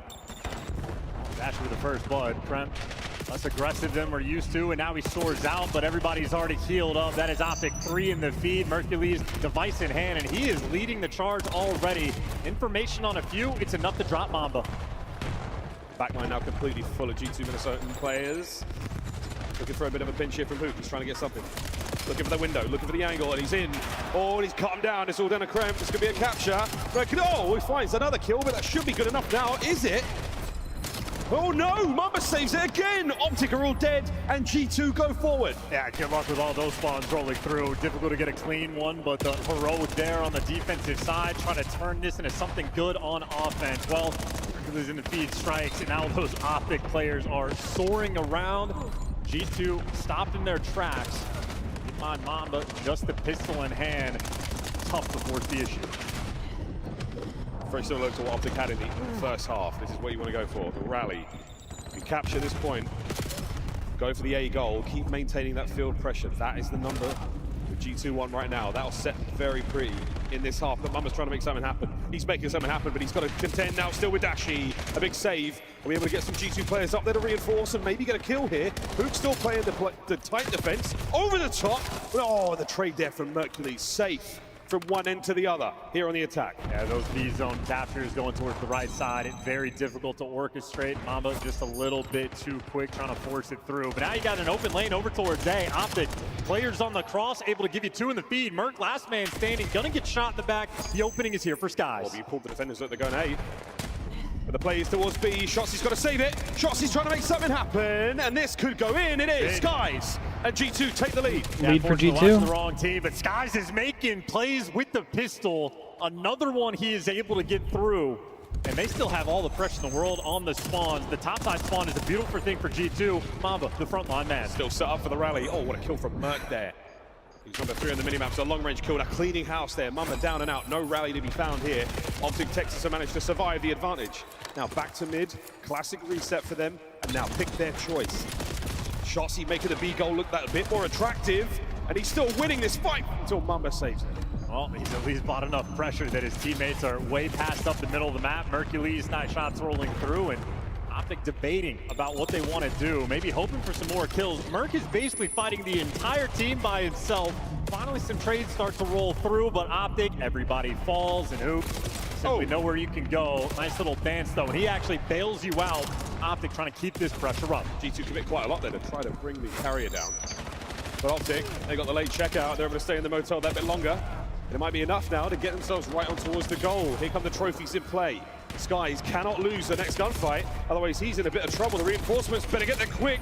Here comes the attempt. Dashi will be the carrier, waiting for the opportunity to go. That's it, equalizer found. And they're still getting spawn trapped. Shotzi is still here with the pressure, Right, the game. nightmare inside of your spawn. Merc is the backup. Going for the rally, bottom side of the map. That's where the next ball will spawn up, and we're gonna fight our way forward. Shotzi staying sneaky. Oh, and he picks the wrong time to play. A clean house right now for G2. Can they stop the bleeding? I mean, they're just trying to get out of their spawn. They are getting decimated along the way. Another 3 in the feed as Dash is able to give you 2. Skies cannot trade him out. Wants to be the overseer and just protect this device. Doing it, he's doing it. There's the grab, slows it down straight away. Great damage, fantastic damage. Is there enough for any more kills? Hook's going for over the top. Oh my word, he nearly made something happen there. Has to back up. Doesn't have the teammates to do it, but again, possession is key. Dictating the play right now. And you got Shotzi on the pinch. As long as Hoop can stay alive in this moment, his team is making the plays, doing everything he can. You lose a few gunfights, Hoop just trying to get out of dodge. And while he's safe, his teammates able to give him 2 in the feed. There's number 3. The open lane is in. Oh! That's it! 30 seconds to go! Kyler goes! Oh! Puts it home! 3-2. Might just be the game, and Optic still maintaining this pressure. They got the Hellstorm in the back pocket, but Hook is the real score streak. Still trying to find another. Here we go, Optic once again possession. Now to hold on. 10 seconds. Shotzi buys himself a few more, and here comes the saving grace. What an investment. Surely this is the end. GG. What a play. What a route. What a fantastic score to win you the series 3-0.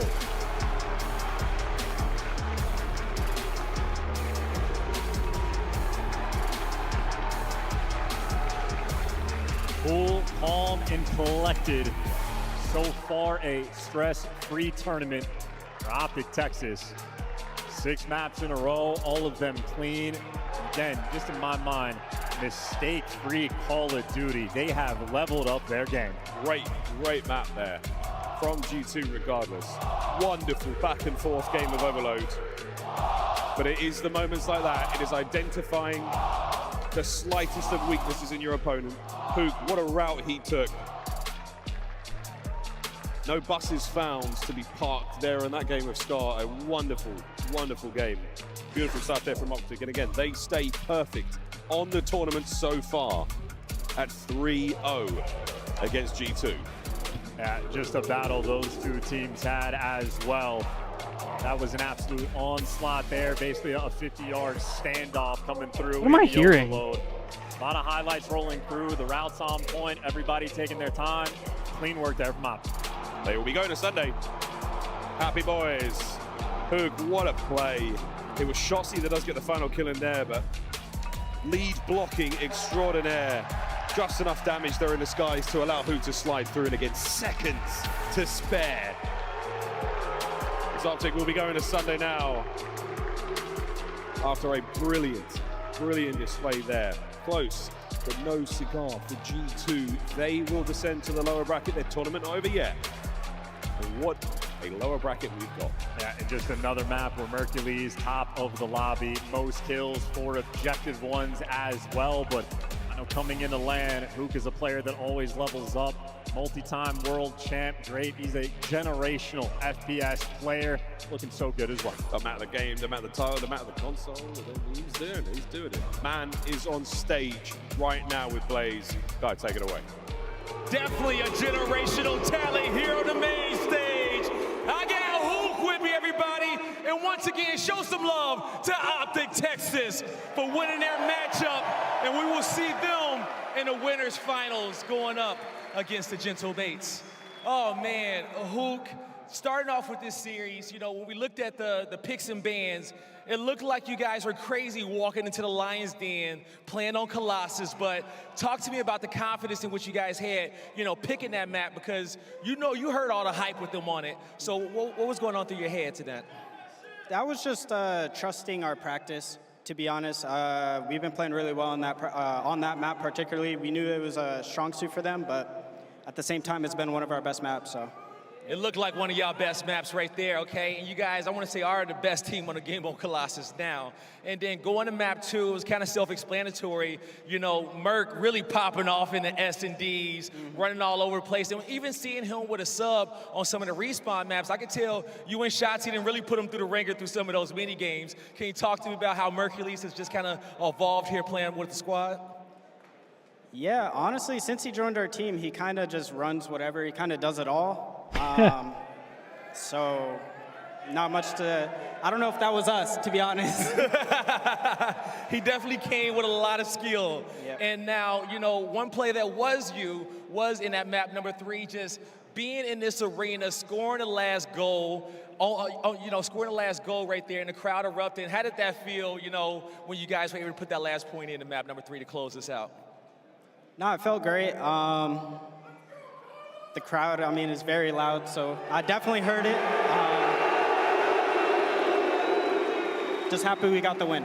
Yes, it is. And I know you are still extremely happy with getting that big win and becoming a Call of Duty champion. And, you know, we saw you doing a ring ceremony today. How special was that for you, being in front of all these fans here and being memorialized in the Call of Duty Hall of Fame as a champion? I've never been a part of something like that, so it was pretty cool. Yeah. It was pretty cool here from Hook, everybody, okay? One more time, let's make some noise for Optic Texas. We're gonna see them tomorrow, Sunday, in the winners finals. Hell yeah. All right, I'm going to the bathroom real quick, and then when I get back, I think we will. We'll keep playing. Or I say keep playing. I think we'll probably play something. Down to the elimination bracket, and Optic Texas is now. And we'll probably just keep checking up. I think there's like 2 more matches left. So tomorrow, let's take a look at this bracket, Maven, because not many people had it shaping up the way it has. But yeah, G2 and Miami still need to play. 2 more matches to go. We absolutely Thieves and FaZe need to play. That's going to be a good one. We expected yeah, we'll probably try to play something here in a bit. But I'm running to the bathroom real quick. I'm going to hit the Pine Park, and then when I get back, we're going to keep going. Can't be all that shocking, but all right, be right back, y'all. Optic have been terrific. It has been fantastic to watch them begin to evolve again on LAN. I still think Shotzzy is the most important player to this team, whether it's comms, the information they get from his plays, the timing they make on his plays. When Shotzzy is playing well, this team is a different beast, and he's starting to get the form again. Let's take a look at some of the best moments here from map number 3. Alley Cat, what'd you see? I mean, I just saw resilience, I think, from both sides. You know, when we were at this 1-1, it just kind of felt like a chokehold. Like, neither team was trying to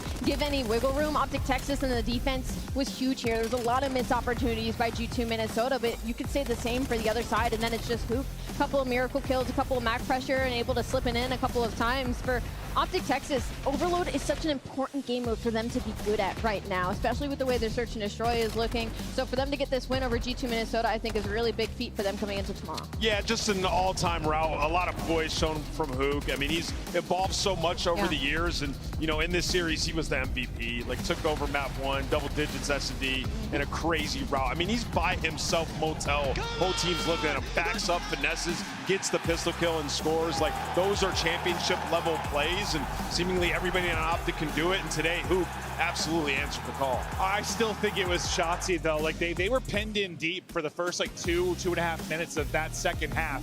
Shotzi's double at Motel, finally getting them out, was like the play, and then Shotzzy ends up getting like 6+ kills just by their backside truck. He was massive. Don't get me wrong, they all performed really well, but I still just think he's so crucial to this team. He's really stepped it up, and they're looking like the team they were at the start of the year again. I'm so excited for this bracket. It is playing out exceptionally well if you are a fan at home, and we still have 2 more battles to go tonight. When we come back, it's one you don't want to miss. LA Thieves taking on FaZe here in the Moody Coliseum.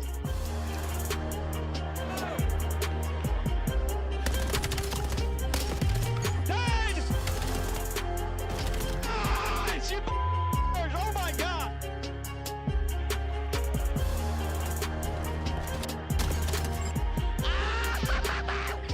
What can you do? What can you do? He can't do anything! Monster Energy, the official energy drink of the CDL. Scuff, official controller of the CDL. Start the season strong with the 2026 Call of Duty League Pack. Grab yourself the CDL operator by scanning the QR code on screen or check it out in the Call of Duty store in-game now.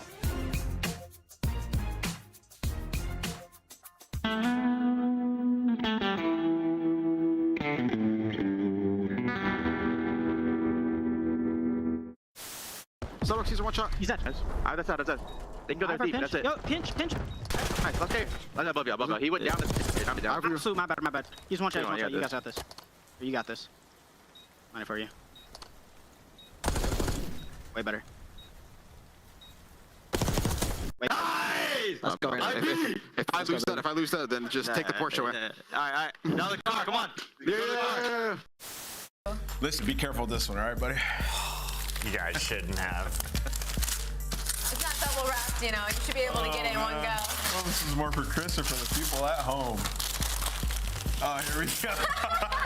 Young Christopher Puckett. 20-year-old relic.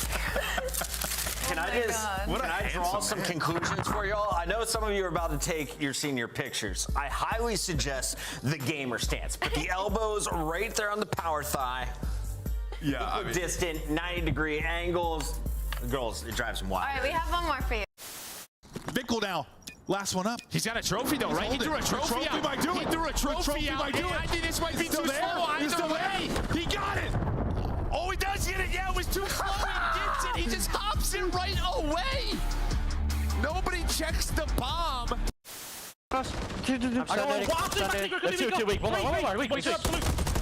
Get killed. You back out. There's two. You can refill your secret in a second. She's One more back door. I know your secret. Secret. Back door. one shot. Holy shit, Eric. Last one. Nice, Eric. Good Sorry, man. You can't kill me. What the frick? I have a streak. Ghosty doing his best to do it. Oh, here we go. 3 are going to drop. A chance to go. One person is Draws that's got to go clutch. From the position we saw Crip do it, he doesn't do it. Ghosty able to put him down. They get on the point. Everybody's up. That's not going to hit. Second bit of progress done. They got to surge on forward. A BZ with 1. Can't get through. Sell and Sim connect. But you win it if you're Crip. Of course it's Crip. Time and time again, he wins his one-on-one.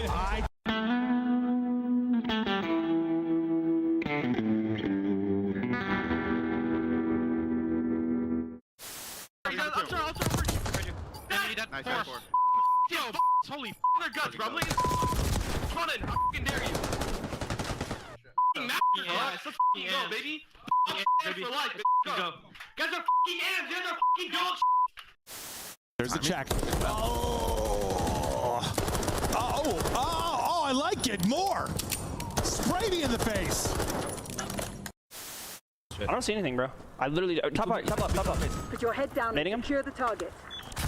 Planting the bomb. I need him top left. He's in the little thing. Come in. Come back in. I'm already bombs out. Yeah, bombs out. Yeah, that way. I can kill that guy.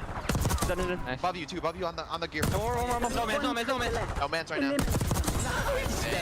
Hit them again before they baby. Hey, bro, I'm on Mars, right? I'm on Mars.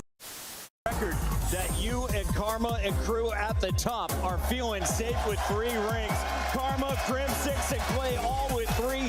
HJCap, Apathy, and Arsities, as well as Symphona Beezy with 2. And that list should stay the same. We're safe for now. Nobody's catching us this champ, so I'm happy about that. We do have quite a few world champions up on that stage. We got 4 of them up there. I had to bust their rings out. I had to bring them out back to their natural habitat. They were forged in arenas like this at Call of Duty Champs.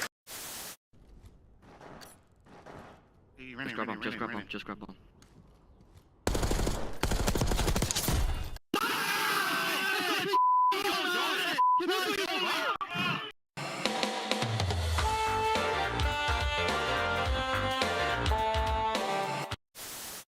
Obviously having a big performance there over at that Train Hill. This guy is looking to finally really pick it up. He's had a few slower maps, but I guess he's finally caught his bearings. Now 16-9 and forcing the issue on the flank. He's inside of their face, as that's going to be 5 in a row. How about 6? It's 6 for Capsidal. He is woken up and erupting right now on the Subliners, making 8 in a row. FaZe fans, the hype squad in the front row, they make it to nearly every single event. That poor guy that hit the deck today outside the venue, is he here? Saw that. That was tough. Hey! What is that poor guy ate concrete for breakfast? Tough one. Watch it, S1. I have the cross. Crossing, Joe dead. Nice! 65! So you have 60 for the outro! Joe! Joe! What are you doing, Joe? That's so dog.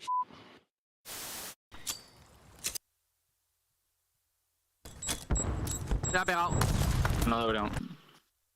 Ahora en la izquierda, tío. Me dio una en izquierda, no ahora, está por medio. Pícalo.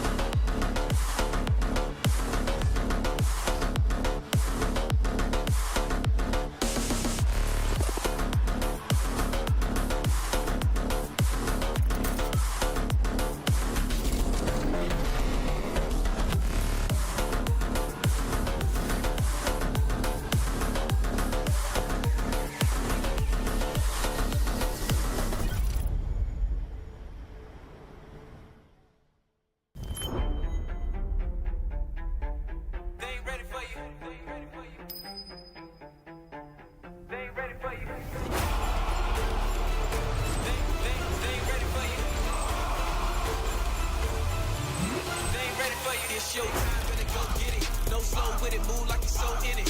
Knock it out the park, yeah, show in it. They ain't think you had the guts, now they know really, man, you better go with it. You ain't playing no games with them. Your homeboy gave up, you ain't change with him. Do it right, cause you never switch lanes with him. You gotta fight for the goal, just hang with it, hang with it. You're not down, no shame in it. But you gotta raise up with a flame in you. Put your fist in the air, let's push till we dare to the victory, yeah. We can picture it, yeah, let's go. They ain't ready for you. They ain't ready for you.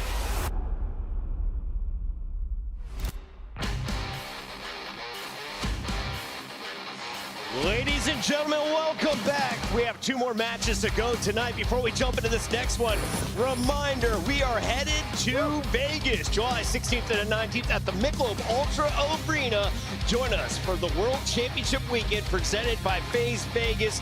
This is going to be a blast. And Allie, already half of the floor seats are sold out. We have so you want to returned. scan that QR code and get active today. All right, sounds good. Swifty, much love, I bro. don't even think I have my ticket yet, so make sure you guys get on it. You don't want to Catch miss you later, it. The brother weather's man. gonna be great. The food's gonna be great. It's gonna be electric. Make sure you book it out. Everyone going to get their autographs from Optic, it looks like, as they will be filing back into the venue for this next matchup. We have a banger set up. Miles, you have LA Thieves taking on some rivals here. Got Oh, some I can't wait to bad watch blood this one. between these 2 teams and some disappointments for both squads. Today, you see LA Thieves hit with a hot 3-0, and you know that's going to bring some extra firepower for guys like Scrap. Nothing but fire. The tables are hot for this series without a shadow of a doubt, Chris. I mean, this is going to be a good one. This is 2 squads who have been going at it for as long as I can remember now in the COD League. It is such a delight to get them watch them play, not just because the games are great, but also because, there's that little extra sauce. There's that little flavor. It's just a missed fist bump. Sometimes you skip them, right, Nameless? Yeah, you got to sometimes, especially when there's bad blood on the line. We all know Draza and Scrap, how that gets. So this is going to be as exciting as it gets here in the CDL. Let's start with the Zaza brothers. That is Draza and Abuza. They are getting the job done for FaZe Vegas as they took out the Falcons to start the day. Their record 5-2 in our overall online qualifiers. Here on land, they have looked fantastic.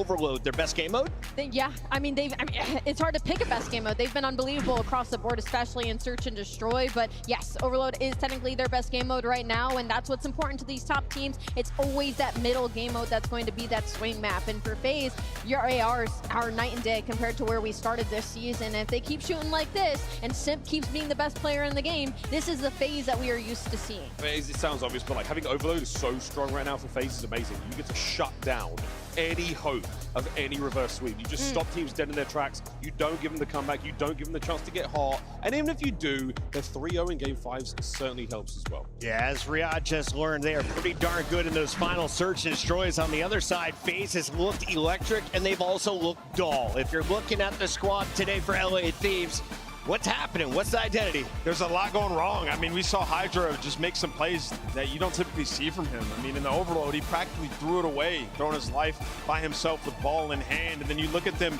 they're running back the same hardpoint and Overload that they just lost in the last series because of how their map pool has been. So for LA Thieves, I mean, it's been tough, but you have a huge opportunity here against FaZe. I feel like if you lose the hard point, if you lose that scar for the Thieves, you're in serious trouble. S&D's not been great. Exposure's great for FaZe. It all hinges on that one for me. They just put themselves in such a weird spot because like they're getting rid of either Blackheart or Colossus every series. So every team in the veto process that's a top squad, they're going to feel comfortable going into a series against Thieves. It is time to lock in our Scuff Pick'ems. And Miles, as the guest, will you please do us the honors first? Yes, I will, Chris. Well, as far as this series is concerned, I think FaZe have a great advantage. But the LA Thieves did give me a jersey with my name on it. So I'm going Thieves, baby! His vote has been bought. I like that, Allie. That's valid. Pay to win. I'm actually going to go for LA Thieves. I think they have a big bounce back here. There's no merit in that other than I'm going with my gut. La. Trust your gut. Man. You know what? Thieves did not give me a jersey. I'm going to go with FaZe Vegas. I got Vegas taking this one. Thieves also did not give me a jersey, Nameless. I too am choosing pink. FaZe Vegas taking on LA Thieves. This for a spot in your top 4. Guy Blaze, your turn. Oh my God, Casters, you're so easily swayed. Oh my God, Casters. But don't worry, Why did you say it like that? is going to be swayed here in this matchup, because this is a series and a rivalry that just keeps on giving the community some of the best matches we have seen. So without further ado, coming to the stage first, you can boo, you can cheer, but you're going to make some noise for FaZe Vegas. Simp, 04, Draza, and Abuza. They know that they can make it to a Sunday and that they can achieve anything in which they put their mind to. I feel like Abuza gotta be the worst gamer tag in the league, right? FaZe Vegas is still here to play.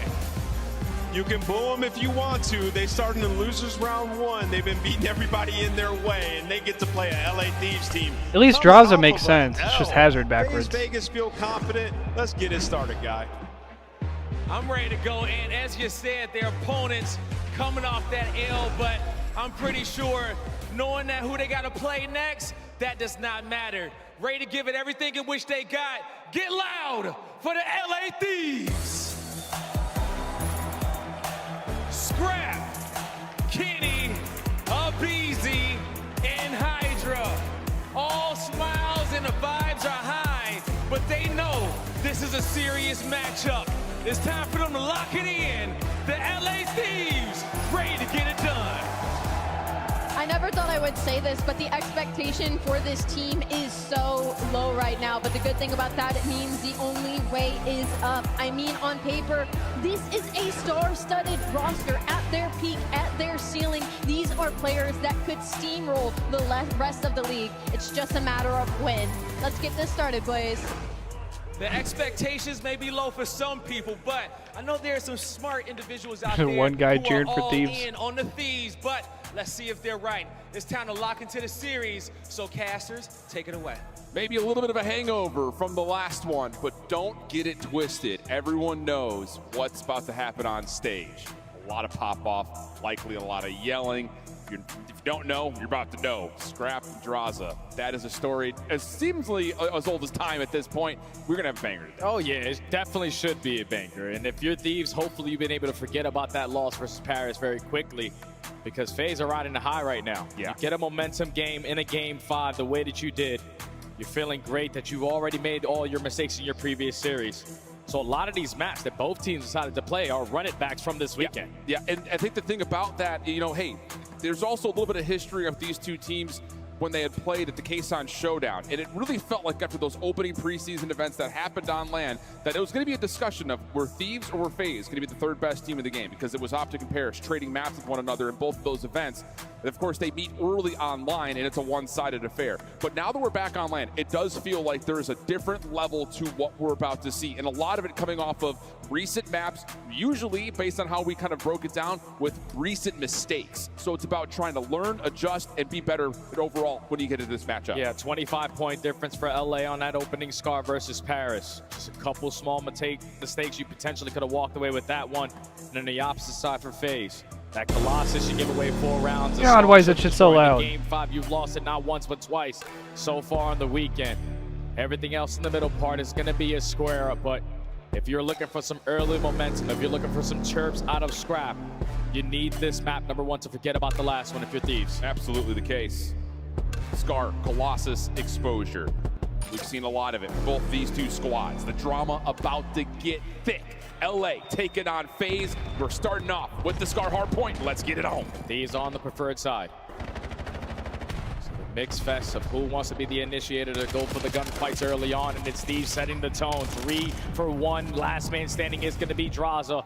Already in firm control of the map with FaZe spawning over towards green. Good stuff, though, for Thieves. Able to respond to this next wave pretty darn nicely. And how about that shout from Abeezy? I'm telling you, he's been one of the most flexible players so far on the weekend, and he's showing it here early with the SMG in the hill. 20-0. A perfect start for Thieves. Next wave on the way for FaZe, trying to control mid-map, but they're finally going to get some kills. Yeah, FaZe can't afford to be giving up 25 seconds, potentially 45.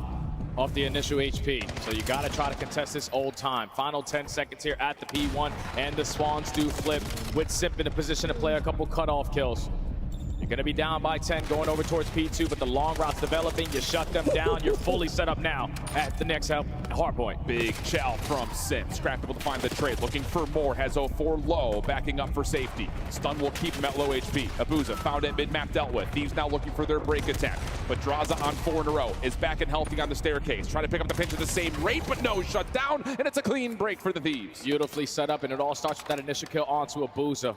Because now you know there's pressure from both angles, and then you force Draza to back down from top motel with 2 ARs going for the chow. So the break is good, but now you need time to go with it. 2-2 split in the kill feed. Kenny just trying to buy you his life. Yeah, but he's in trouble. Draza finding a couple of kills. Hydra trying to save his life and may have done so. Kenny pops up with some extra damage, and wouldn't you know it, Scrap, Abizi able to lock down the scrap time. Nice P2 there for Thieves. Yeah, FaZe are just going to chalk this one up.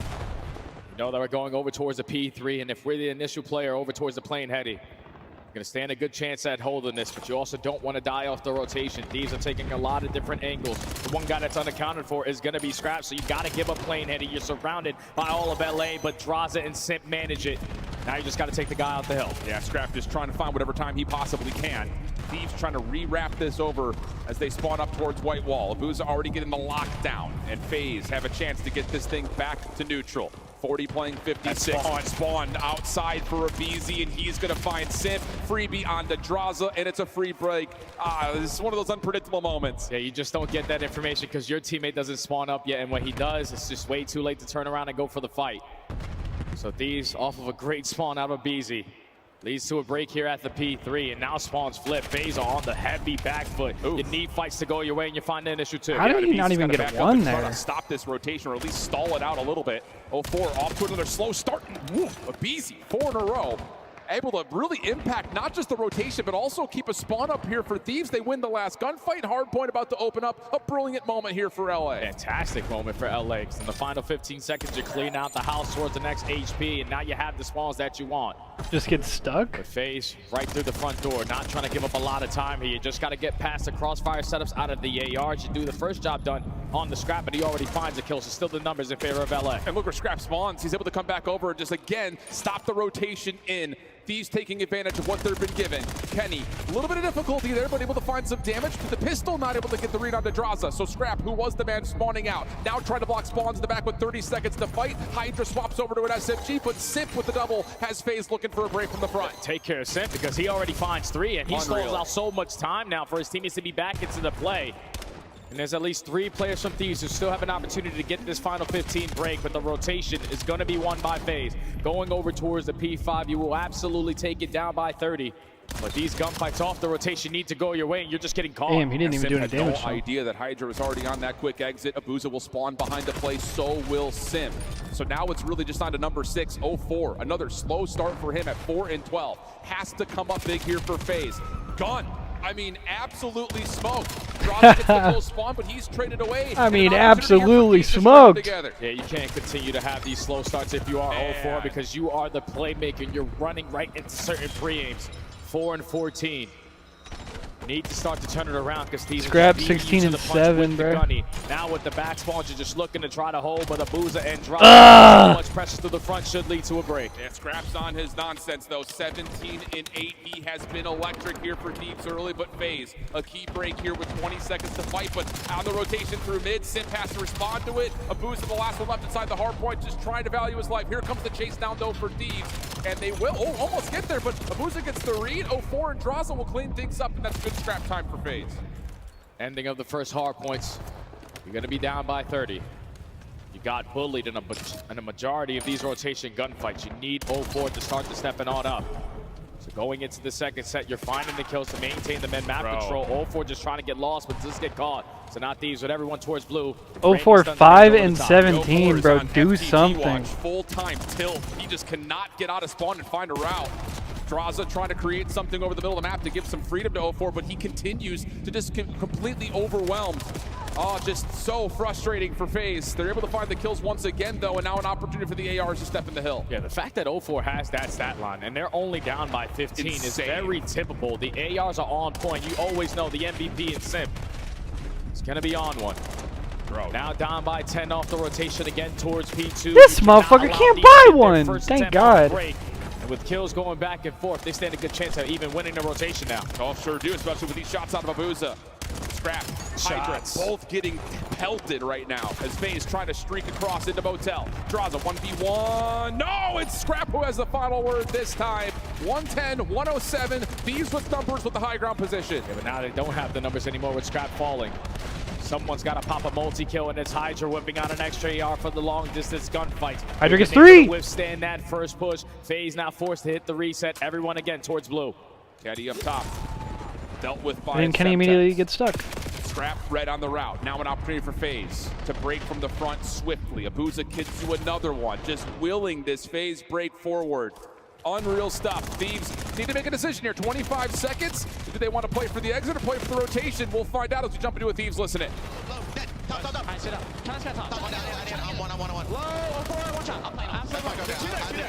Somewhere on the heady, on the heady.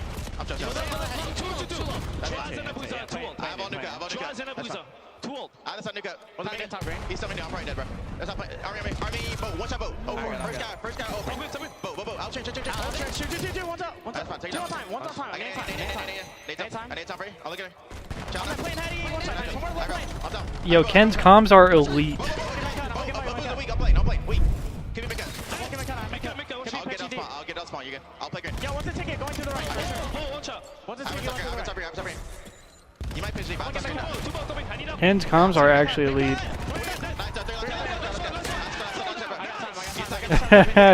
He said, Dad! I'll see him talk. I'll see him on the hop. Hey, one's right back. They're jumping out. Brooke on me. Answer Brooke. Two big guns. Hey, low trade. On the time. Zach. Nice, bro. Zach, chill.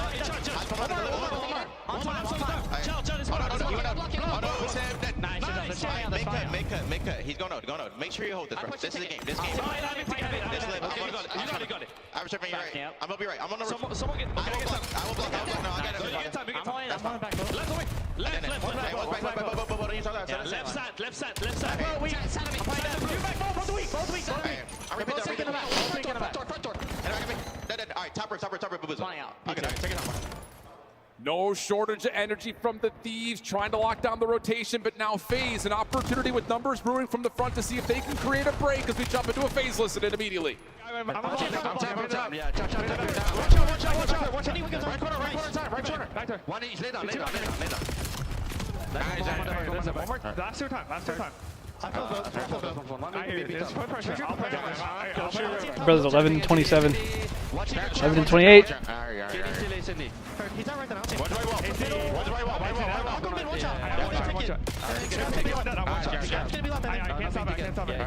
right there. Don't say anything ticket. That's all I have ticket, okay? I don't see anything right. Don't say anything ticket for now. I'll see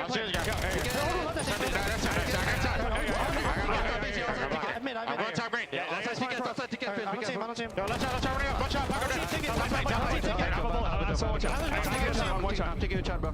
Wait, two, jumping out. In the right window. I'm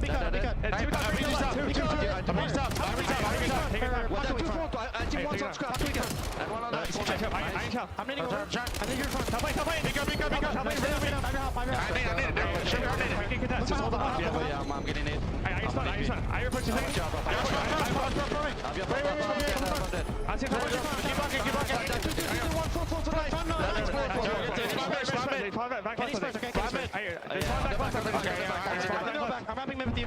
Maybe green. I'm going to take it. I'm trying to pick it up. Top green, I'm going top left. Maybe top green to the right. They know Kenny. Do we know? Daffy maybe. Last one.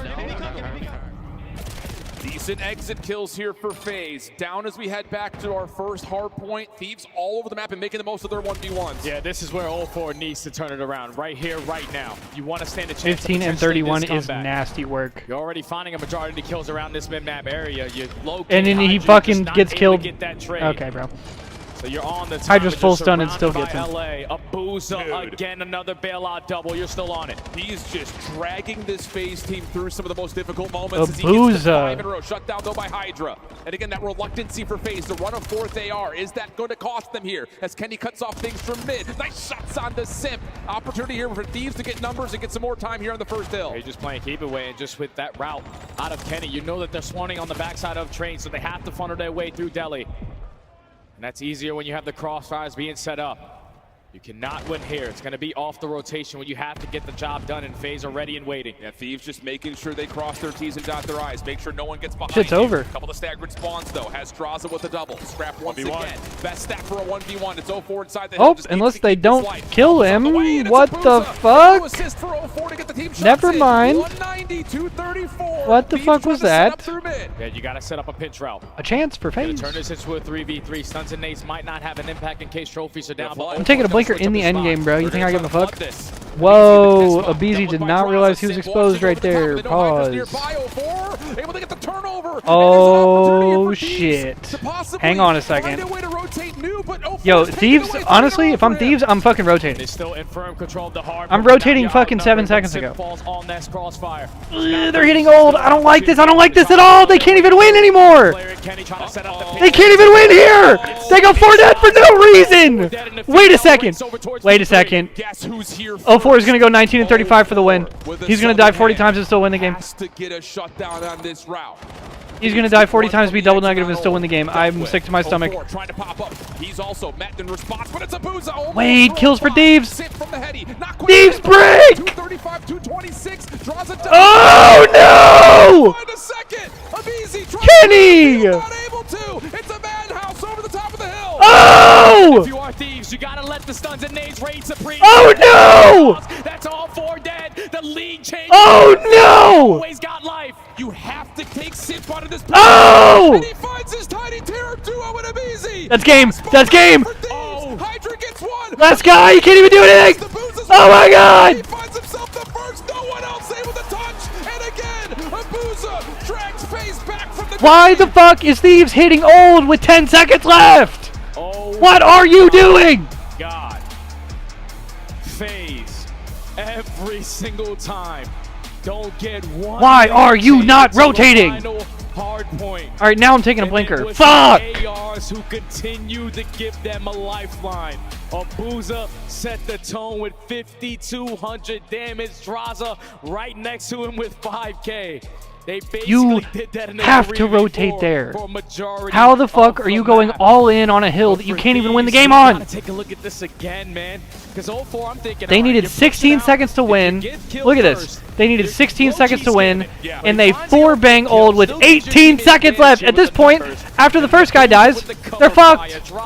You go all in on that play for no reason. You can't even win the game. Early off the rotation, even though he doesn't find a kill here, he lets his teammates know there's no one on plane Hegler. Fuck. They are not on the HP. You guys can get up close and personal if you want. But then these crossfires and the plays from Draza. That's AM shit. The fact that this guy's potential jersey was getting called up.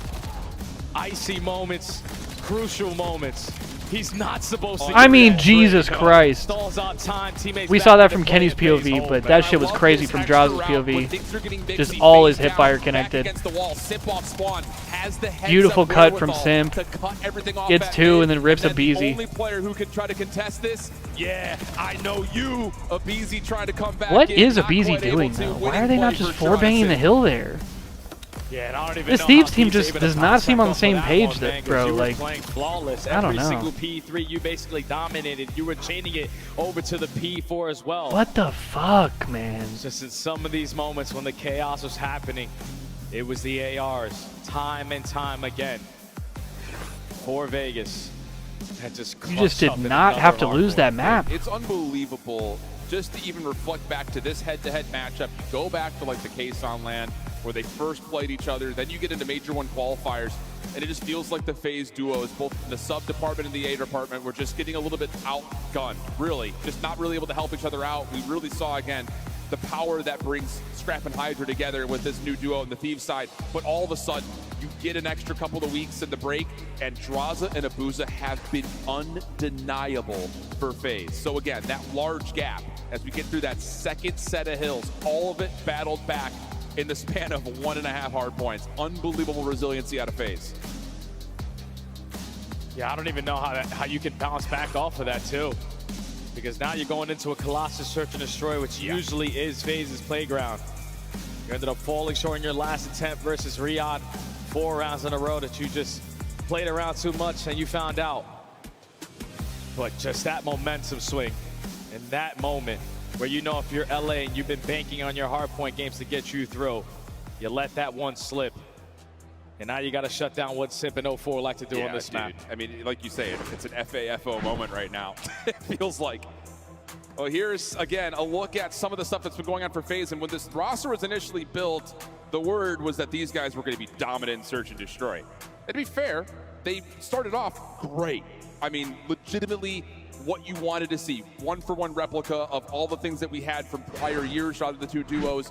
Opening to a win percentage was one of those key factors, especially considering the Tiny Terror split up. Simp has been Mr. Do-It-All. But honestly, it really has been kind of a tale of polar opposites in those stats departments, because on LAN it has not showed up to the same level that it had been in the online qualifiers. Yeah, there's a couple of these rounds that they're just throwing away, even in the man-up advantage. It's not familiar for FaZe.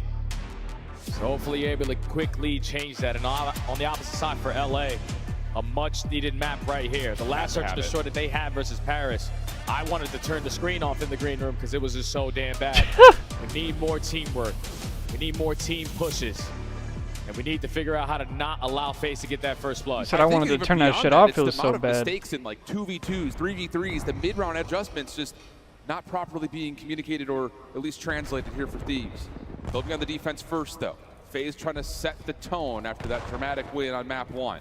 And they're going to kind of spread the map C for contact off a nade towards B and then take all their effort to A. Draws us out first blood into Kenny. And now this is where 04 is most likely going to invest in smoke grenade, or now that we have the numbers, just instantly go for the chow. All 4 up, all 4 down. Quick round there from FaZe to set the tone. No trophies. Don't let them throw counter nades. Take away the space that you know for a fact you've opened up. Huge call out of FaZe, and it works out perfectly. And you see Draza, he's saying, nah, we're just running these guys. We're better than them. Yeah. Momentum is heavily on our side. And when he's on fire, usually you expect him to do the same thing. Great play calls in Search and Destroy. We're prepared for the push early on with the aggression, but when you find that opening pick, you overwhelm them on that side of the map. No one falls. Clean round from FaZe. Yeah, and that's just something that, again, bank that in your minds, friends, because FaZe so good at making that second level call. Even if they're down a man, we've seen them on defense do a really nice job of getting numbers back quickly. Abizi trying to get a feel out, but it's 04. First blood from mid-tunnel across the map. Yo, Feels what a bit just happened inexcusable, there? and here we go again. We've got numbers. We're going to take the gunfight to you. Kenny's in some trouble. He's able to find himself at least a little bit of reprieve, and Kenny pops up to find the trades down to Abuza for the 1v2. Yeah, Abuza didn't even try to get close to his teammates there, but somehow, some way, on the angle to watch the pinch, Scrap gets behind enemy lines. Now in a 1v2. Spots out the first, not able to hit the shot, but that's all the information gained. No wasting any more time. Hit the bomb down. Post plant setup will default to P2, and the quick snipe not going to land. No chance to get the Jaeger back up. Good response from Thieves. I think importantly so, you stop FaZe from that, again, that extra second push once they get first blood. Even early into that round, the fact that FaZe is still able to walk away with that first blood with the information that Thieves are able to gain, like they were all pushing through that B site. Hydra still gets caught off guard through tunnel for that first kill. Thankfully, you had Scrap hit his route. Works his way behind that A site, wins a one-on-one while his teammate secures the second. And Abuza not the gun for the occasion, not in a position to try to clutch up on that round. LA tie the game. Again, you just have to have a response like that. You cannot allow FaZe to just get away with that secondary level push.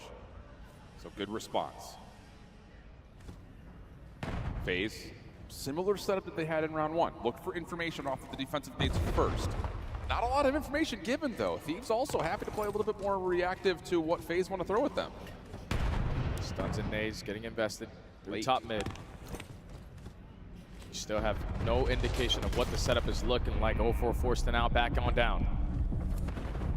It's already been 30 seconds off the game. So you saw Simp stun up top. It looked like that was going to be some sort of a commitment call if he gets info of we're going to go B. If we don't, we're going to try to hit A.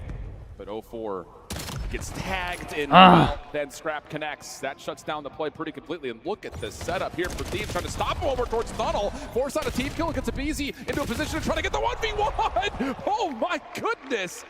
Rubber bands off the statue to find the final. And Thieves now at the edge. Yeah, it helps when Scrap is finding successful kills in that first blood category.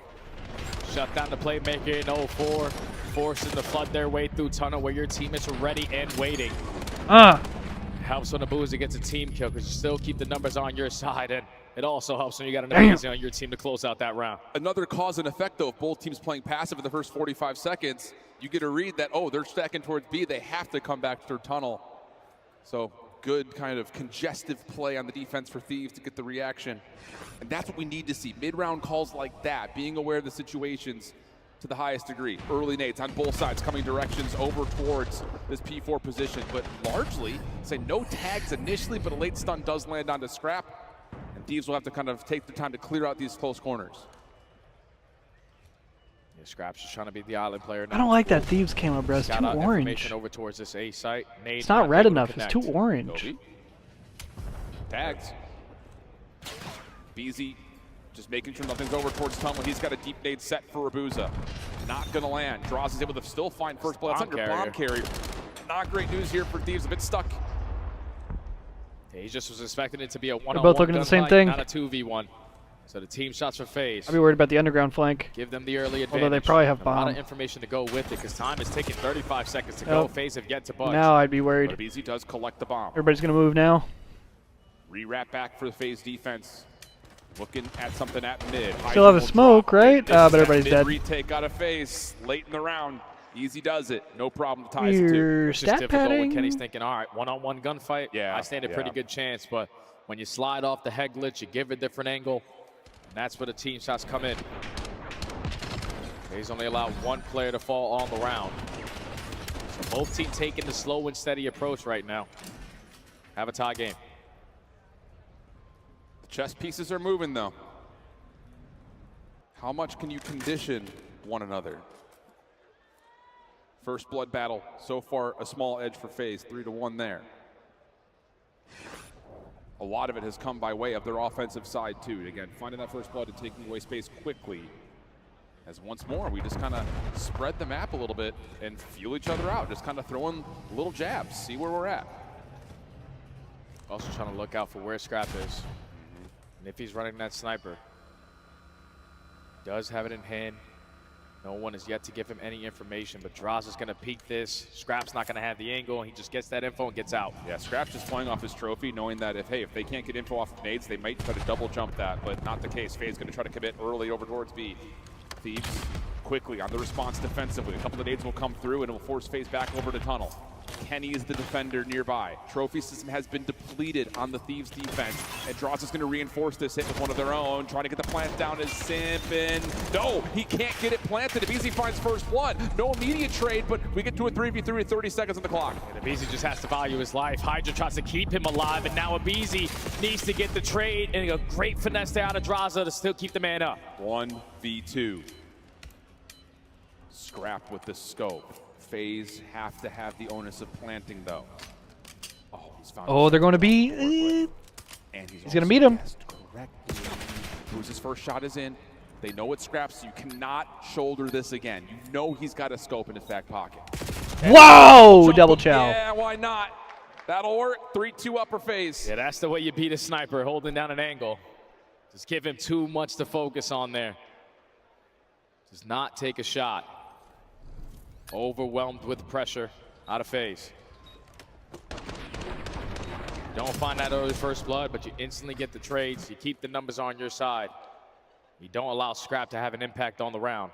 Advantage now, Vegas. Round 6, is this where you try to do something maybe a little bit more unpredictable? We've seen a lot of, again, both teams respecting one another in the first 30 seconds, trying to get as much information gathered as possible with these nades, whether they're throwing them and connecting or just reading what's being thrown against you.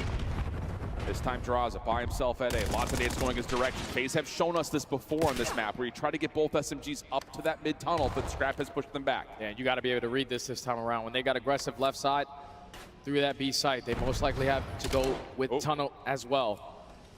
Get some information through top mid.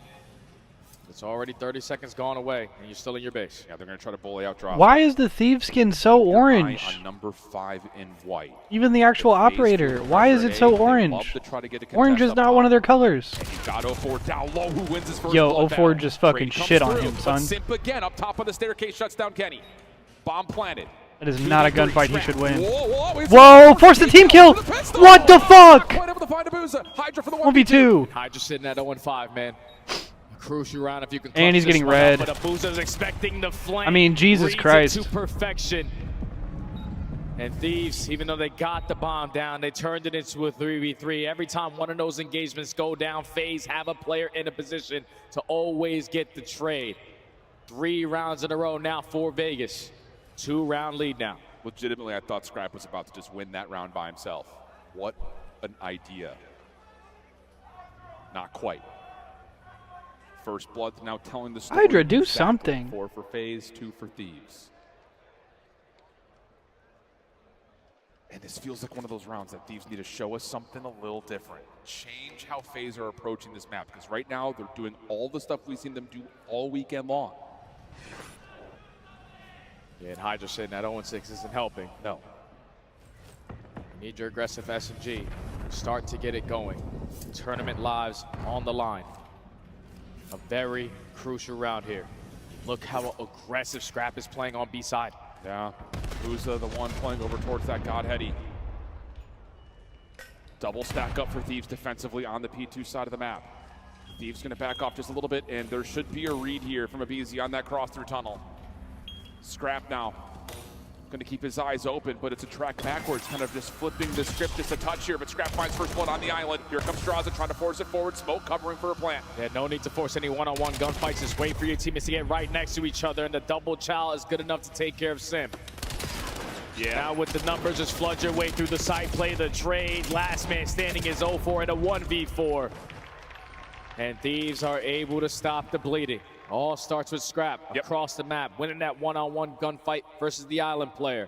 Regrouping with his team, fighting guns with guns. But we got one extra. And Thieves now down by 1. Yeah, and that's just what you want to see, legitimately. Small changes to what the setup looks like, but again, that quick commitment in the mid-round. Knowing that, hey, if Abuza's gone, we saw them running through tunnel, we can get our SMGs up, and like you mentioned, just take the extra gun. Okay, 3-4. Can Thieves find a way to go back-to-back? Can you get Hydra involved in any measure right now? Things to consider as we get pretty aggressive rollout here, but Abuza's able to find first blood under bomb carrier. They're trying to set up Scrap for a pick on this side of the map. And they may not expect that Kenny was the bomb carrier here, but that little jump peek from 04, that's enough information to Abuza to hold the corner. Does he want to take the ego chow? There wouldn't be a reason to do it, and no, not today. Yeah, no need to force any one-on-ones, but now you have the angle that you want. I thought he was overextended on that box, but the bomb is still down there for Thieves. All the way on the opposite side of the map, and Scrap does not have the gun that he wants. Yeah. Not looking good, but you have to make some sort of a desperate play. Here comes isolation over towards Draza. Help is on the way. Hydra backs off. You still have time to collect the bomb here, but Scrap is again trying to create an elimination, and it's not going to work out. So Hydra, there it is. The agency is called, and FaZe find themselves on map point. It's just these early first bloods keep on hurting them. Yeah. The fact that your island player this time on the opposite side of the map is Kenny with the bomb Let's go, in hand. Fiber. Abuza with the jump spot. We're watching Worlds 2023 Catches today? the angle, peels him, and gives him a haircut. Interesting. Just forces you to be a lot more active. Yep, that's just a great shot out of a great player. Lines up the second onto a BZ, straight giving out headshots and taking haircuts. And now FaZe at game point. And that's so tough because Thieves don't even get a chance to execute that play, trying to send a fake to B. So now they have to trust and believe in the curse. 3-5 the count. And FaZe are looking for the full send at A. Straight out of the front page of the playbook. Smoke down, get the bomb planted. Yep, there it is. Got a retake now after Thieves. Trying it from the front. Oh, Simba's knocked down to half HP, but thankfully you got the cover fire, and Draza scrap through tunnel, still makes it a 3v3. It's a battle of the Bloods, and it's the last man standing. FaZe, Draza, putting on the bow here at Search and Destroy. I mean, damn. And Thieves just way too late to make those mid-round adjustments. FaZe 2-0 up in this series. Thieves is not looking good. That's that sploosh, that good. Hit it with the smoke, get it planted, take care of business. All you gotta do is make sure no one retakes up mid. Booza's got it. Your post planners have to worry about tunnel first. You got a trophy to keep you safe. Easy. And you got to think about how they've been setting that up all throughout that entire map. Every single offense is slow and steady, gain the information. But now we're at game point. Actually, yeah, you're right, Fiverr. I didn't even think about that. Yep. The pressure's on Thieves. They're most likely not trying to make any mistakes. So The last we're going to BR be the event. aggressors. We're going to be the playmakers and make the play go to them. 6-3 in the first blood category. Draza and Abuza continue to dominate the ARs on the opposite side. And Hydra, I don't know if it's just like early game things, continues to struggle in Search and Destroy. Yeah, man, I mean, this matchup has been such an interesting head-to-head over the course of the year so far, because before Blackheart's in the picture, everyone's trying to feel out the meta. You still have this world where BZ's almost a dedicated second sub. It feels like Thieves have an edge in that head-to-head battle early on against his FaZe team, but now we're starting to get Blackheart out of the picture, Colossus out of the picture for the respawns in particular, and all of a sudden the AR matchup just continues to tilt in favor of FaZe. So it's a 2-0 edge for Vegas. Possibility though for there a little bit extra life in this series? I think yes. As we go to break, we come back with our overload right after this.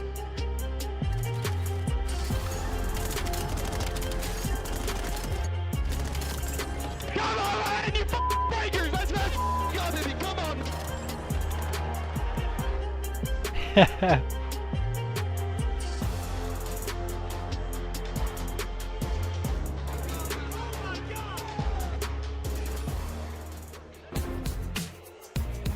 Black Ops 7 returns to the Esports World Cup in Riyadh this summer. Scan the QR code to be notified when tickets go live later this month. Look like the pros to play like the pros. The CDL team skins are available now. Scan the QR code or check out the in-game store now. Monster Energy, the official energy drink of the CDL. Sorry, I'm trying to look at Twitter. I'm trying to see what happened in the challengers. G2's about to play Miami.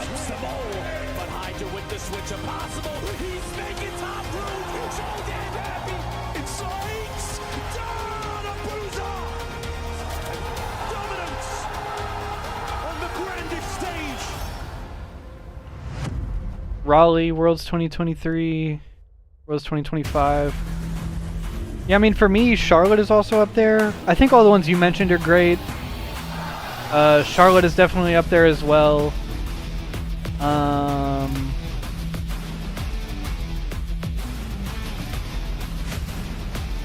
trying to think what else. Yeah, Charlotte, because that was the first event I ever played on main stage. Worlds 23, Worlds 24, Worlds 25. I mean, basically any event that I played on the main stage at, I'm gonna pick.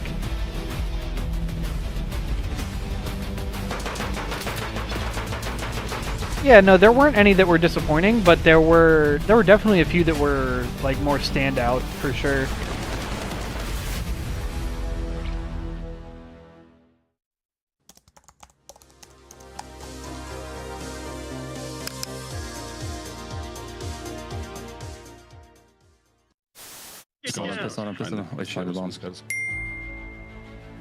We're playing the bomb. Oh my god.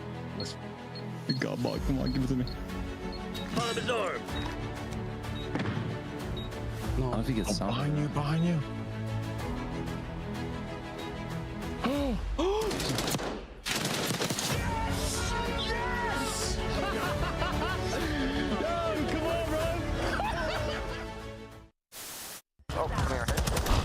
Fucking bot killed him. I'm coming alley. Oh my god. Oh my god! The paternity test is in. I am the father. In honor of our Father's Day, we're going to have a friendly competition amongst the dads on this show. How many dad jokes can we fit in? Well, I have the opportunity to go first. So, Allie, let's take the lead right now. Why can't bikes stand up on their own? Why?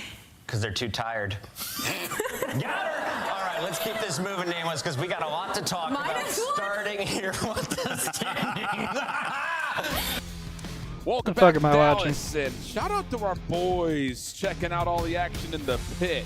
In particular, of course, the Bush Gaming guys. How about this? Going up against Stallions, two of our big watch party boys. Stallions, absolutely. Not today. Round 11. Earlier on, Bush able to find the edge and continue this upper bracket run. I'll tell you, man, this is going to be a thrilling finish at Challengers. We had the #1 EUC get knocked out by Fame, Prop, Radial, Unbelievable. and Noisy, guys who are like way out, barely even playing the game anymore. And of course, you've got a lot of heavy hitters out of the North American Challenger scene still alive and well. And who knows who gets picked up after this event. And there's a lot of talent down there in the Passion Pit. You can already feel the pressure if you are a professional right now that if I'm not playing good, probably my spot to get taken. For real. But enough about challenges. That's going to be going on if you want to watch it. You can see it every single link on YouTube. /COD challenges, but back over to the main stage we go. Where if you are FaZe, you are feeling on top of the world. For real. You made your adjustments on the Search and Destroy and dominated that Colossus. An insane comeback on the opening scar, but job is still not done. A square up here on the Overload on Exposure. When we just saw Thieves win it, the same thing could be said for FaZe. A 1-point difference, one got a victory, one got an L. So some adjustments need to come in quick, especially for LA. It's just been really interesting watching how much this map has changed over the last couple of weeks. The opening battle for the first EMP feels like it is the entire half. You get that first score, you set up everything into your name. So a lot of weight riding off these opening breakoffs. Like you mentioned, we've seen FaZe play this map. It looked really good in their opening breakoffs. Just controlling tempo, controlling space. Can Thieves change that up? Can you find something out of any of the SMGs that are likely to load in to take away space, create chaos early? Yeah, we need to make sure we have good team pushes here if you are LA. Because they had a lot of opportunities in that series versus Paris to potentially tie the game and try to force that map #4, but FaZe looking for a clean 3-0. All about the battle for the mid-map control. Want to be the team initially to find the fights, but no one challenges early dirt, so Hole 4 has the opening, and that's already 3 dead. That's a really cool breakoff for FaZe, just double hitting down dirt, and that's going to lead to an instant breakdown of the theme setup and a chance to possibly score here. Sip can find maybe just one, finds him easy first. Pistol win for Kenny in 04, trying to force it forward, will be shut down. So a really cool breakoff for FaZe, but battled back nicely by Thieves. Yeah, he was just hoping that Sim could, you know, have one of those Sip moments, pop 3 in the feed. All right, we got to score. He's only able to take down one. The goal line stop is in, and now Draza trying to work this pinch. Does get spotted out by Kenny off the respawn, and now if you're LA, you're panicking a little bit. FaZe are hunting it down, but the EMP gets an exit. Hydra also finding a couple eliminations, has Scrap bouldering forward through dirt. But you got to win back mid-map. Hydra gives you one, Scrap follows up. Now you have a chance to pivot if you so choose with FaZe coming off spawn. Okay, where's the lead blocker going to lead out to? All of FaZe are ready and waiting. You find the first gunfight over at the A point. You find the second one with a name, but it's a Booza again. This time lines up 3. Push gets shut down. This guy's a guarantee, man. He's an absolute guarantee. Hydra trying to keep the play alive in front of the EMP, which is close to resetting, so who'll grab it. But still, you're absolutely right, Fiverr. is hard scope, but what a win from Hydra. He's low though, and Sip knows it, finds the trade, and will reset. Yeah, it's because they do the, instead of doing pool play, they do the online qualifier matches. And go for the score, but it's a Booza again. Yep. The goalie here for FaZe. So I get it, because they have like their whole league format, and obviously it's a sure their tournaments aren't open. Like right now. 04 able to at least force a team kill. Amateur teams can't play against pro teams. Usually it's just all the league teams. See if they can get a free score, but all of a But sudden, yeah, FaZe has I think stabilized. And you and probably everybody else who watches COD Look at the space that's wants being it to be like allowed that here again, because that's for how COD Beezy used to to be. take. It used to be the same as Halo, just open events and shit, and that shit was way better. Trying to watch the cross from top With right. respect. You usually don't see the park the bus strategy when there's 0-0 at the score, but Thieves have so much pressure on the match. This They're whole forced new to play format like this. of like Didn't allow the reset to go down. You're just banking on there's kills only off the respawn, 12 and league this time teams, Estraza able to line up three. and only half the Your teams EMP make carrier winner this far. bracket. One here is going to be Hydra, but your Hydra's base got is shit clear. We on. can get out now. Man, that got a little too tense. A little flip of the tank as BZ takes down Simp. Yeah, it's just also unfortunate because, like, I just hate that it's possible for some teams to literally come to LAN and play one match and then leave. Like, in position defensively. Kenny falls to a nade from Simp. Do they know the other players down low? Not quite. And BZ's got the setup here. I don't know. I think everybody should have to play through open or pool play or something just to. One right there. He could potentially have added one to the board. But Okay. he gets picked off. Now that's all That's four a dead. gift. FaZe is just running it straight towards A. But 04 stunned up. I don't know. Dealt I'm with just by not a fan Hydra. of the new shit. How many more can he possibly grab? Nice shots from Draza out of the pistol. 5 in a row. Abuza able to find you another. Kenny, last one. Oh, there, but 100%, Simp's pitch Fiber. works out first. And I agree score with goes to you. FaZe.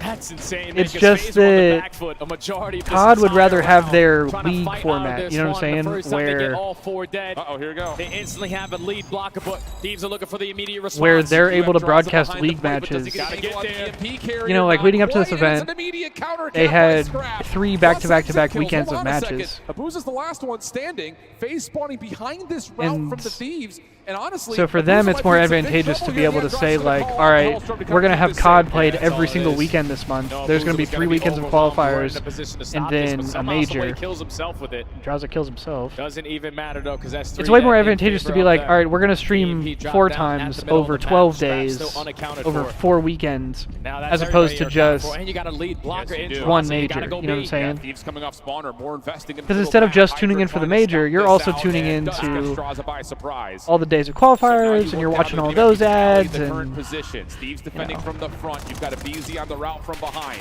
Abuza, surprise, dealt with quickly, but the trade is almost instantaneous. So for your FaZe, you can still hold on. But yeah, 100% Fiber. I definitely like. Just finessing with that I like the EMP, format dancing with HCS death. does Now more the as well. teammates are here.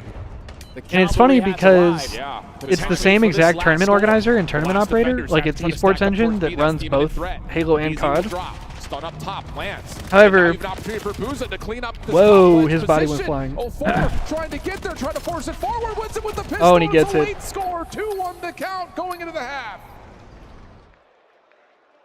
Yeah, obviously, Halo still has their traditional It's a battle of our open format that they've always had. The possession, our possession. And then COD has kind of gone back and forth a Taking couple times. so many risks. Used to be mostly open, and continuously now it's wrap it entirely back that through sort your of closed spawn. circuit league shit, Looking for the right opportunity. where it's only the 12 league teams. With all that finesse, eventually kills go your way, and thankfully you got the goalie in Abuza, who kept it safe. And even then, a every lot of the single times time they'll at do that like 8 point.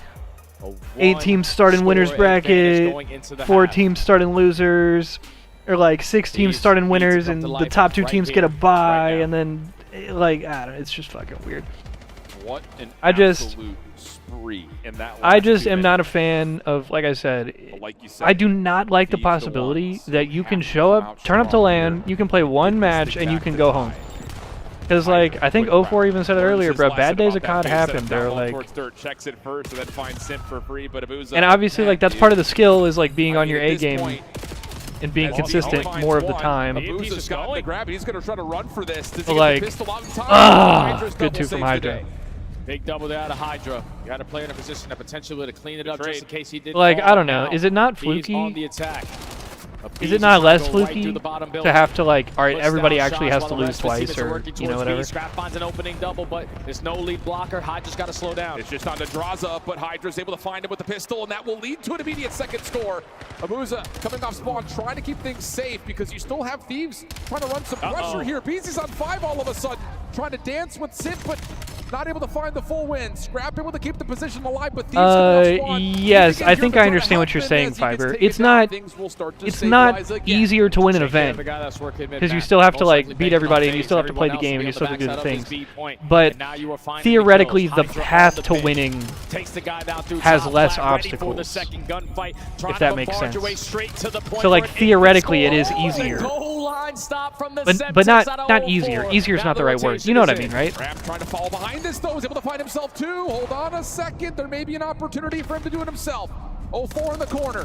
Nate stuns, just trying to keep. Yeah, that's the other thing that we were talking about, Fiber, is that, bro, when we think back to it, year 4 of Infinite, year 3 of H5, year 3 of Halo 3, like, we reference all these years as being like the best years of competition we've ever seen. You know, 07, H2.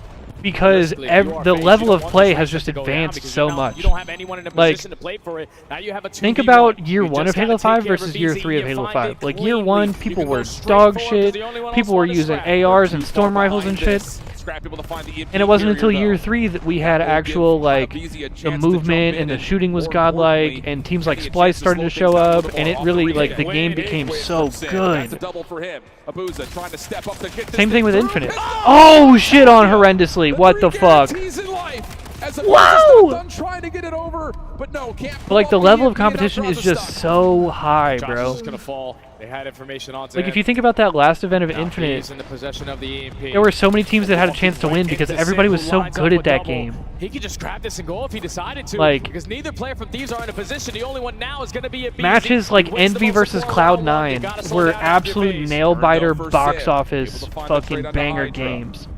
Because everybody was just so good. Going to try to give this an effort over towards A, but it's just a show of force because off spawn, here's FaZe controlling mid.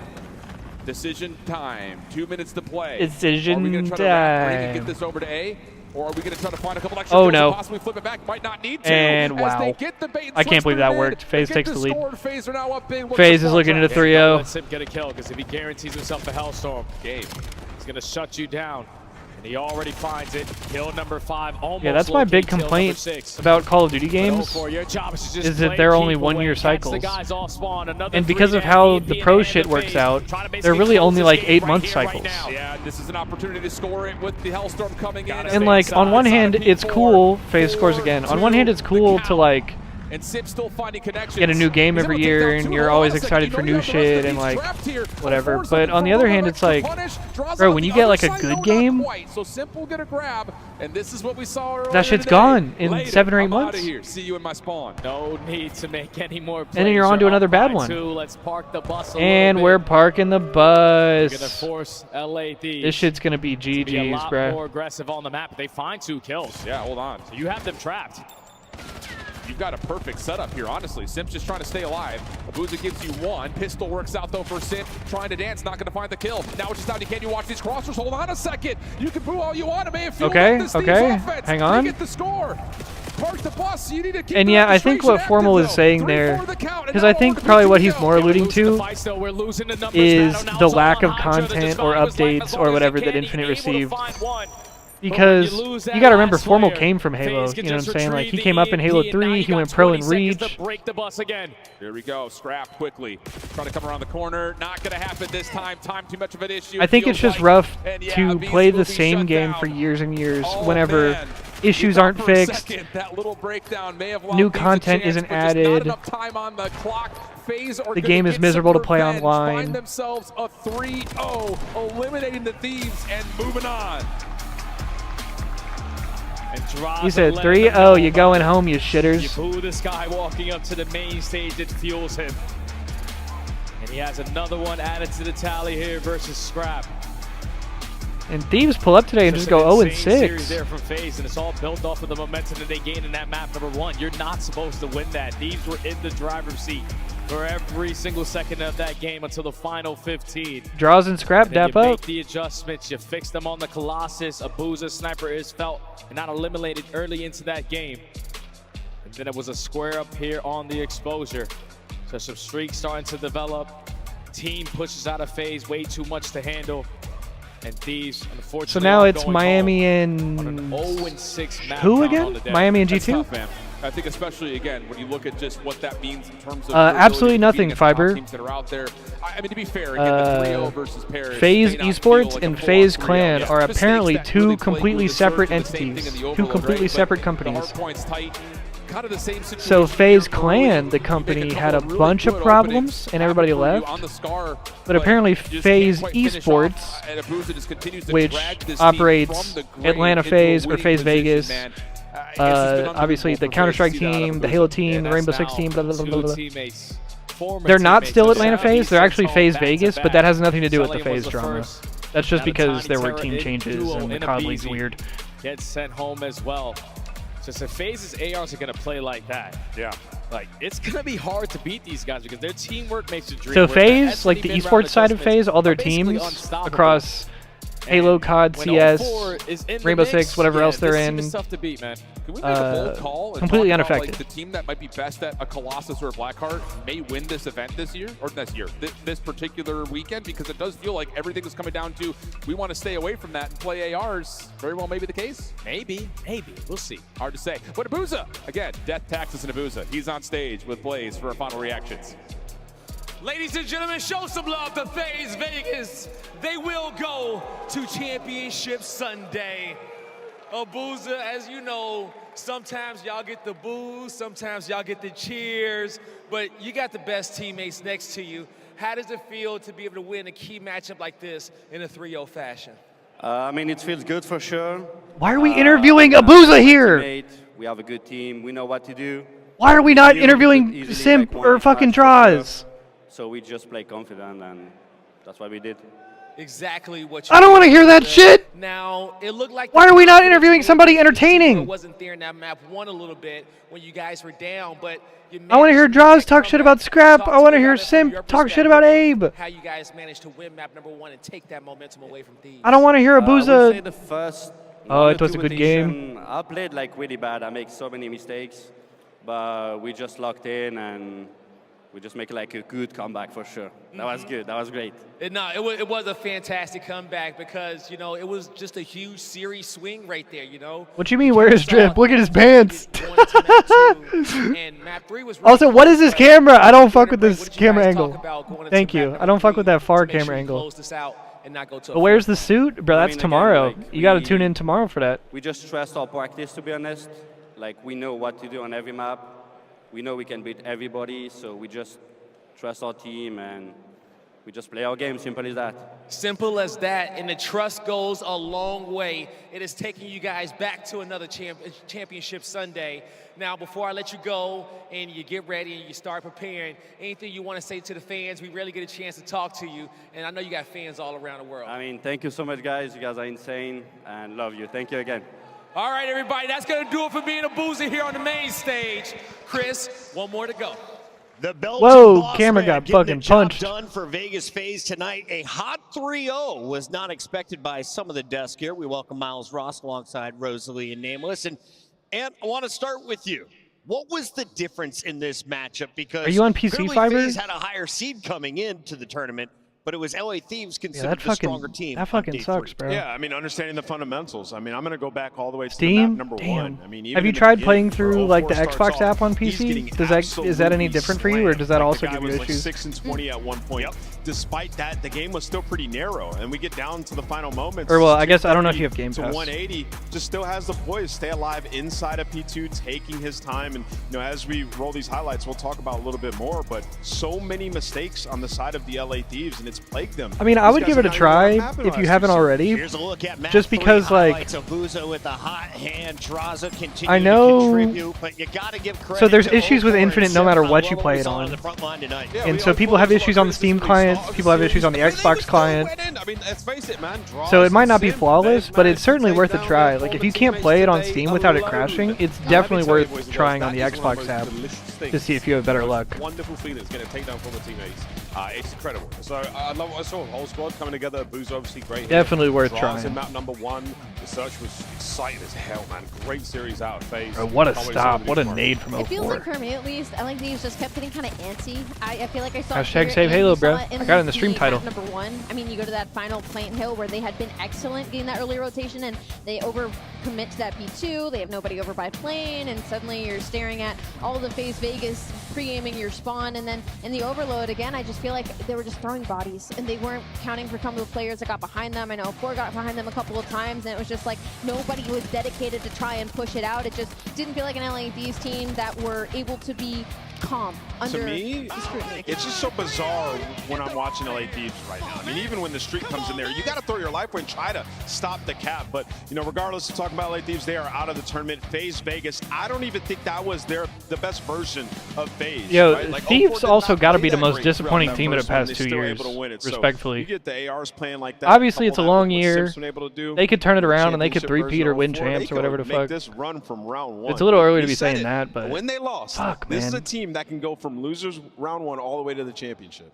Simp averaging a top Yeah, like 3 Counter-Strike placement Fiber, is Counter-Strike does guaranteed that. Another championship Sunday. You Well can just done, choose to Chris like Lair. shuffle the We lock in favorites. for the final fight of the night. The Heretics take the stage. Gets G2 when we return. Same with Val, yeah.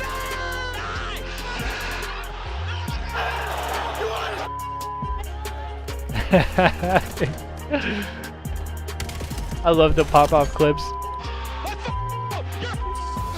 He said fucking bitches.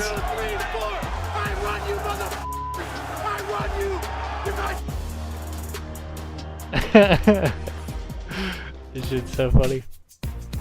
Black Ops 7 returns to the Esports World Cup in Riyadh this summer. Yeah, I Scan actually the bought that QR one, code to be Fiverr. notified I was when thinking about playing tickets some go Halo live later today. this month. Might have to throw that skin on. Look like the pros to play like the pros. The CDL team skins are available now. Scan the QR code or check out the in-game store now. Monster Energy, the official energy drink of the CDL. Wait, hold up. Did HCS put out that montage? I was just scrolling Twitter.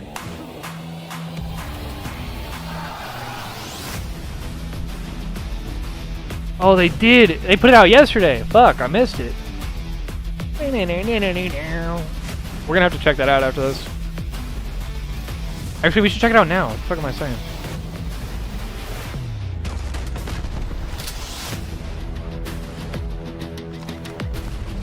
It's heat, but way too short. They missed too much. Damn, that sucks.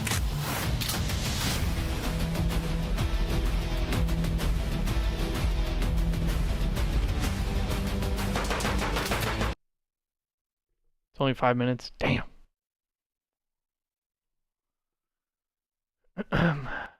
Okay.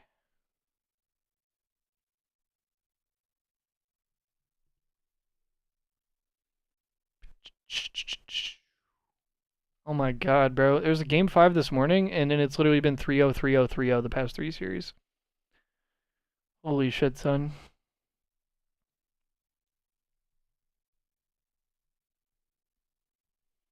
Alright, let me get this pulled up.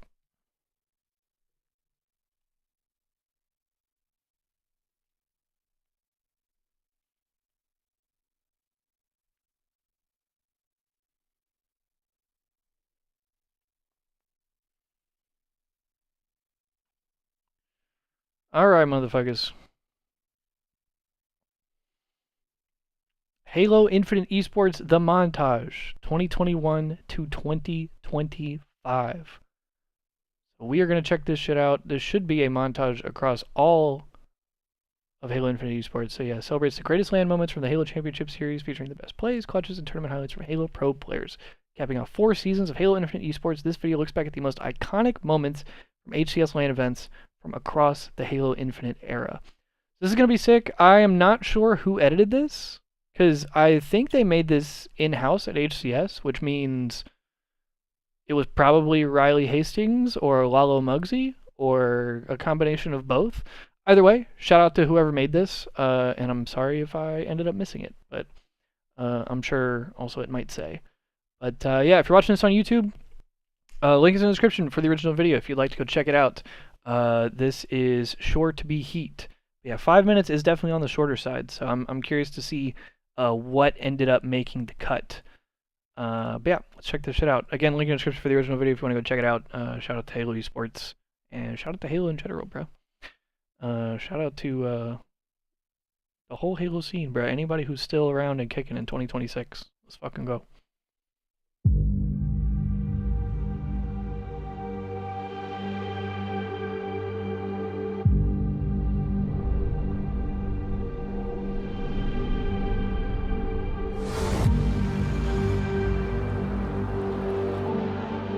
So the formal kill tech got to be in here. The Tommy Lucid no-scope overkill got to be in here. The chick overkill got to be in here. Oh, I remember this clip. He gets overkill right here, I'm pretty sure.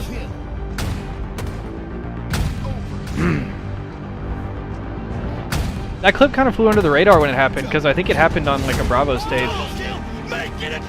Or like, even like a Delta or something. I don't even think it had casters. Oh, this Tala clip is gross.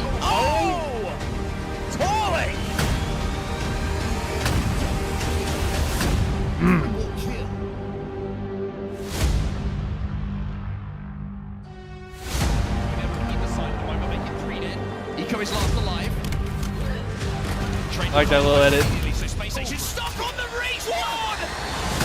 Yup. Knew that should be in there. I was in the crowd for that. I was in the crowd for this as well.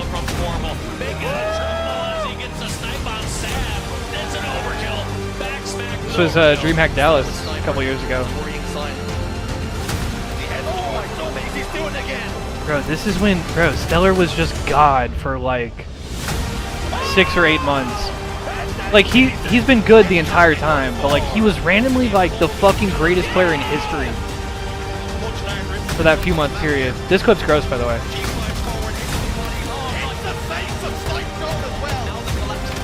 This clip is so gross, but it looks burger somehow. I don't know if that makes sense. Like, Trippy gotta have like one of the worst like style POVs. Like, it's a good POV. He's a great player. It just doesn't look good what he's doing. Does that make sense?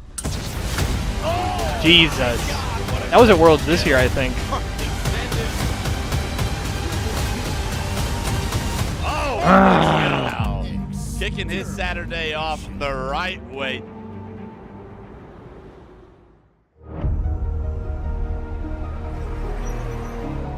I was gonna say, is that the Streets skybox? That should look like Halo 5 for a second. Ryanoob appearance. The GOAT Ryanoob.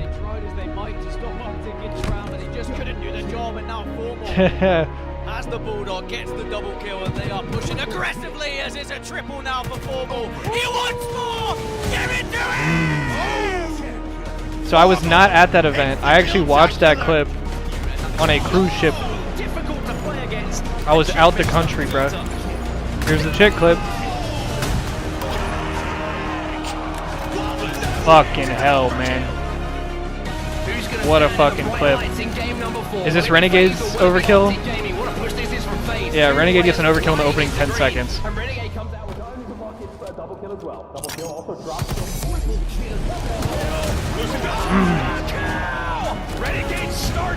Yeah. That's the first time we've seen that. He's gonna challenge. Bounce in the game, a bounce, pick it up, an overkill. Oh, this is the Frosty overkill where they switch off his POV. This shit was so gross. I'm still mad about this. With the heat wave, he's cooking. Triple kill for the Iceman. It might still go on. Yeah! Overkill! We switch over, but Frosty hits it. Alright, yeah, they hide it in the fucking... in the montage. Oh my god, triple kill for SLG. Give it! Get it! Give it! A lot of these clips are from like the last couple of years. Like, most of these clips are, with the exception of this one and the chick clip, most of these clips have been from 24 and 25.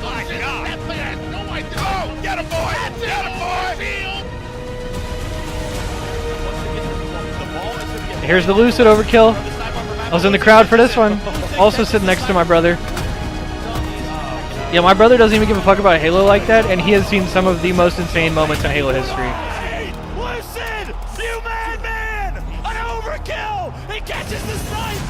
I mean, that shit is so gross. Our 4 world champions. Yeah. Great video. Great video, man. How do you switch over when someone's on a triple with a sniper? It was for context and continuity. They switched over to like show, I think it was, they switched over to show Snakebite capping the flag. Cause like, you have to be able to show the viewers that like a cap happened, because you don't want the viewers to be confused like a minute later. Like, the thing is, it is more important, because like you don't want the viewer to be confused. It's not more important, but it kind of is. You know what I'm saying? Because you don't want to get to a point where like everybody's freaking out about the overkill, and then like 30 seconds later, everybody's like, "Wait, what the fuck? They have a flag cap?" Or like, "I thought the score was 0-0. Why is it 1-0?" Or like, you know what I'm saying? Like, so the solution, the actual solution, what they should do, which they started doing, is they do the picture-in-picture thing. You know, whenever camo comes up, they don't switch off of the POV to show it.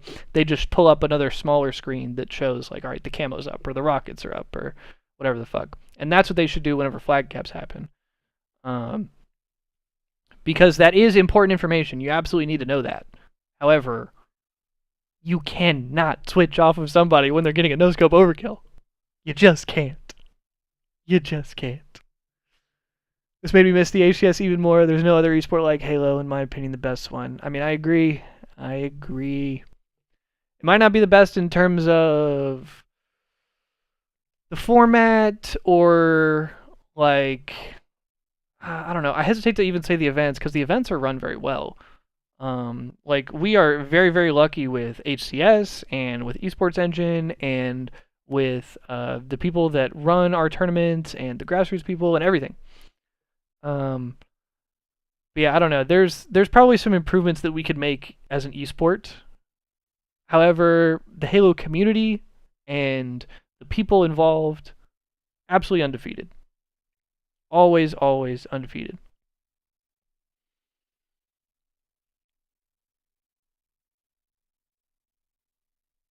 I see a bunch of homies in the comments here as well. He said, "Killed it, Riley." So I think it is Riley Hastings that made this. So shout out to the homie, bro. Shout out to the homies at HCS. Yeah. Alright. Let's go back to COD.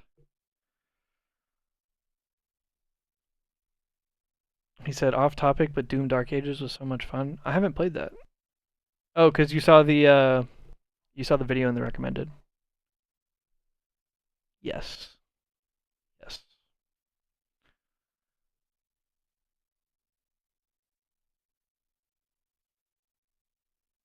I have actually not played any of the new Doom games. I think I played maybe the first half of These numbers on the screen. Yeah, that's got to change. Doom 2016, something like that. Like when it came out. I never played the second one, and I never played the Dark Ages, the one that came out like a couple years ago. But they're all on the list. We're gonna do them for stream at some point. I don't know if I would say soon, but we are definitely going to do them at some point. You're talking about a team that went to 3 Game 5s back-to-back, lost all of them. They've made a huge turnaround, and now they're 3-0ing team. So they're getting ahead earlier in series and closing out, so they don't have to put themselves in that type of position. Don't go to a Game 5. Seal it early. Let's see if they can get it done here. Here are your scuff maps and modes as we go to Scar, Exposure, and Scar again. Sonny, they might need to go to a Game 5 because of the Sam just texted our group chat and said, "Watching UFC at Buffalo Wild Wings, hitting some oos while eating, or while some family of 4 is eating bonus wings next to me." Crep losses in this series. Is that going to be a problem for G2? For the shadow boxer at the bar, just by himself. I fucking hate this guy. Miami's a tough beat, man. It's time to lock in the final scuff pick'em of the night. Nameless, do us the honors.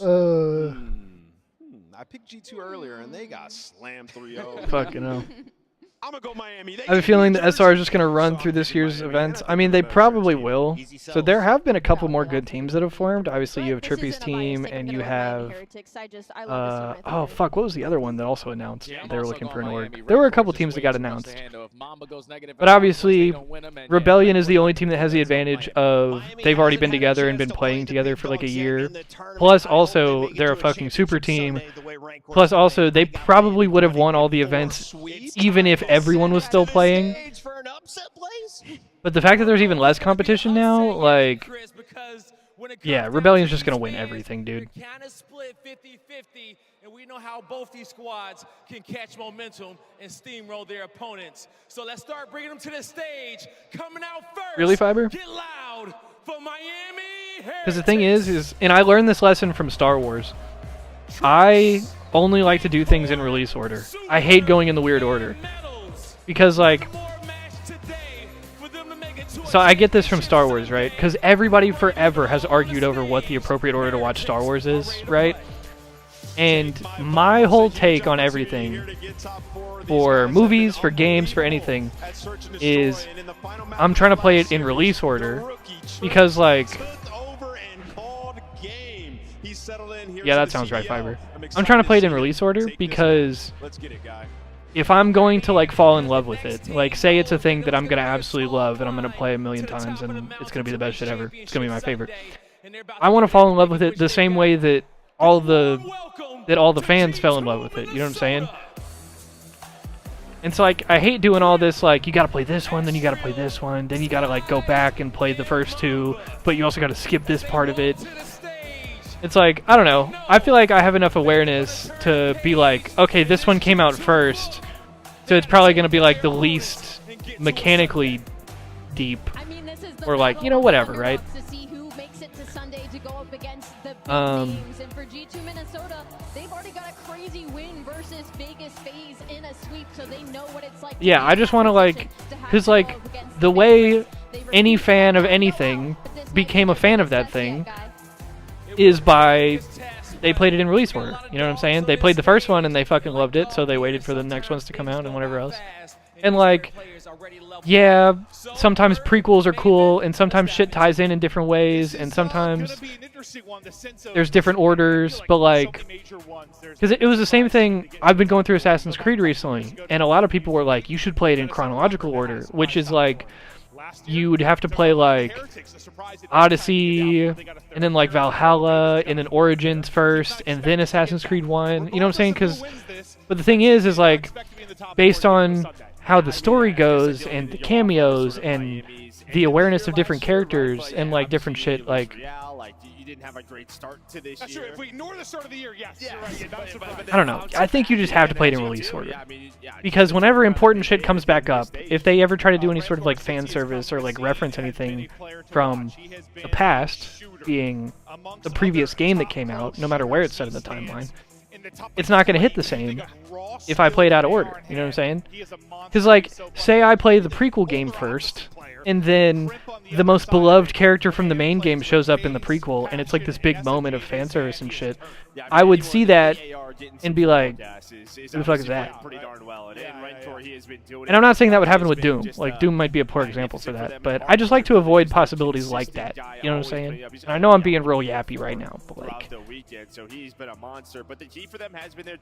that's just the way I think about shit. I would hate to miss any sort of context. It was their search and destroy. With the addition of Super early in the year, it struggled. It was not there, but undefeated here at the major. Luckily for me, Doom's newer trilogy is always enjoyable for me, no matter which one I play. Doom has my favorite AI in all of fiction. AI, you mean like AI companion? Like Cortana type shit? In the past couple of days, that hasn't been the case. We've had one Game 5. We've had a lot of 3-0s. These two teams in particular, though, the only ones that I really like, or I guess I'm really even aware of, Cortana and... Oh, what the fuck is the name of the Borderlands chick that talks to you? I don't even fucking know. Two teams you maybe didn't expect to be in this spot. Alright, and we are underway. Yes, sir. G2, Heretics, about to collide. Which, by the way, we should finish Borderlands soon. No, not really. Haven't played yet. You lurking, dude? Sounds good, bro. Just lurking, dude. Relax. Just lurking, dude. Relax. If they can get to that Game 5, that is where they are undefeated. It's just, yeah, they had the I'm not gonna lie, my text was cut off, so I thought you deadass typed just lurking, dude. I didn't realize that was the command. Alright, let me turn this back up. Some teams were running 4 ARs. They showed what they were capable of in those moments. Excited to see it, but it's a sub and Trakes that really is going to get things going. And I'm taking a blinker. Let's go. A nice opening break. Heretics racking up the time, and they've got all the position in the world as well. They kill 4 straight. And I'm just curious to see if we're going to have a more, I don't know, sort of slow and controlled Scar, if this is just the nature of the map now, where every single game is a comeback or a 20-point game. Just early on, it was like the map where people were getting blown out. So I'm just curious to see if someone's going to figure it out. And I remember the first time Trakes came into the league. First time we casted him, I believe it was a Scar Hardpoint against Ultra. He was like 2-13. You were like, welcome to the league, buddy. Well, he's in the league now. He's been welcomed. He started out 5-0, now 6-1. He is a different player. He's gotten comfortable with this squad, a big part of why they become a threat. Yeah, and I mean, listen, every single time that he's on that stage and they're winning matches, he's going to get more and more comfortable, but he has been a key factor into their S&D success. Also, Rancor is unbelievable. Here in the hardpoint map number 1. His medals are looking over Rancor, and this guy right back to work. Doesn't miss often. Shooting straight and taking names. In a good position to watch over his team. We'll go to Super, though, as he's trying to win it from the steps. That's great shots from Kremp as he connects with the sub. The wall bang rings. Yeah, what the fuck? That was a sub. I didn't realize. Kremp just shit on him. Good luck with that. So many people collapsing on him. It's a nice break for G2 and one they needed. Yeah, Mamba already on the rotation. Super's he's gonna see him and be like, all right, I'm just gonna back on down. Let his teammates know. So Rentor's gonna move on over. Getting that scrap time will be Skies. With a big gunfight going down. Is Mamba gonna take him out? And now you're gonna have Kremp here to help him out. Is this one where like you just as simple as maybe you give the SMG edge to Minnesota, you give the AR edge to Heretics, and it comes down to kind of maps? Or I mean, the recent form we've seen of Skies, maybe not so much. Okay. I mean, it feels like it hasn't been that simple with this title. It hasn't. Now, I know I'm oversimplifying things. I certainly am, but sometimes you just talk about matchups and strengths and what position you've got. It's a double though for Trakes around the point as Franker takes down the third. It's really Mamba left here in the fight, but with close spawns for both teams, it'll stay contested. As G2 went down early, they've chewed away at that lead and they're right back in the fight. We have 20 seconds remaining here and some big rotations upcoming. Still spawning out deep on the far side for next will be Miami. So they're going to try to battle through. It'll be G2 that are set up early and a chance for a lead change. Yeah, another big thing is on a map like Scar, we're seeing 3 to 4 ARs, right? I mean, depending on the hill, we might see a couple more drive as we get towards this P4. But yeah, you're just going to have to be able to perform throughout the weekend with that M15, as we have seen from everybody. The fact, I mean, you're seeing all the guys, Abizi, Shotzi, they've all had to run it on this map. But a big kill there at that P3. But a break attempt for Heretics at the P4. Holy shit, he was trying to slice him. It'll be the SMG. God damn. And even Ranker now has one in hand. Saw what he can do with the AR, doing it with the sub, but it's a little pinch and poke there from Estriel and Skies as they'll get one side, their teammates spawn out, will collapse on the other. Now can they collapse together? Last person in is going to be Super, I think. He's trying to stay alive and wait for his teammates to pressure with him. Nice time for G2, up a little bit here. Yeah, this has been like the key right on Scar all week, and it just feels like teams have figured out how to make sure you do not allow a team to get like a full 60 on a hill. Yeah, They're just controlling the spawn, blocking the spawn, giving yourself parallels, and then you're just going back and forth as well. It is G2 with this 20-point lead. Yeah, I mean, down 20 or so when we started talking about it. At the P3, they have a solid P4, now up. They're going to have all right, I'm going to go take a piss, but I will be right back. They'll be set up for the Don't P5, go nowhere. So really, this could be a nice 3 hard points in a row after starting a little bit slow. We'll see if Minnesota can deal with the first couple of pushes. Taking the push all the way around the backside, I'll be Miami. Grouping up and trying to get those spawns. Now, this will be the first real push towards the point. Super with the first. That's the entry. Time to go. Mamba's going to flank this, and oh my god, he gets damage into 2. Ends up walking away with 1. It's a team kill there with the frag from Skies. Things fall apart, and Heretics should be in. Yeah, they were there. The timing there. I mean, you had Redcore in the middle. Mamba slips on through. He then almost lines up a double, and somehow, some way, we are still fighting for this. Rentor is alive. He's on 5 in a row, getting this scrap time. And he's got a sub out, getting mixy with it. Okay, yeah, I said he peels somebody there. There we go, there we go. Let's get the AR for that fight, maybe. This will be a little more confident. Oh my lord, and that is why. Just absolute beam straight to the forehead of Estriel. Getting real close to earning a Hellstorm. We'll see if he's able to pick that up. He's gonna get to a power position up top. He's able to earn it, so streak earned. His streak also comes to an end, but a nice sequence there as Miami trying to get back in front. Yeah, Skies and Mamba, they're going to be able to find the last 2, and you have a good P1 setup here. So, yeah, outside of, like, the great start for Miami, it feels like G2 have controlled the map. For Rentor, are you going to invest in that Hellstorm right away? Yeah. You're going to go for it. Just pretty much try to split this time and give yourself the position for P2 with 28 seconds left. Mamba's going to find the first pick, though. There is the trade, but you take that all day. You go 2 for 2 if you are G2. Oh, 100%. Mamba knows he's dead. Like he's mid in the hard point. The fact he's able to take a challenge and win it before the missile hits. Lovely from him. Metals, nice slide and chow. That is clean. And what a map from Metals so far. 18 and 12. He has that pop-off ability, and he's getting it done. Next P2, ready to pop. Both teams grouped up. A big 3-on-3 kind of going down towards the point. Super wins a big one. Skies will be the last to fall. Miami have the opening moment. Yeah, it was legit a little grim, right? You used the Hellstorm, but you still lost in the numbers. But on the rotation, right as P2 pops, you're able to get position, and good gunfight wins from your ARs on rotation, top motel. As well, just nobody's in the hill, but you do find 2 kills. And well, that's why Skies was also able to find a Hellstorm at some point. So that makes sense why no one was in the hill. It absolutely does. You talk about the fact that I don't know what it is, if it's just the makeup of this team, but Skies, had some individual struggles for a stretch there. He is really starting to play at a different level, and I feel like, it's just got to be like a confidence thing, or a composition thing. Yeah, 100%, right? Whatever it is, they have, unlocked him, I suppose.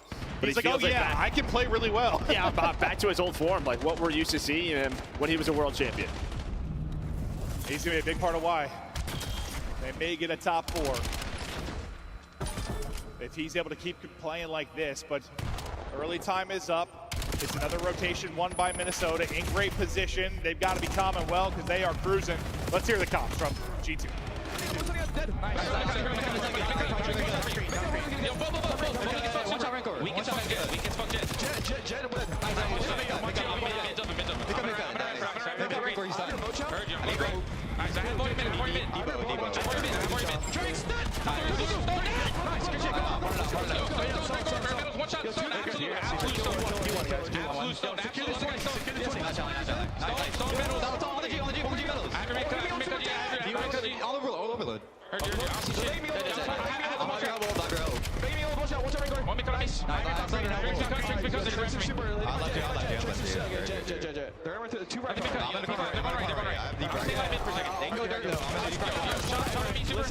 They go dirt, I heard dirt.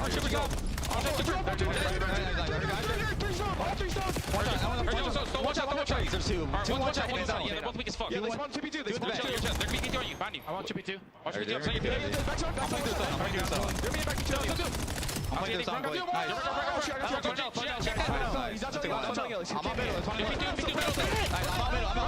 Nice. I'm on middle. They're beating then. You got a shot. I'm done. Right's open, by the way. P1, right. I think you really heard the composure there. Dealing with an awkward situation. They got broken pretty quickly, but what a great job retaking here. Oh, no doubt about it. Yeah, Mamba plays his life in his back, and they just lose him if you are Miami. But you wanted some separation. You got it the last couple of hills. Some of the cleanest hard points we have seen throughout the weekend at P3 and into the P4. And just like that is a 100-point lead for G2. And if you told me that Skies was going to be matching what Rancor is putting up, I think, okay, G2's probably sitting pretty. And he has done that. They are up 100. If the rallying comeback is going to start, it might be here. Speaking of Rancor, he's able to get 2 and a little breathing room now. At this P5 for Heretics. Everybody spawning out plane side due to the presence there in mid for Trakes. You've got them right where you want them. If you are Heretics, you get all this time, you're right back in the game, down around 40. But of course it's Skies, finding picks, finding openings, and now they're gonna push behind that. The first domino falls, and go forward, says G2. They're in from the front. Yeah, Mamba finds the timing. He's able to go bottom green, wraps all the way through, puts shots in on the spawner, and then just goes towards the hill. Gets to his teammates. What a break from G2, but especially Mamba. Some big plays from him to lead the breaks the last couple of hills. And just a couple more seconds for closing out this map 1. There are some players you can tell as new players are going to love the main stage, love the big moment. Mamba is absolutely one of those guys. They can't close it out here behind Crim's double, but it'll get right out to mid at the opening hard point, and that will shut it down. G2, a whooping there in the map 1. Miami were up like, what, 50 to 10 or something, and really from that moment forward, it is just G2 control completely. Yeah, G2, they were getting outslayed, and they still had like a 20 to 30 point lead, right? They were hanging on to it, and it was a mixed fest back and forth, but the fact that they have the lead while getting outslayed, as soon as they started to get it going, got into a couple of their setups, it was just so clean from them. And that's how they win this map one. Well, as nasty as like Rancor and Super and stuff have been, that's one thing I've heard at times from teams scrimming them or playing against them, that this Heretics team can be a little too focused on kills versus the objective. And maybe that was an example of it, outslaying a bit, but you're losing. They were struggling. I mean, we've seen it on this map. Like, it's happened to a lot of teams. I think on the flip side, it's just how efficient sort of G2 was when they found their kills. I mean, if Sky's going to have more kills and more damage than Rancor, this is going to be a pretty quick series, I think. And Sky's has had some brilliant series. You look back to how I'm back, bro. Also, this G2 team low-key looks kind of fun. I'm not going to lie. Form at the right time as this squad. I know we saw moments of it when you look back to the online league, but it felt like maybe just sort of middle of the pack. Yeah, top four now, right? Yeah, it just felt like they figured something out. I mean, scrims or whatever it was, like a week or two before this major, where it just felt like the game was clicking for them. Yeah, no, it really is. Like, it's one of the things we're going to talk about with Thieves and their struggles. They seem so disconnected. It's like the opposite of clicking. Yeah. They are not on the same page at all. It's difficult to watch right now. It's fun to watch G2 in a map like that. You can just tell trading is happening efficiently. You watch the arrows on the map. You only watch the arrows. They're moving well. They're making the right decisions, getting to the right spots. Some good Call of Duty. No, it is. Yeah, props to them and the coaching staff, Looney, obviously putting a ton of work in. That's a guy that's usually in the right spot. No, 100%. And unfortunately, he's been dealing with the team that's always going to the game 5 and losing, right? It feels like things starting to turn around. No, I'm surprised Looney still has hair. Yeah. If you think about the past couple of years, because if there's one coach that's got to be stressing, it's Looney, but he's got himself a squad. Just like that, we're back. Just like that, we're back. And you can hear the confidence coming in from that side.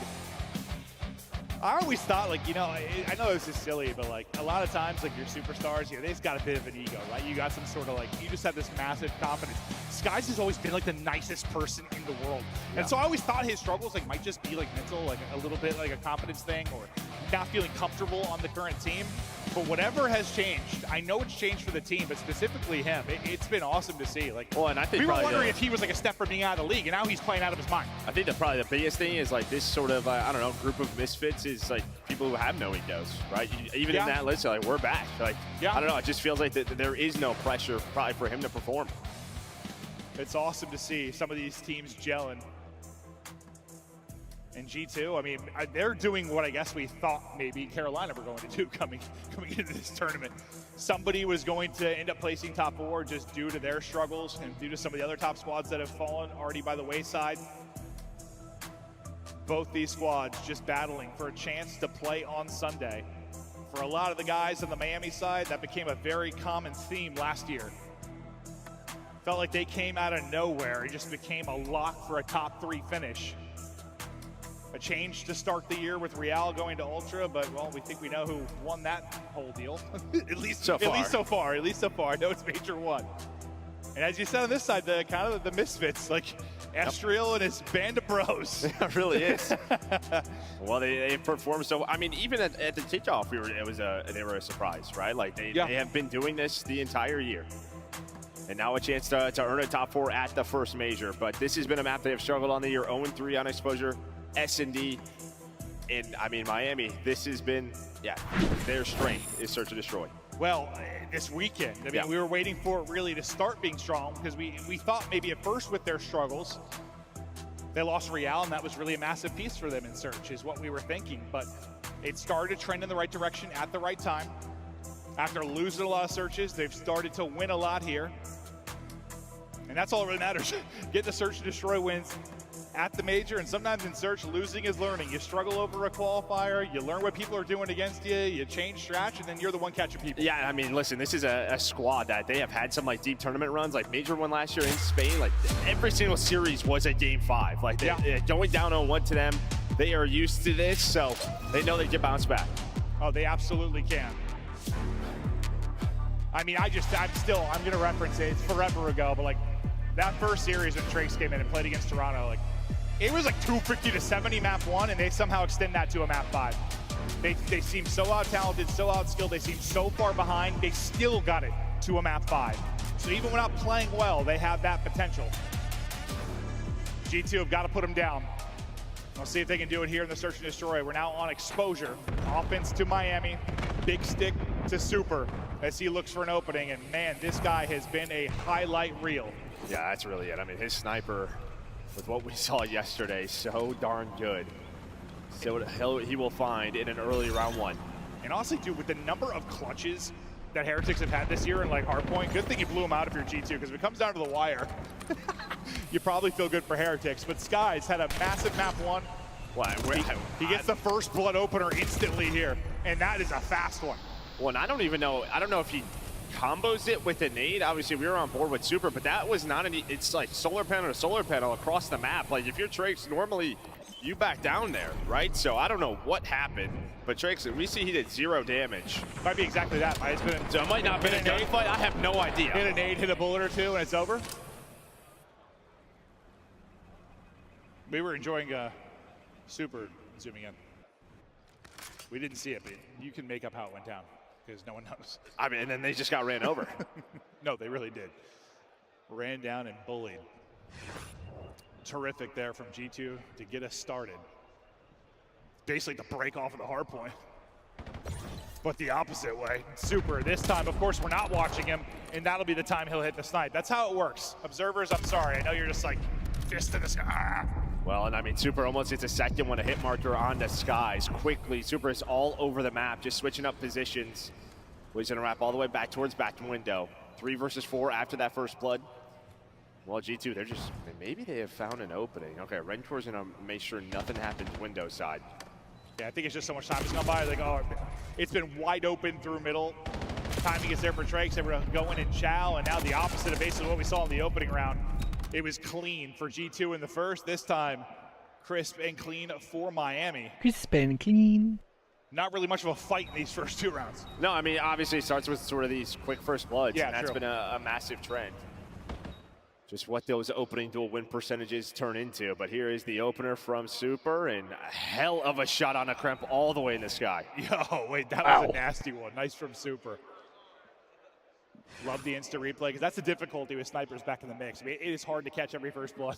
You want to watch the snipers and see if they can make the play, but hell, you're flipping a coin sometimes on who's going to hit it. So good look there at the instant replay. Great shot from Super. Skies with the blood, Super with the blood. We'll see who can kick things off in the round 3. It's hard to talk about adjustments or changes so far. Yeah, I think it's sort of like maybe not die in the first instance. Yeah, maybe. Yeah, well, sometimes it's going to happen with snipes and play. Yeah, I know early trophies as well sometimes needs massive on exposure in the middle of the map. Super and Trace want to get aggressive towards B, but it's Skies again locking this down. Bomb nose all the way towards bottom A, so maybe just a bit of a fade trying to get G2. Ooh, what is that spot? Well, nice little spot there from Skies. Yeah, a little angle. There's a couple little headshot tags that Trace got hold up a second. Metals with the peak, just greeted by bullets. Execute. They're starting to work their way up, or trying to. That stun will lead. Can't hear shit because there's a fucking helicopter right here. To mid we go. Rancor able to win a fight. Lovely shots out of him. Stays alive on the cross as well. He'll be watching the push through kind of with Trakes. He's kind of got the mid cut. Trakes has got the full wrap. Super has to have everything else right now while Metals plants. Now, can Metals actually get up and get out of this? No, I mean, he's getting looked at by 2 different ones. Okay, his teammates clutch up.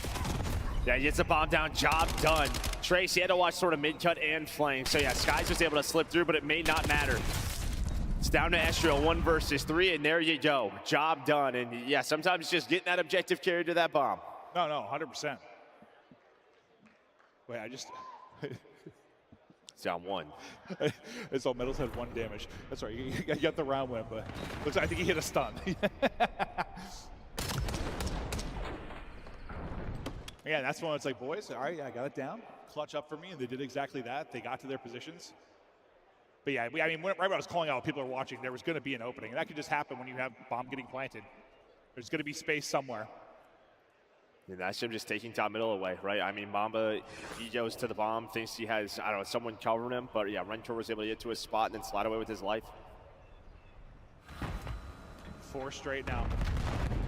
For Rancor after losing that, well, dying in that first round. He's been lights out. Mamba in trouble. 44 HP, trying to get a stun out and pre-fire. Skies, I think, gets the blood with the snipe. At the same time, Super gets the kill. So into a 3 versus 3 we will go. Skies, a lot to watch right now. And well, he's got a ton of info with that angle. A ton of info. They're just going to go ahead and chow it through mid, and that's all due to Skies getting the spot on the cross with the snipe. Yeah, still almost like he had 3 versus 2, right? So he had to quickly get to his teammates, and he does. Just whips out the pistol, flies to them. But as you said, just great info from Skies.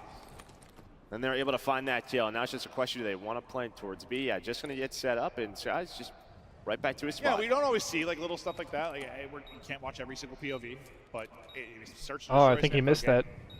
Just spotting where people are going, where the push is coming from, how many numbers. What and the what fuck? Estriel just gets a nade? It's all going to be on Rancor. He is on 4 straight. He is demonic, but this might be impossible. He gets shut down with the first gunfight in G2. After back-to-back round losses, tied up 2-2. Yeah, I mean, you get into that 3 versus 3, and yeah, you know there's so many players down low. It's just a question of, are they going to wrap all the way back, cut through the middle of the map, but they do not. They don't wrap all the way through. They cut through the middle, and as you said, Skies made sure his teammates had that info for that initial gunfight. And that gunfight did get a little sketchy. No, it did. It was a close one, but I think that's literally won just because Skies call it. You're pre-aimed, absolutely ready for it, but it's still real close. 2-2. First blood department, we're even still. Skies has both for G2. And Skies might have a chance for another one here. Not gonna happen. Estriel's gonna get picked. It's Metal's first kill. It's gonna be a blood. Skies sees a pop-up, but not able to flick quickly enough. And with the smoke down, he's gonna go ahead and back it up, but look at this. They give it up and all go out towards mid, straight from B to A. Quick transition here. They don't know Mamba's through. That's the other thing. They do not know Mamba was all the way through on the flank, and now you're kind of everywhere because you lose one in Super. So the timings for Rentor are going to be massive, but they don't check top ring, or at least Mamba doesn't. And kind of see Skies is looking for it. He knows it's an option. Meanwhile, on the other side of the map, everybody just trying to get hunted down. The initial gunfight goes the way of Trakes. Trakes may have won it for him. Skies does find a sub, gonna be able to chow, but Trakes goes huge. He gets 2, Trakes gets 3, locks it down. Bottom P3, wondrous stuff there out of Trakes. And that's one if you're G2. I mean, first of all, just credit to Heretics, because they just pick up the pace, right? They are right towards B. They're pretty much challenging the sniper. Able to find that first kill on Estriel. But then it's just like this timing game. And I think Mamba, when he goes back and rewatches this round, it's just a frustrating one. Because if they find Rencor, they know where the last 2 are going to be. Inside a window, they probably collapse and win the round. But instead, Rencor, he was just able to play his life. And yeah, this just does not go his way. I feel like we haven't had that many rounds like that, where it's like you get the first blood and just instant transition over to A. The minimap looked kind of crazy. It's like once they got the plant down. It was a little streak from Rancor, now a little one from Trakes here with that triple. G2 grouping up and wanting to hit it. Trakes, the hero of the last round, going to be the lone man here for a second. Might have Rancor to work the flank in a moment. Well, it's going to be Trakes with the first blood. He's been so good. Super hits with the snipe as well. G2 players getting laid out, clothesline and dropped. Able to at least get 1. I thought maybe Rancor would try to make a play through mid, but maybe it just works out. Group up with your team. You have numbers. You end up getting caught there. I think it was a Mamba that had the read. You might just end up at 2v2. Well, they still end up in a 2 versus 2. And well, we'll see. Rancor able to snap on Estriel. Down to Mamba, 1 versus 1. No Super has the snipe as well. Not only a snipe now. Whoa. Snipe and sub, there's the spot. 30 seconds to go. A massive 1 versus 1 with Heretics with the 1 round advantage.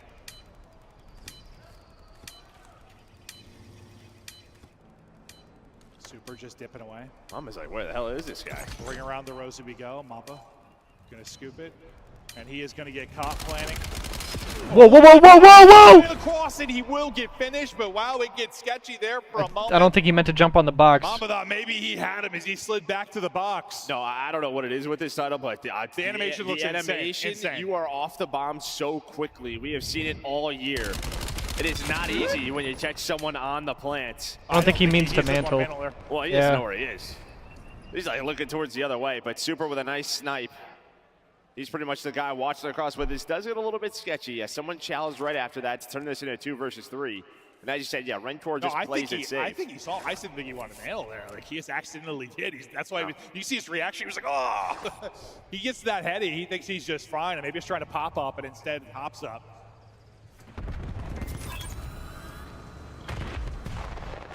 Super's been hitting, but really it's been Trake's who's been the difference maker. He got the blood there, and the 3 in the round previously. The first blood department, you know, you had an advantage early for your G2. It was just Skies with 2, and now every single member of Heretics has got 1 to their name. So they've been spreading it out in the opening department. There's another super peeling, but Estriel finds the timing on mid. He's going to get 2. So suddenly her first blood, it's gone, numbers to G2. Yeah, that entire round, you saw Estriel lurking up. And really what they wanted to do was just get Super to shoot. Unfortunately, it landed on Mamba, but they wanted him distracted so Estriel could go. But it still works out because he finds the double. So beautifully done out of G2. Little mini games within this round, but still a 2 versus 3 here for Trakes in medals. Well timing, going there. Whoa. Yeah, that was almost great. That boy's going to be even longer back to full. He takes damage from the trophy. Finally get a chow. That's just awkward there. He gets that kill. We've got ourselves a crazy round again, but doesn't end up happening. And yeah, it's all set up for Estriel, as you said. What a play he's able to make. And just every single kill that you think is going to be simple sometimes, it is not whatsoever. Our pro is so good at using that Omni movement. Especially the doorways on this map. Like, bouncing back and forth. It's a joke. We've seen people literally slide out just spinning in circles because they lose someone completely. Trace just wanted to dial in, not able to do it. Estriel sitting on 7 kills, 6 non-traded, which is a big stat, well, in any mode, but especially in Surge. He's finding his picks, and he's living to see another fight. Avoiding the nades early on in the round. This is that 3-man corner setup. We've seen the 2-man setup lock it down. They were like, hey. Yeah, they're going to upgrade get it over even here, more. buddy. Get inside me. What? That's what that. One's going to reposition. Rakor's what did he say? In that setup, and he's able to find a kill. Metals gets out of his setup and gets picked. I'm not sure they realized 2 more were there, but it's going to spread out for now. Yeah, well, you can see neither team really has info right now, right? So both teams just kind of holding the line. Now Miami going to go all the way through as a 3, but bomb planted. G2 in a good spot.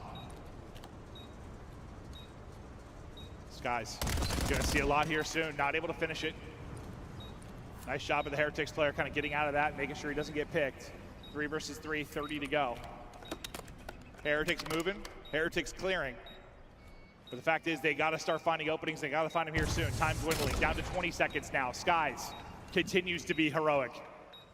Numbers to G2. Shrimp just going to go ahead and send it. The team will find the kills. Nice round from G2, and now we're evened up at 4-4. Yeah, and that just takes so long from the Miami side. The reason is right, they all pushed through B. So they don't know that G2 took window, right? You had no presence there. You have no information on it. So they're going through the Minnesota side, clearing everything. Well, plus you knew Skies was somewhere in the area, but it takes so long. That was one of those blind counter rounds. I mean, you had 3 players stacked there. They're playing. It's just went to the opposite side. No, yeah, just once it's planted, they could wrap back and maybe clear a window, but they opt to go all the way through, and they have no idea where G2 is. Yeah. You're just hoping you guess right in that scenario that they're coming to your bomb site, because that would have been a naughty surprise rounding the corner at B, and there's 3 of them there. This is an old-fashioned group up and hit it. Heretics all together. Heretics all flying. Nobody home outside of Skies. Can Skies get info and get away? He's taking a lot of damage. He can't. He gets a little peek, and he is caught. Nice blood. Plant is in. Crimp taking a route, but it's going to be a minute. The question is going to be the timing. Like, does Rancor give this up because so much time actually passes? Or does he keep holding? I mean, they got numbers is the problem. They were missing a player. Oh, my God. Oh, my God. He just slid right under.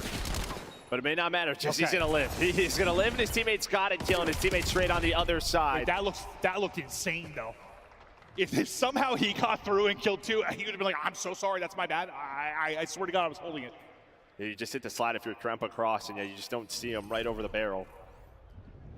But yeah, Skies, he's sort of the info guy over towards B.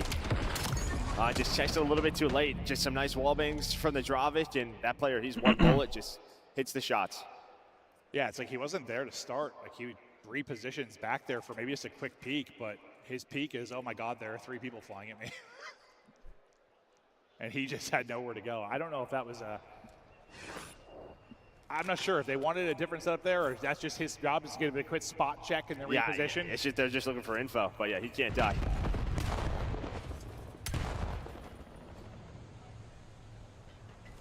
Super 9 and 5, getting all 4. See Metals? Yeah, Metals is right up the middle of the map. Okay, Kremp is.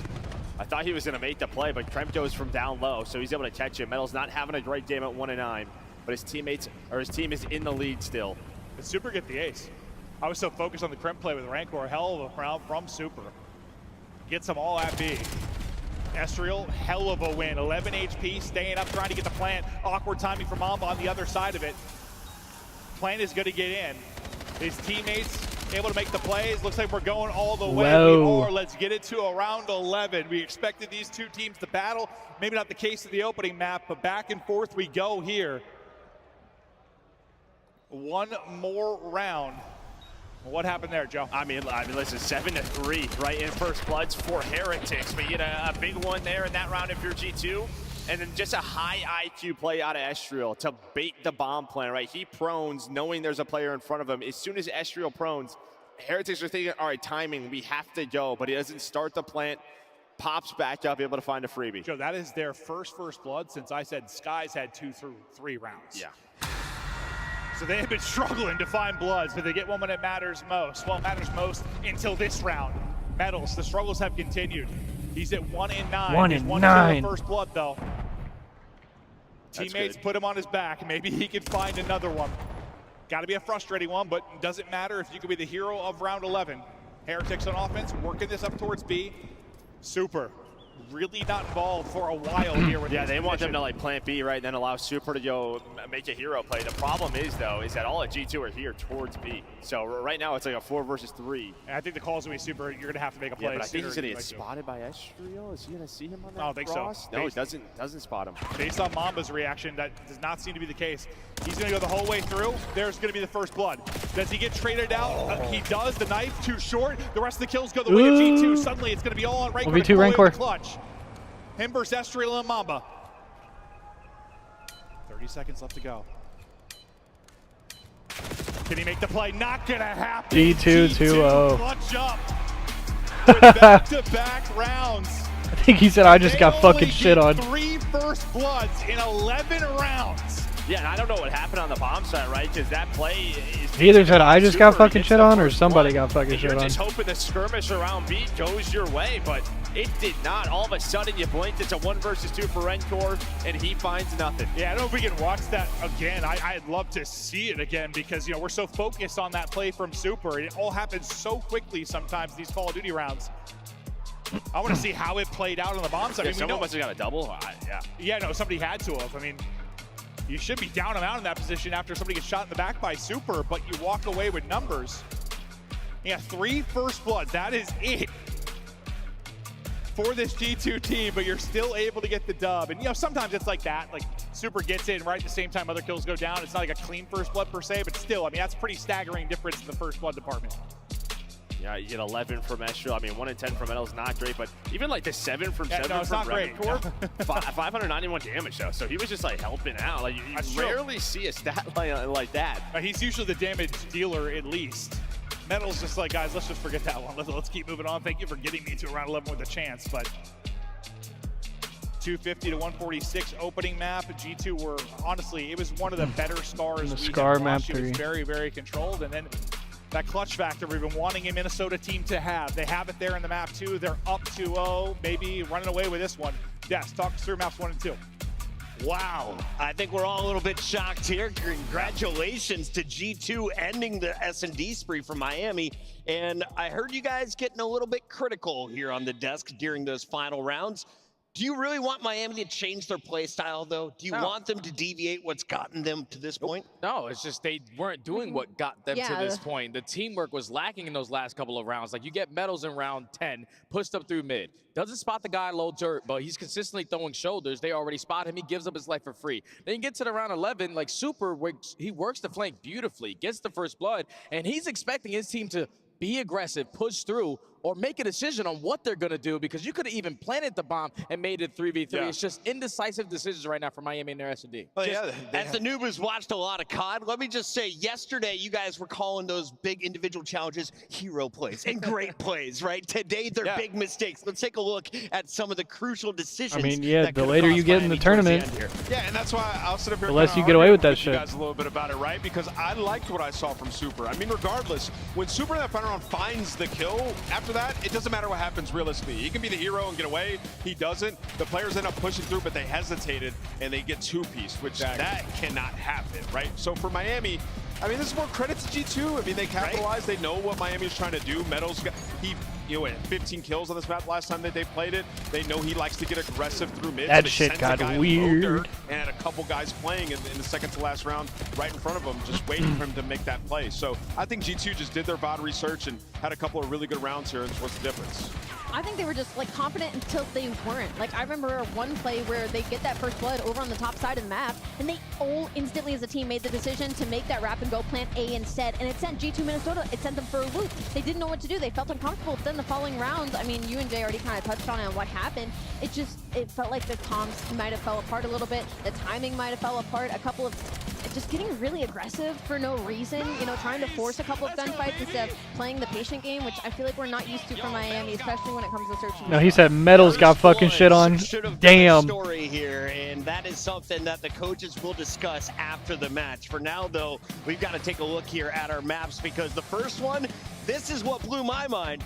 You're not just beating Miami in the hard point, you're beating them by 104 points, Nameless. Yeah, and it really was the second rotation. I mean, we see from the P2 into 3 into 4, locked it down back to back to back. G2 just came alive. And Jay, we're in the green room saying, like, are Miami gonna win a singular rotation here? Yeah, they just didn't do it, man. At this point, it was way too late of a comeback.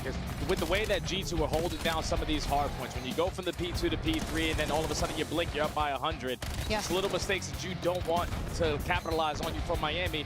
And usually Miami are great at having comeback. Nah, but G2 said they closed that door immediately. And it was one of those rare occasions where all of G2 Minnesota was shooting. You know, like, it's not just, oh, Kremp was starting off really hot or Estriel was, you know, doing 180 tricks on them. No, it was all of them. And I feel like that's what made it difficult for Miami to put themselves back in it, because I mean, you have your AR have an uncharacteristic going negative, and suddenly, like you guys said, you're down 100 points, you're not winning any rotations, and you're over-committing to a lot of these old 10, 15 seconds that really aren't keeping you in the game.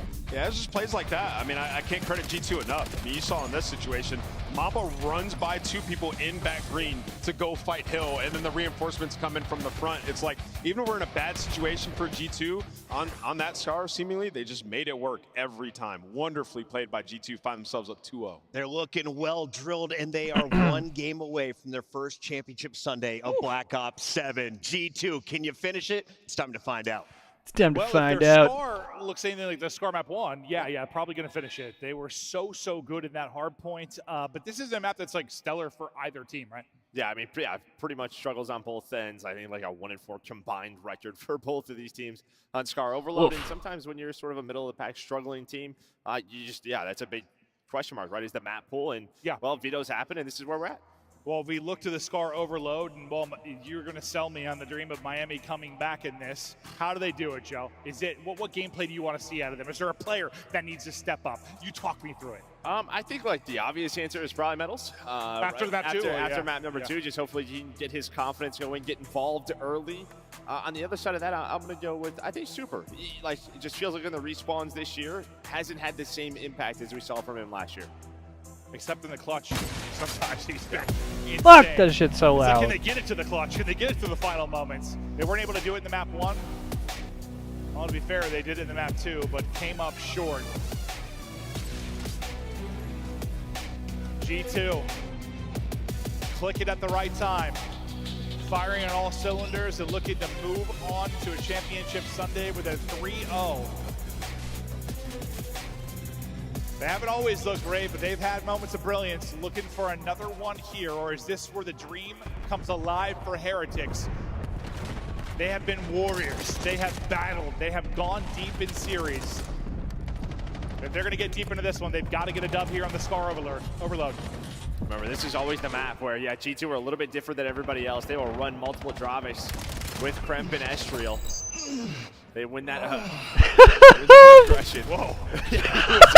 Yeah, the fucking character. Like extra. Dude, that was a double moaner. Wow. Holy hell. Why is he doing all that? Breakfast.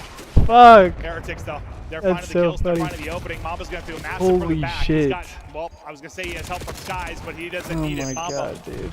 This shit is finding the kills. unserious. Now they'll try to rally this out of here. You still have Rancor forward. You no longer have Rancor forward as Estriel will shut him down. Trying to move this. Oh, nice little snap. Nice little 180 there from Metals to disrupt any flow here from G2. They have not been able to cross this line at Motel. And Trakes is just ripping heads. Yeah, nice shots for both of the SMGs to, yeah, keep the pressure on. I mean, you have Estriel in the middle of the map, but everybody else really just coming off a spawn. Kremp up top now. You imagine he's going to get double teamed. Absolutely does. Is super on the pinch. You just want to work this objective, but it's actually going to reset. He's hoping they can wrap it towards him, but his teammates fall. Yeah, it's just one of those times where you take a route, you get into a good position, but yeah, the rest of the squad is not there to then support that play. They'll continue to take risks. One of these times you feel like it's going to work out. Nobody really finding any kind of opening offensively yet. G2, though, starting to get some members forward. That forward member, though, is going to get clotheslined. Kremp can't turn that into a double, so their mid presence is gone for now. But most of these fights have just been happening around that 50-yard line, and there hasn't been a clean 3 or 4 dead. It's mostly been traded by other sides, so. I mean, there's another example of it, right? You feel like you're about to go, and then Super works the white wall, able to find one, then a nade lands. Yeah, it's just like the momentum is stopping right away for both of our teams. Super takes that route again, makes the play as you said. Now can they turn this into something? A good opportunity, that's gonna be 2 dead. Great chance to do it. Kremp gets that kill. He's gotta track back though, because they lose everybody else, and that's gonna lead to a score. Heretics gonna get it through. A nice play, and finally some offense here. Yeah, I mean, just great openings by Super, right? 10 and 5 from him. Continues to find the timings through the pinch, through plain side. Having to deal with him just so annoying right now for G2, leading to that 1-0 lead. Skies, we talked about how much better he has been, but struggling here. And well, this is the reason why Super is just winning all the gunfights. Well, you Whoa, said baby. He would be the one you want to step it up, maybe a little Getting bit banged. in response. He's doing exactly that. Big part of their defense, big part of their offense, and now we work to get this forward again. Trakes leads the way. Trakes gets dropped. Metals, a multi would be terrific here to maybe help out your EMP carrier. I'm not sure he needs help because Super not missing right now. That's 2 with a pistol. Well, we have seen some pistol kills this land. I will Yes, tell you what, we the pistol have. on land is hitting.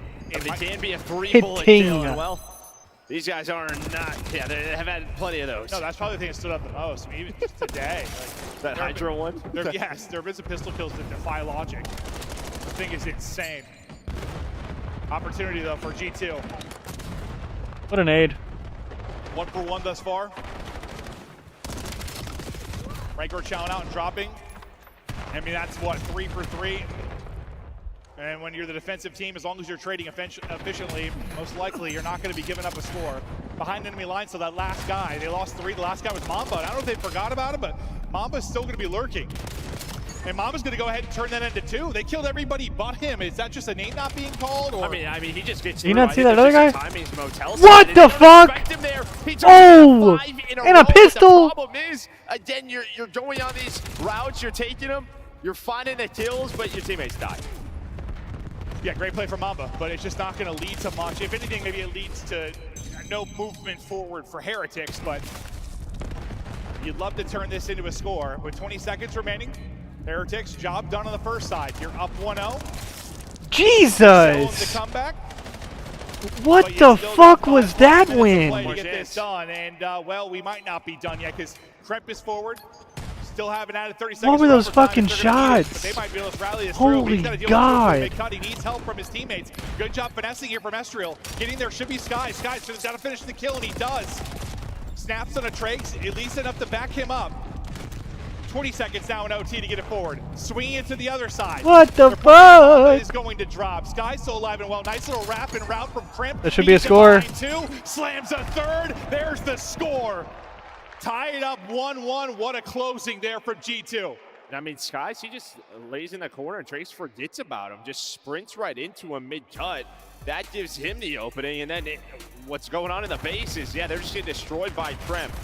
So yeah, the fact that you're able to do that with the overtime, the player on the objective just able to play his life, then wrap it all the way around. Beautiful stuff from G2. Yeah, you didn't have a whole ton of opportunities if you're a G2. Not many at all, but when you had the opportunity, you capitalized. And we talk a lot about efficiency when you have the MP.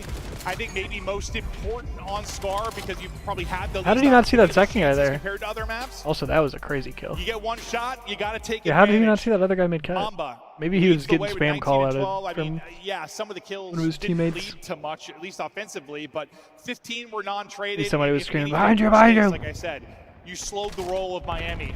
You kept mid-map presence. Crimp right there to work 2 HP and give him another. Yeah, I mean, map control hasn't been really all theirs, and well, honestly, deja vu. They're like finding the first two, and then they are just getting shut down. Super, all right. Behind Super's 3, that means G2 are now going to be fighting out of their spawn. Super continues to find Good kill. Unfortunately, it's a frag that's going to stop him, so you lose the hot hand in Super. You now just kind of fight for map control out mid.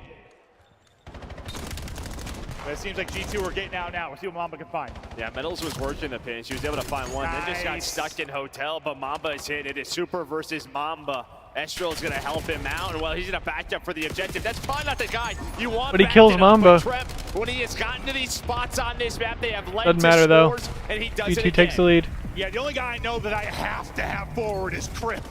Wait, wasn't G2 already up 2-1? Is the scoreboard broken? Am I tripping? Might be high. And Crimp, when you talk about his ability to spawn kill with the sub in hand, one of the best to do it. Skies started slow, heating up, but will get red and drop. So that'll be EMP down there at White Wall, and now we'll see what Heretics can do to get out of this as they go down 1. Well, now they're trapped, right? I mean, Tremp right off a spawn just pushes through Motel. The rest of the team, yeah, they're gonna get capped on again. So it's just a sandwich, and well, it leads to another score for G2. Every single score, I swear, And he just bounces over that fence. Oh my god! Always in the back line. You saw Mamba's They're getting fucking spawn killed. He is fired up. They can taste the 3-0. They can taste the Sunday. They are so close, and they continue to pour it on. Heretics, we talk about being warriors. We talk about how they battle, how they push it, how they lengthen Oh, I thought he series. meant like online warriors. I thought he was talking shit. Even an overload this weekend, right? A couple of wins, both by 1 goal. Thought maybe was just calling them onliners. Persevering through, but it just doesn't feel like it's going to happen right now. Got to find something special. Looking for something special. Who will deliver? Damn, bro, damn! Estriel might be the one doing that. He gets 2, Crimp gets 2. That's what I talked about at the start of this series. Yeah. Whoa! My God. Yeah, Miami just had no idea what to do right there, bro. They picked up the device, and all 4 players on G2 just sat still. The guy that you probably want to have a sub in hand is the guy that has the MP. That's what we talked about. That's the thing we'll change. Let's never let Crimp pick it up, even though that pistol kill was disgusting. But this is where they found trouble last time, Miami, is getting this objective out of here. This time, they're able to find those kills. So, can they push this up and put the pressure on G2? Discombobulated, out of sorts, not finding any openings. They just go topside? Getting outclassed, but maybe you find a timing. I mean, we can obviously see what's there. Now the problem is going to be the flank, maybe. Crimp's going to get in behind enemy lines. He's going to stop the EMP. The rest of the teammates going to drop their chance here. Second should go through. Gets it across, gets the score. Heretics now within 1. You still have what? Trakes forward? Damn. Okay, well, sorry, Trakes, he's gonna be gone. You still have Super in position to maybe make a play. Yeah, Trace is able to like play his life there. Maybe they have a chance, but instead jumps up, finds 2.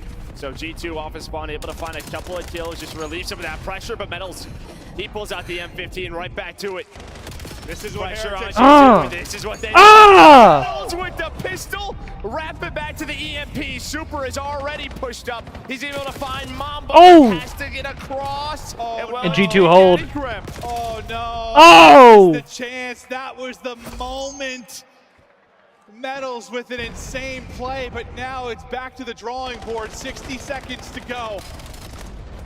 And I think it's just because he had a Oh my God! Skies from up top. Hold me closer, Tiny Dancer. Skies is moving. And maybe if Metals just stays pushed up there with Super, someone else spawn to grab the objective, that turns into something else, but just could not get across. Skies shutting it down. He knows how clutch they can be. He wants to give him no opportunity to make the play. Skies' streak will come to an end, but Heretics tournament about to come to an end. They need something. They got to muster something. 20 seconds to go. Got to get EMP, got to make a play. Trying to find the kills first, is not able to do it. Time for Minnesota to get into spots and lurk. They find every single kill. Heretics have got to get out. They've got to be perfect. Not able to win the first fight topside. Not able to win the second fight at mid. Mamba chopping them up. G2 is roaring. G2 into the top 4, and Sunday. Wow, what a tournament from G2, bro. Great series out of G2 and into the top 4 in a rematch versus FaZe, which we saw earlier in the tournament. But a lot of 3-0s. How many fucking 3-0s, bro? I think that was 4 3-0s in a row. We had, the first match of the day between FaZe and Falcons went to Game 5. Every single other series was a 3-0. A lot more Game 5. Fuck. What was the one Game 5, right? It was the Koi series, yeah? That they went the distance? Yeah. This one I thought for sure was going 4 or 5, but we were very wrong. This G2 team, holy hell. And I think it's just that map too, right? If you're really locked on it, you have to lead if you're Miami, and then G2 makes some big time adjustments to end that out.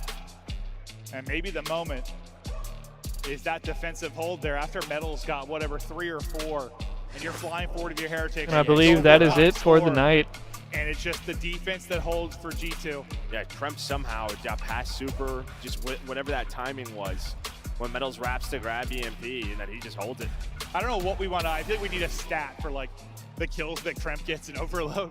Like those kills on the back line when you're trying to score. He had so many. All right, y'all. I am going to turn the stream off for a little bit. I'm going to go feed the cat, and I'm going to clean the apartment a little bit, and I'm going to make some food.